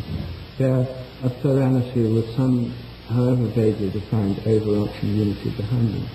So the first point is, are you denying an overarching unity? No. A radical polytheism? I think my main message is what you described as the second point. It has to do with the rigidity of boundaries in between. I think that everybody would agree that there's plurality in religion, in life, in the mind, in the stream, in the sky, and so on. And I think it's more important, the rigidity of the boundaries in between. Do you worship in the Shiva temple and then you go to Ram? Is that okay? Or do you have to be faithful to one and never admit the existence of others and so on? It's more the denial of what obviously to children seems to exist that brings about a disintegration of the personality? Through excessively rigid boundaries rather than fractal boundaries between things. Yes. It's easy to go from one to the other. Yes. They're porous to the point of, when you're in the stream, it's much more watery than when you're on land, but the job of getting into the stream doesn't really have a shock of cold water in it because it's like a permeable membrane, I guess, between basins. And I think in this religious or mythological context, it's appropriate to think of Shiva and concepts of that sort as attractors. And then there's multiple attractors, everybody knows, considering the population of the planet through all time at large. And there's zillions of attractors, and some people have visited one, and other people have visited 2 or 3, and so on. And this openness, I guess I would say, to all attractors is some kind of prerequisite for stability, for the longevity of a culture or the health of an individual. And this idea is based on the cosmology in which the stream has the same morphology as the heavens, which has the same morphology as some abstract mathematical object. Therefore, under the ambiance of this idea, our experience of nature is that these rigid walls are very unstable. But they're not that unstable. If you look at nature, if you look at the plant, for example, look at the membranes around its leaves, and although they have invaginations, stomata, and the air can go in, the surfaces are skin, it has pores in it, and is not absolutely smooth. But nevertheless, these are clear functional boundaries. And everywhere you look in biology, you find clear functional boundaries. There's a cell membrane around each cell, which may have within the lipid structure, the fatty structure, some kind of fractal nature. But it's not an infinitely permeable boundary. It's permeable to a point. So it has little holes in it with pumps that are designed for particular things in the environment. So the permeability is, as it were, structured in a way that's rigidly connected with that species. But if these holes were plugged up with chewing gum or something, then of course the cell would instantly die. But boundaries, you're not denying the importance of boundaries, of course. Your whole model is based on boundaries, isn't it? That's right. It has to do with their crookedness. And their crookedness is your mathematical model for their permeability. Yes. Okay, we've got it straight now, but I want to hear how to clarify it. Yes, well, it seems, I think the hay fever medication must be cutting in. It seems extraordinarily arcane. Nature is fractal. This is the new discovery, and it's a very powerful insight, but it doesn't wipe out some of the previous accomplishments. I'm thinking of all the work that was done to show that it's also hierarchical. So without tossing the baby out with the bathwater, it might be better to say it's fractal and hierarchical, so that in the case of your suggestion to me that the eschaton could be many, I think the eschaton is defined as one. And so the many that you're suggesting are sort of subsets of the approach. And then what I'm hearing is that because of the interdimensionality of the fractal, the boundary transition is, it's as Philo Judaeus said, of the more perfect logos. You can never tell the moment when it crosses over from being heard to being seen. That's another one of these fractal boundaries that you're talking about. Well, if that were all there were to say about it, then no boundary would be defined or noticed as such. So we're sort of back to Whitehead's notion of certain stubborn facts that are, I suppose, like raisins of resistance embedded in this fractal ocean of infinite permeability. I don't have any problem with this. But nevertheless, I think above all these cycles, boundaries, membrane, there is ultimately a frame that is all-inclusive and defined. As far as my, whether this is simply because I've imbibed some form of monotheism on the side, possibly. The form that I've probably fallen under the sway of is some kind of Neoplatonic pyramid of ever-ascending abstract hypostatizations that lead into the one.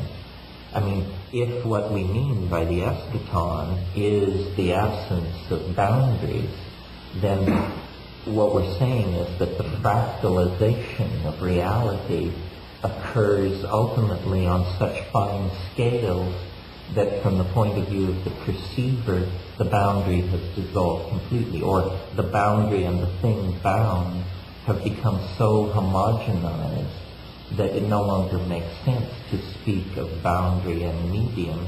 You can only speak of this, I picture it as a kind of extremely marbleized liquid or surface where every domain can be found to be lying next to a mutually exclusive other domain, and they're sort of like the kinds of diagrams that you get when you carry out four-color mapping problems to fourth and fifth stages of resolution. Then you have these extraordinarily complicated structures where every point lies next to the boundary that separates it from points that have been somehow defined as others. I'm not sure that we have any disagreements here. Oh, well, we do. We do. What is it? I think what we've got here in your description is a speculation built upon a speculation built upon a speculation, and coming eventually from some kind of absolute and pure faith. To me, a Platonist, perhaps the one to define us with something that you could explore toward, but not actually arrive at.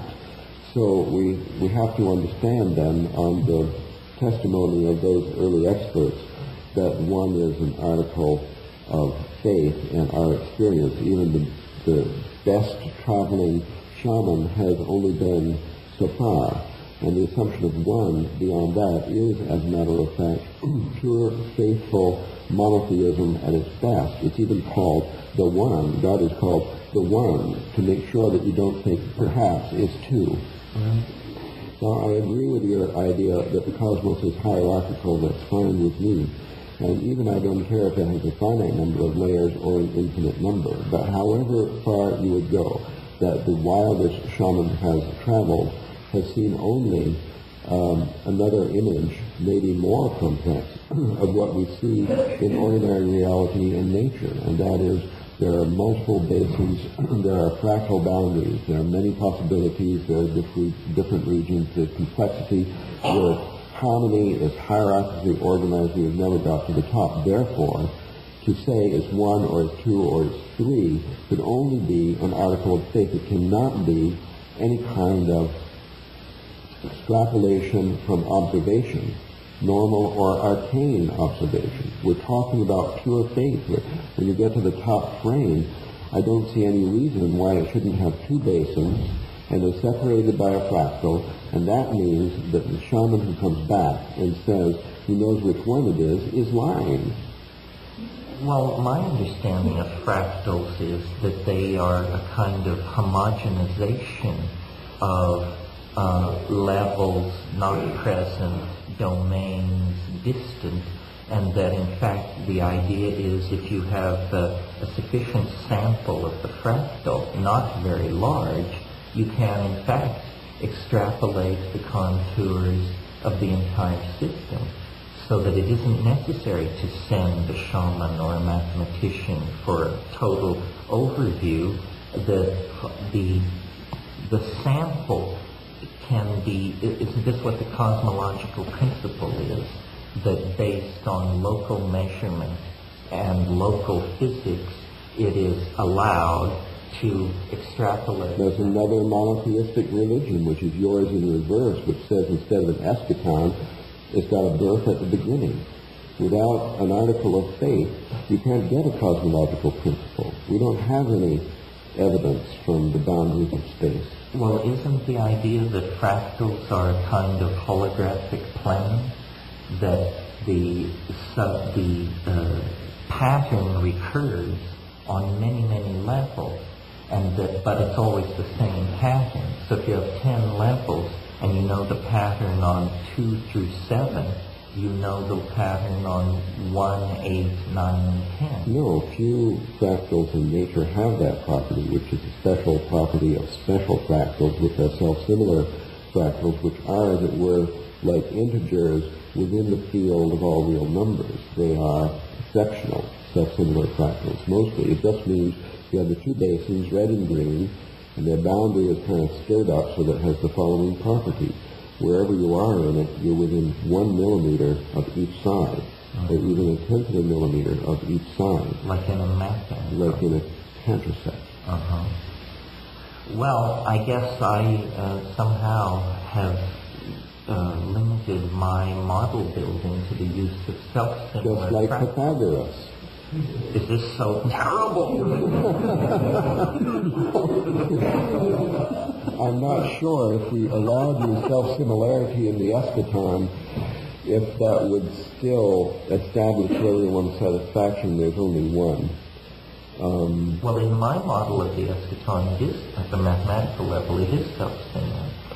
Well, there's this, let me tell you about the Wada principle. If you had 3 basins fractally entwined, then not only wherever you are in the sandy beach, you're within 1 millimeter of the red and green, but the yellow one is there also. That means if you travel as a shaman, and then you see this pattern at the end of time, if there would be any jitter in your travel, any blur in your vision, anything slightly human remaining in your travel, then you would see it as one, even though it isn't. You just like mistakenly see it as a blur of the 3 colors into a kind of a gray eschaton. Well, in some circles this is known as the mystery of the Holy Trinity.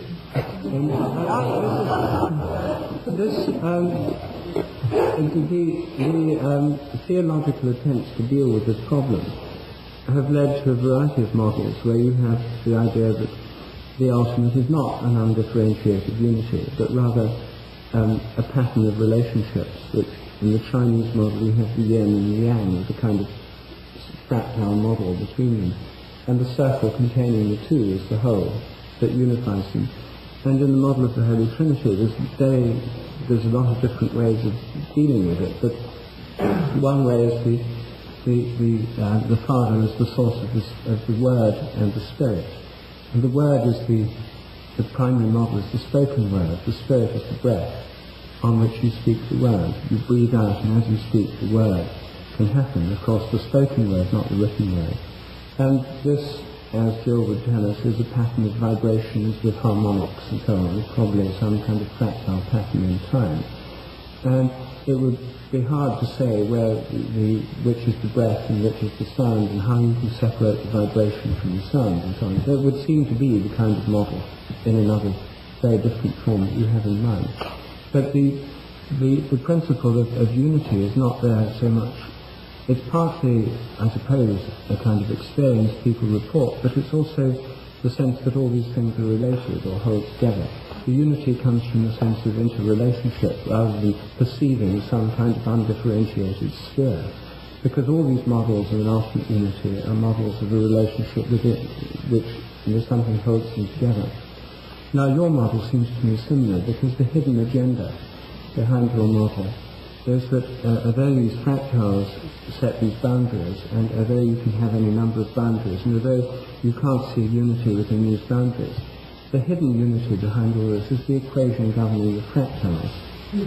And for mathematicians, the equation governing the fractals, because you see, as a mathematical object, mathematicians have this representation. You can look on a computer screen at a fractal pattern, but behind that fractal pattern is a program, and behind that program is an equation.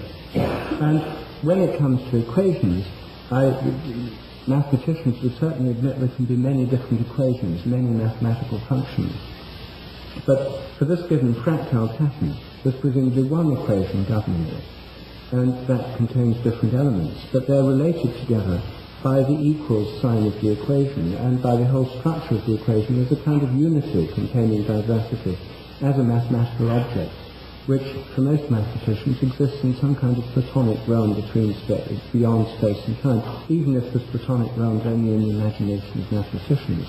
There's some kind of hidden unity containing the diversity that generates this entire thing we've been talking about. So I would say the unity is implicit in any mathematical model, in the hidden mathematical object behind the manifested pattern.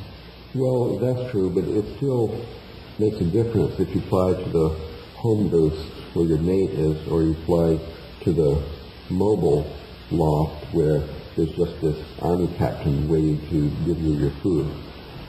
I think that my point is not so much about the multiplicity or unity. I agree that everything is unified in one thing, at least the better if it is. The point is more about the boundaries, that if you have the dynamical system with the different basins, and they have fractal boundaries with the water property, then, as a matter of fact, no matter how you perceive it, no matter what experiment you do, you will perceive unity. When you don't perceive unity is in the pathological case when you have the iron curtains. If you have iron curtains, then unity essentially has been defeated by a disease of this chaos. And therefore, when we see this in nature, in history, in social system, and in ourselves, we have to beware about these iron curtains, because they create, as it were, a unnecessarily multiple situation, which is the multiple personality syndrome, which is a real problem for some people and is a problem to some extent for all people. As we have, for example, here expressed a yearning for a peaceful state beyond language, then I'm calling that one of these boundaries. And if you practice chanting, meditation, and so on, then you are intentionally increasing the fractality of the boundary, and therefore the integration of the parts into the unity. If unity is your goal, then you have to examine the fractal width of all your boundaries and guard against things that are too thin. So how do you fractalize your boundaries? Can you give a personal example? Well, in the emerging science of neural nets, this is called annealing.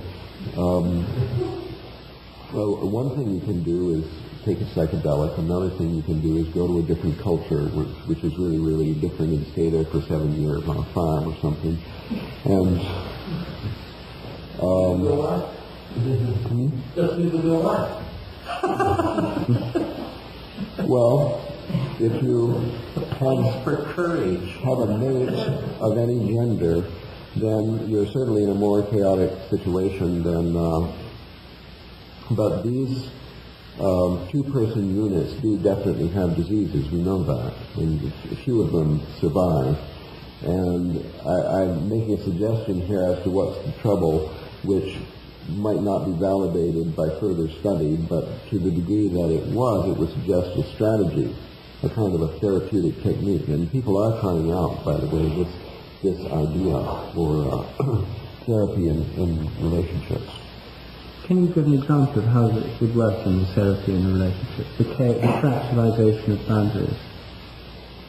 Not in the model, but I mean in a kind of therapeutic personal way. Well, people First of all, there's a diagnostic phase in which the therapist is trained in chaos theory instead of Freudian theory.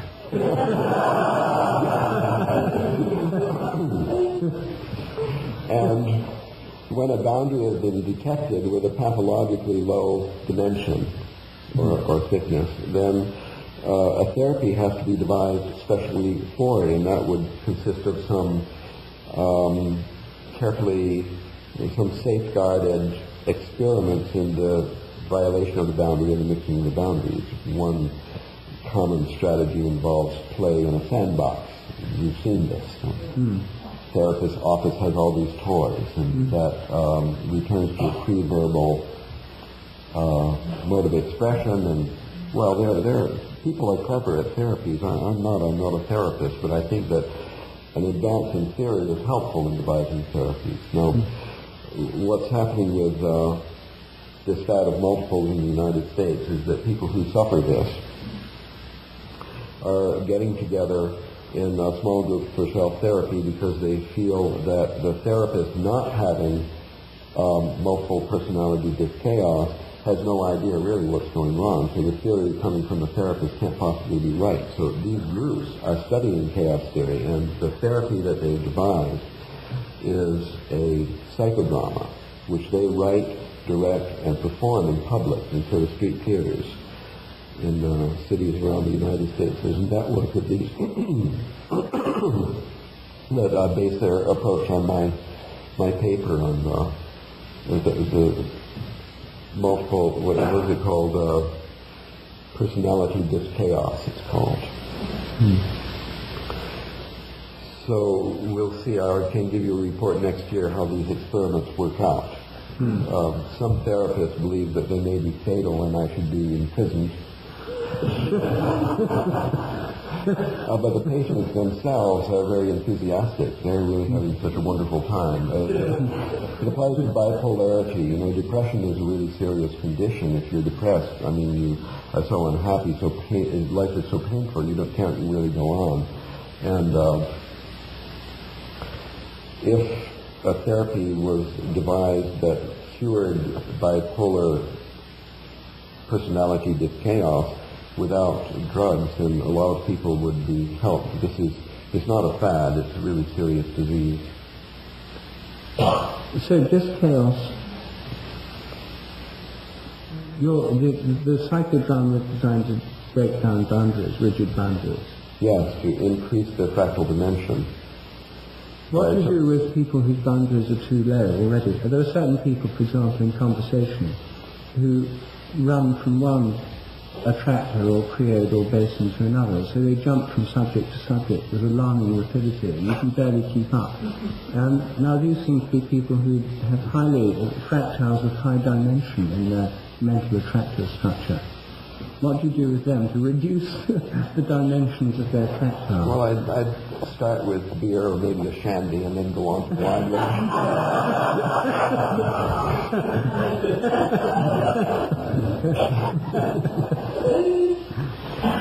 So, Ralph, given what you said about the goals of this therapy, wouldn't it just be simpler to give these people psychedelics? Well, personally, I've had good results with psychedelics. I'm not sure everyone would. And maybe it'd be nice if we had several alternative strategies, some of which could be done on a Sunday evening where you still feel okay about going to work on Monday morning. Well, since you have like vitamin pills. Since you have such good luck with psychedelics, why are you so reluctant to advocate it?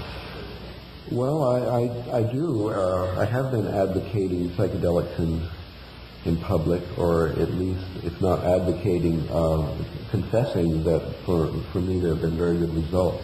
I've had a certain amount, quite recently, of hostile mail and telephone calls, even people coming to the university to hasten my demise. They seem to think they're drugs, that psychedelics are drugs, and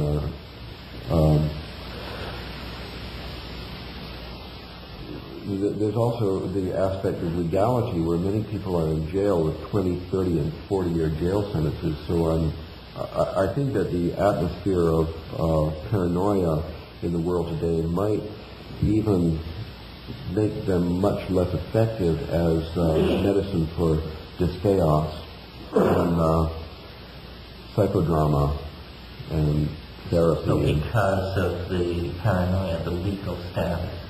But if that barrier were removed, and it sounds like you're advocating something fairly close to what Salvador Roquette and that school settled into. Is that? I don't know Salvador Roquette. Well, he was a psychotherapist who worked in Mexico for many years and gives people psychedelics, but he also then assaults them with Auschwitz footage and all of the very highly charged emotional material, the idea being to just reduce them to some absolutely basic jelly of dissolved boundaries and psychic. Sounds disgusting. To me, I agree. I'm trying to find out how what you're advocating is different. Oh, it takes only very subtle medicine to decrease rigid walls. Even the very idea of it may be enough, as a matter of fact. Well, that's anyway the therapy idea. Once your consciousness is adjusted so that your sensitivity to your own process actually observes these things and considers them undesirable, then automatically they begin to disappear under the self-creative action of one's own psyche. After all, nature is there too, and mathematical necessity reveals itself in the Milky Way, in the sandy beach, and in the human psyche as well. There is a tendency toward health. I think that these diseases of the rigid barriers, like other diseases, consist primarily of the rejection of the cure, and the cure can be found within. Unlike hay fever and a lot of things, this can actually be treated within. One has to get the idea. Thus, when people suffer this, which is essentially universal, it is an inheritance from a culture which has the disease itself. So the cure consists of identifying the difficulty as essentially a cultural pattern and then disowning it by becoming more of an expatriate of your own culture. That's why visiting another culture and living there even for 3 months is sometimes enough to liberate people from a rigid pattern. So the diagnosis comes very close to the 19th century diagnosis for most difficulties is a few months at the seashore, in Italy preferably.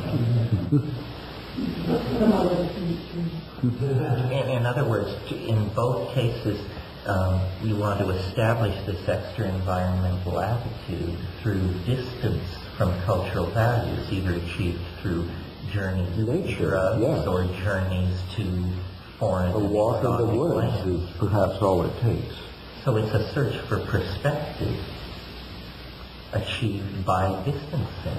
It's a kind of a mathematical perspective. Yeah, well, is there another It's only appropriate because our culture has suffered this particular disease over a mere span of 6,000 years.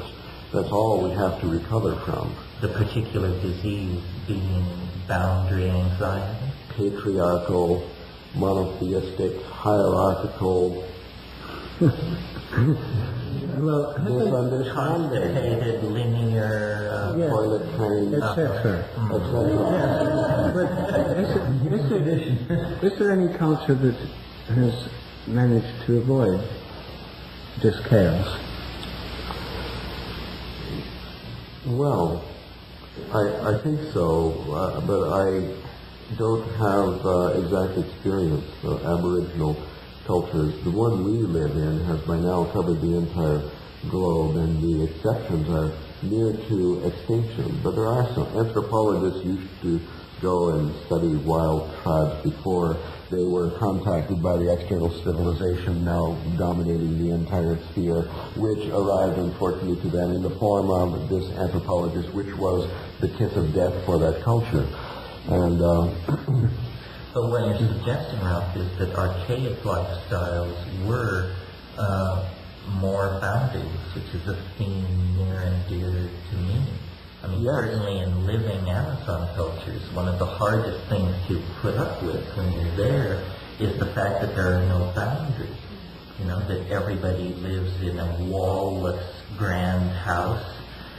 Defecation, sexuality, death, domestic hassling, disciplining of children, everything goes on in the presence of everyone else, and no one from age 6 to 90 feels any constraint whatsoever about making comments, suggestions, and offering free advice. It's a hard thing to embrace, even with the knowledge that it's going to be good for you.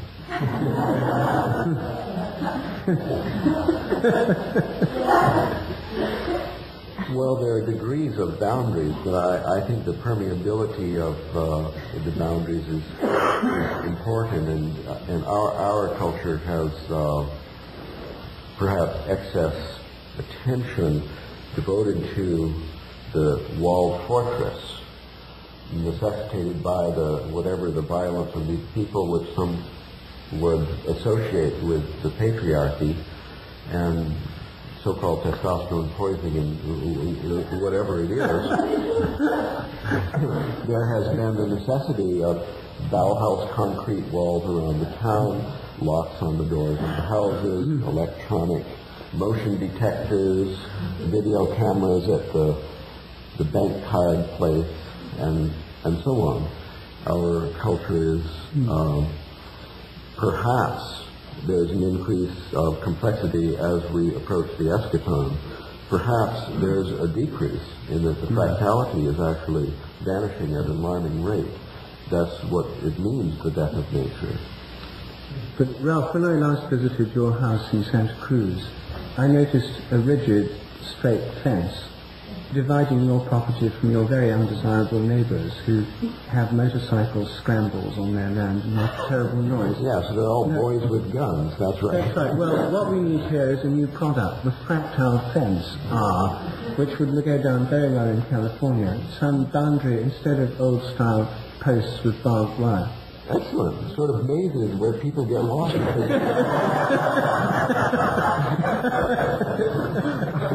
I think we should patent this and get on with it. We'll subvert the world.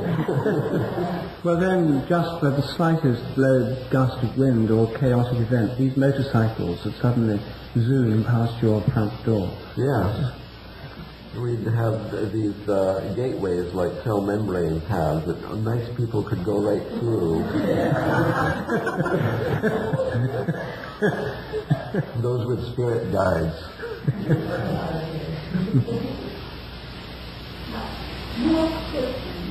So have we reached the point now? I think we could. Yes. It's okay. Yes.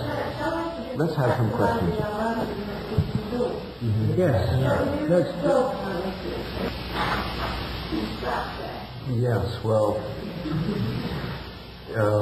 Yes, well, everyone is stuck there. It's Janus. We have our individuality perceived according to our own paradigm, which is a paradigm of individuality, and then there is our participation in a group, another group, and the larger group, and so on, which is the study of cultural anthropology or sociology. And we don't know sometimes if our individuality actually exists, and other times we don't know if we belong to any network at all. So we could perhaps think of these as two faces, as it were. That means that each one is itself a paradigm. That means that these different paradigms exist simultaneously within us. The individual paradigm, where my neighbors say, I can do anything I want on my own property, and including smoking tobacco. Well, the other one says, I exist for the group, or the group is punishing me now, or I better get up and cook for the group, and so on, and a lot of other ones. And the important thing is that if you adopt this view of the self or individual as a structure, which, like all of these levels, are part of the structure, and that's the self, at least from the point of view of a single point in it, if you're looking from a single point, which is probably a different point for each of those personalities, then this whole structure, well, that's it. That's the self, and it's also the group, seen from different points.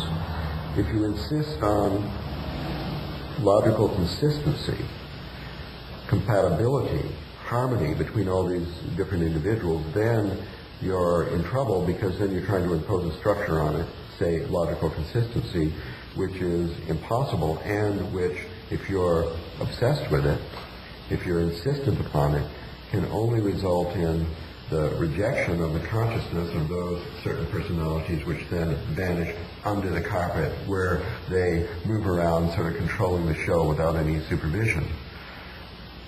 So this is, I think, a really important aspect of the peculiarity of our culture, that back in those Neoplatonic times, we had Plato and Aristotle. They argued. They had completely different parts, like one is north-south, the other is east-west, or something together. They give a good map, the transmission of the Greek miracle over time through early Christianity and early Islam, gave, by means of some historical accident, a phenomenal imbalance, accentuation to the Aristotelian. That is, the perspective of formal logic. That is, the insistence upon absolute truth. That is the perversity of modern science. That's the Aristotelian, unfortunately, without the balance of the Platonic. When this Aristotelian imbalance aspect of our culture comes into our own psyche, we then may ask for, with our different parts, some logical compatibility, and that's a very unhealthy state. So we can accept the individual and the social without conflict, even though they're conflicting, just because they are, and their partnership too is.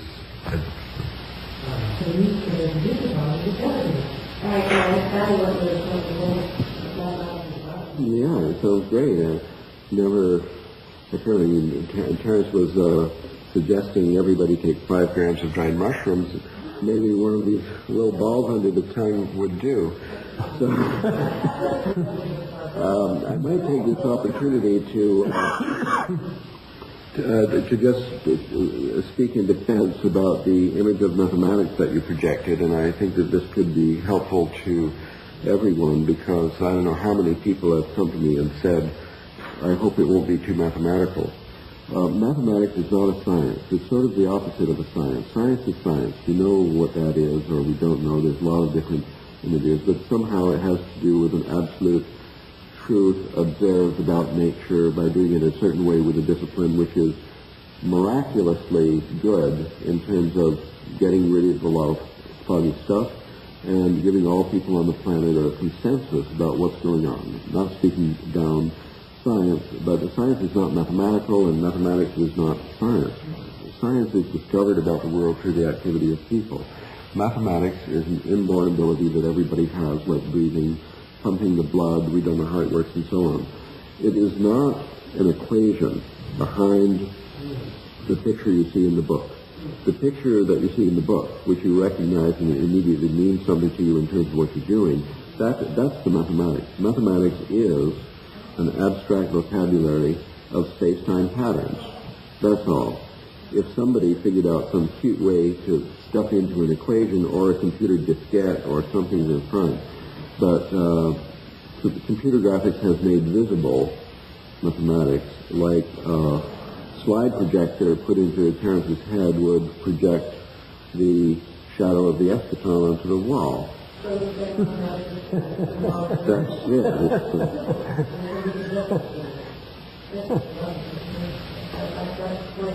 So everybody can do it.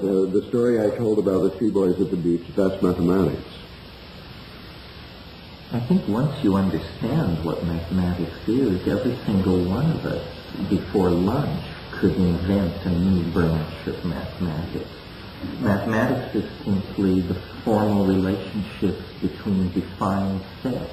And you can define the sets. You know, they could be hexagrams, they could be triangles, they could be groups of 11 dots. You set up the terms and then watch the system run and derive the rules, and that's a new branch of it doesn't need language. It's pre-linguistic. Children can do it. As soon as you've observed a similarity between the left bank of the stream and the right bank, between the right bank and the Milky Way, and so on, you are performing mathematical functions, and that's all there is to it, except that somehow the subject has been misunderstood on such a massive scale within the school system that everyone's been convinced incorrectly that they can't do mathematics. And that's everyone, including Nobel Prize-winning physicists and so on, have math anxiety because of this school system.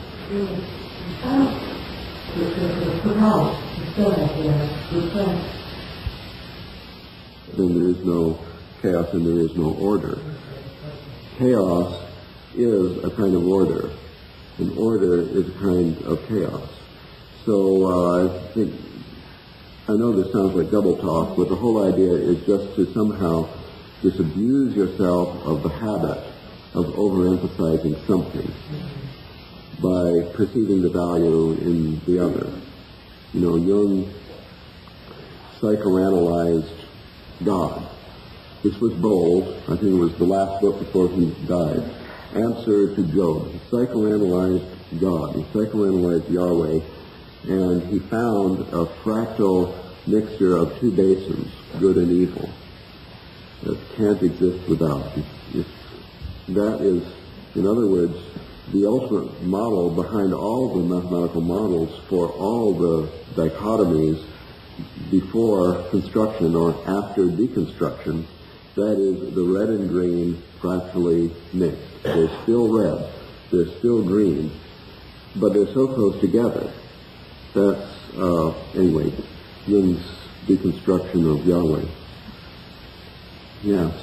Well, this is, I think, what Rupert was suggesting at one point there, the idea about the sacred trinity, or the original tripartite structure of the goddess. Each part is present in every part, and there, in other words, no distinction between the divine world and the mundane world. And if there is a distinction where a culture has made a distinction, then that distinction is, as it were, creating dis-ease in the culture by setting aside divinity from something else, ordinary reality, family, life, and then you get a temple with a thick concrete wall around it, and the divinity within and outside, and so on. And then there's the progressive parturition of, like unzipping a zipper, where one thing after another is desacralized, and now we live in a world which is totally desacralized, and the resacralization of the world could be as simple as zipping up this zipper again, but we don't know exactly where the handle is. We can't recover the aboriginal state of consciousness because it's extinct, I guess. But we're trying. But we're trying to find it, and the multiple personality idea then suggests that it's there. It's still there in each person, under the wall. The aboriginal state of consciousness involves, as far as we know, taboos. In other words, boundaries of what's restricted. It's not without boundaries at all. All the early books on anthropology, to James Fraser and all those kinds of people, were fascinated by taboo structures. As soon as anthropologists arrived anywhere, they found systems of taboos, and that's why early 20th century anthropology, Freud wrote a book on social and taboo. I'm very interested in this question. And taboo means that which is forbidden. And the idea that these boundaries set up by culture seems utterly fundamental to all cultures.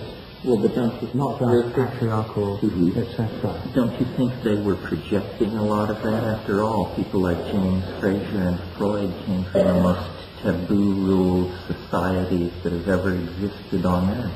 Victorian England and fin de siècle Vienna were so taboo obsessed so constipated, so hidden from themselves that they very probably carried that into their work as a projection.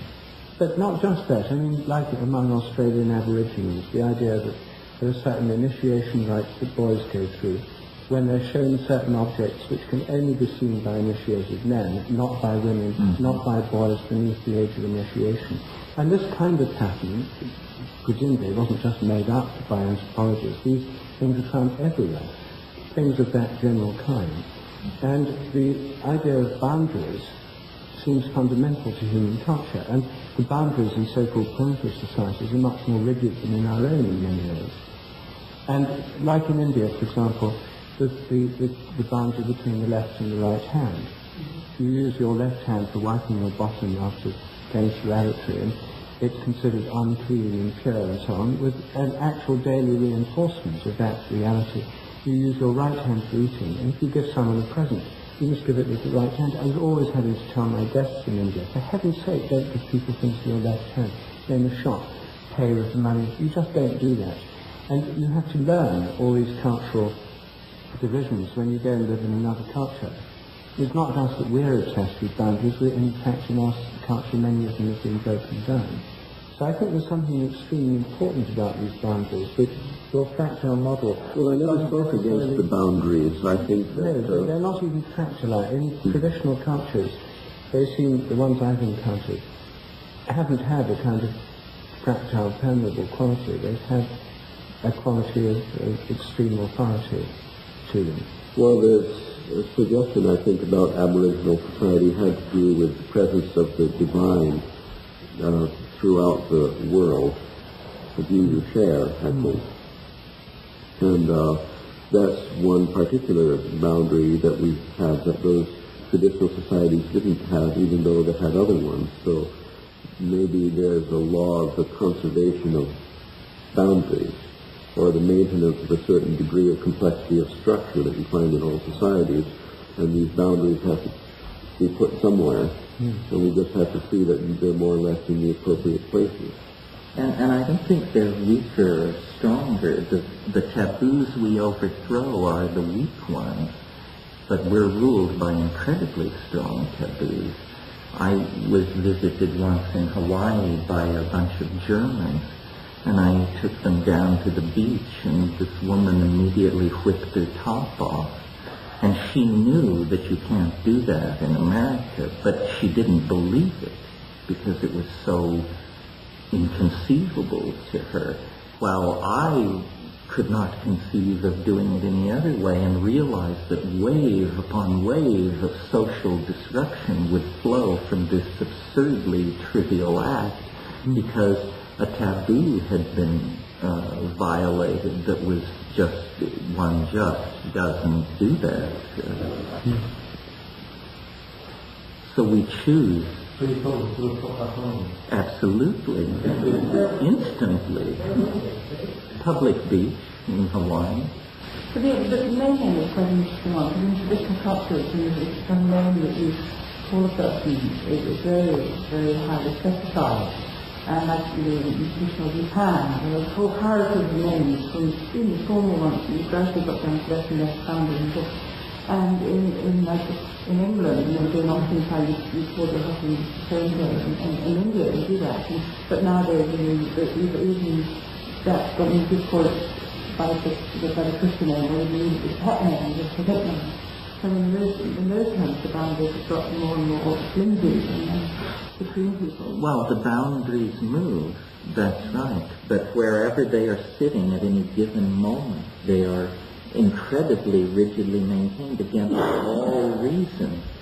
I mean, I remember when I lived in Bernays, that my houseboat was anchored near the bathing dock, and you could watch 1,000 women wading into the Ganges, in soaking wet like rats in their saris. You could watch 1,000 women bathing and never see a nipple or so much as a thigh, and it seemed perfectly reasonable for them to walk into the river fully clothed in order to preserve a sense of modesty.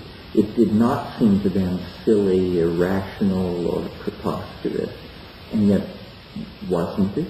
And isn't it absurd for American women to keep their tops on at the beach? Yes, but it goes without saying. It's beyond question. And then the taboos that are negotiable change over time, but they usually don't address the central concerns of the society. I mean, for instance, this thing about topless beaches, all the beaches of France and Italy are topless. That means nothing in America. It will never change. I cannot conceive of it changing. The situation with cannabis is similar. Everyone knows that cannabis is trivial and harmless, but that doesn't mean that we're on the brink of changing the social taboos about it. It feels to me as though they will never change. Those taboos are denied as the sense of it. Yes, I agree. I think that speaking of all these divisions, one of the strongest divisions is the division between the sacred and the profane. They seem to be like oil and water. And once a profane domain is established, it will struggle with all of its resources to resist a re-sacralizing of that space. That's what has made Western civilization so toxic, is the fact that it is a continuous and spreading profanation, apparently to be carried on until the extinction of the planet, unless those few heretical voices that dare to oppose the imposition of this boundary are heard. And so the significance of the uneven study is in fact becoming recharging its really healthy. Well, so you're suggesting there are pathological taboos and taboos which actually maintain health. Yeah. I mean, the taboo about the hand that Rupert mentioned is probably a health-based taboo. You don't want to be transmitting amoebas to your friends or yourself. Well, we don't want to eat poisonous plants. We don't want to eat... But poisonous, it becomes a word. This is a word so fraught with cultural... Talking about Amanita Varna or something. Well, your first shot of scotch. This doesn't convince you that this is a toxic substance, but no, it turns out to be the basis of an entire culture, lifestyle, and philosophy. You're talking about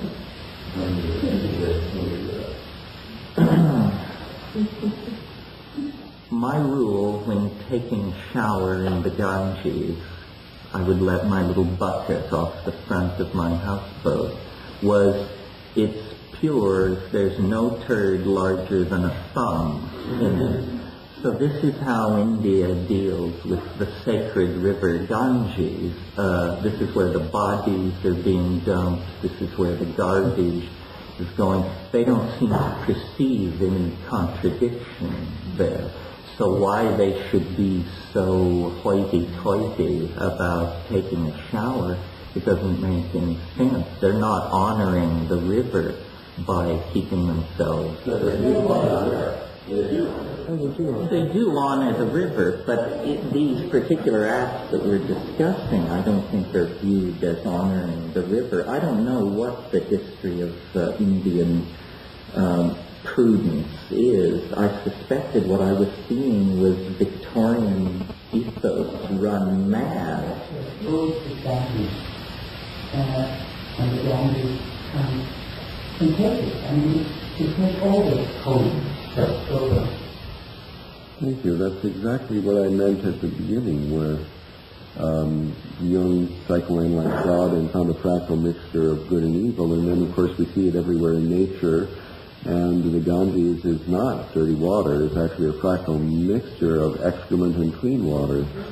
And nature is fractal, and poisonous plants are growing intermixed with the food. So that's just the way of it, this planet. And when our societies are more like nature, maybe they have more longevity, or maybe not. And maybe the mathematical model helps to look at it, or maybe not. But in any case, we succeeded to draw back from the eschaton and the homing pigeons and somehow arrive in the society that we live in. So the boundary is a rigidification of habit. Yes, the boundary is a kind of a materialization of habit, I guess. And nature itself seems to have evolved. The structure came out of chaos in the process of creation in which order emerged and structure is made and matter materializes around habits and so on. In our personal life, in our family, in our school and institutions and so on, we have a lot of freedom, it seems, to behave this way or that, and within some realm we have choices, and that's why I think it's good to have a mathematical view of all this, because it does give you a way to extrapolate from nature, make analogies between nature and the structures we're living in, and that's kind of diagnostic in itself. Maybe we should stop here. What do you think? Sure. Feels like we've hit the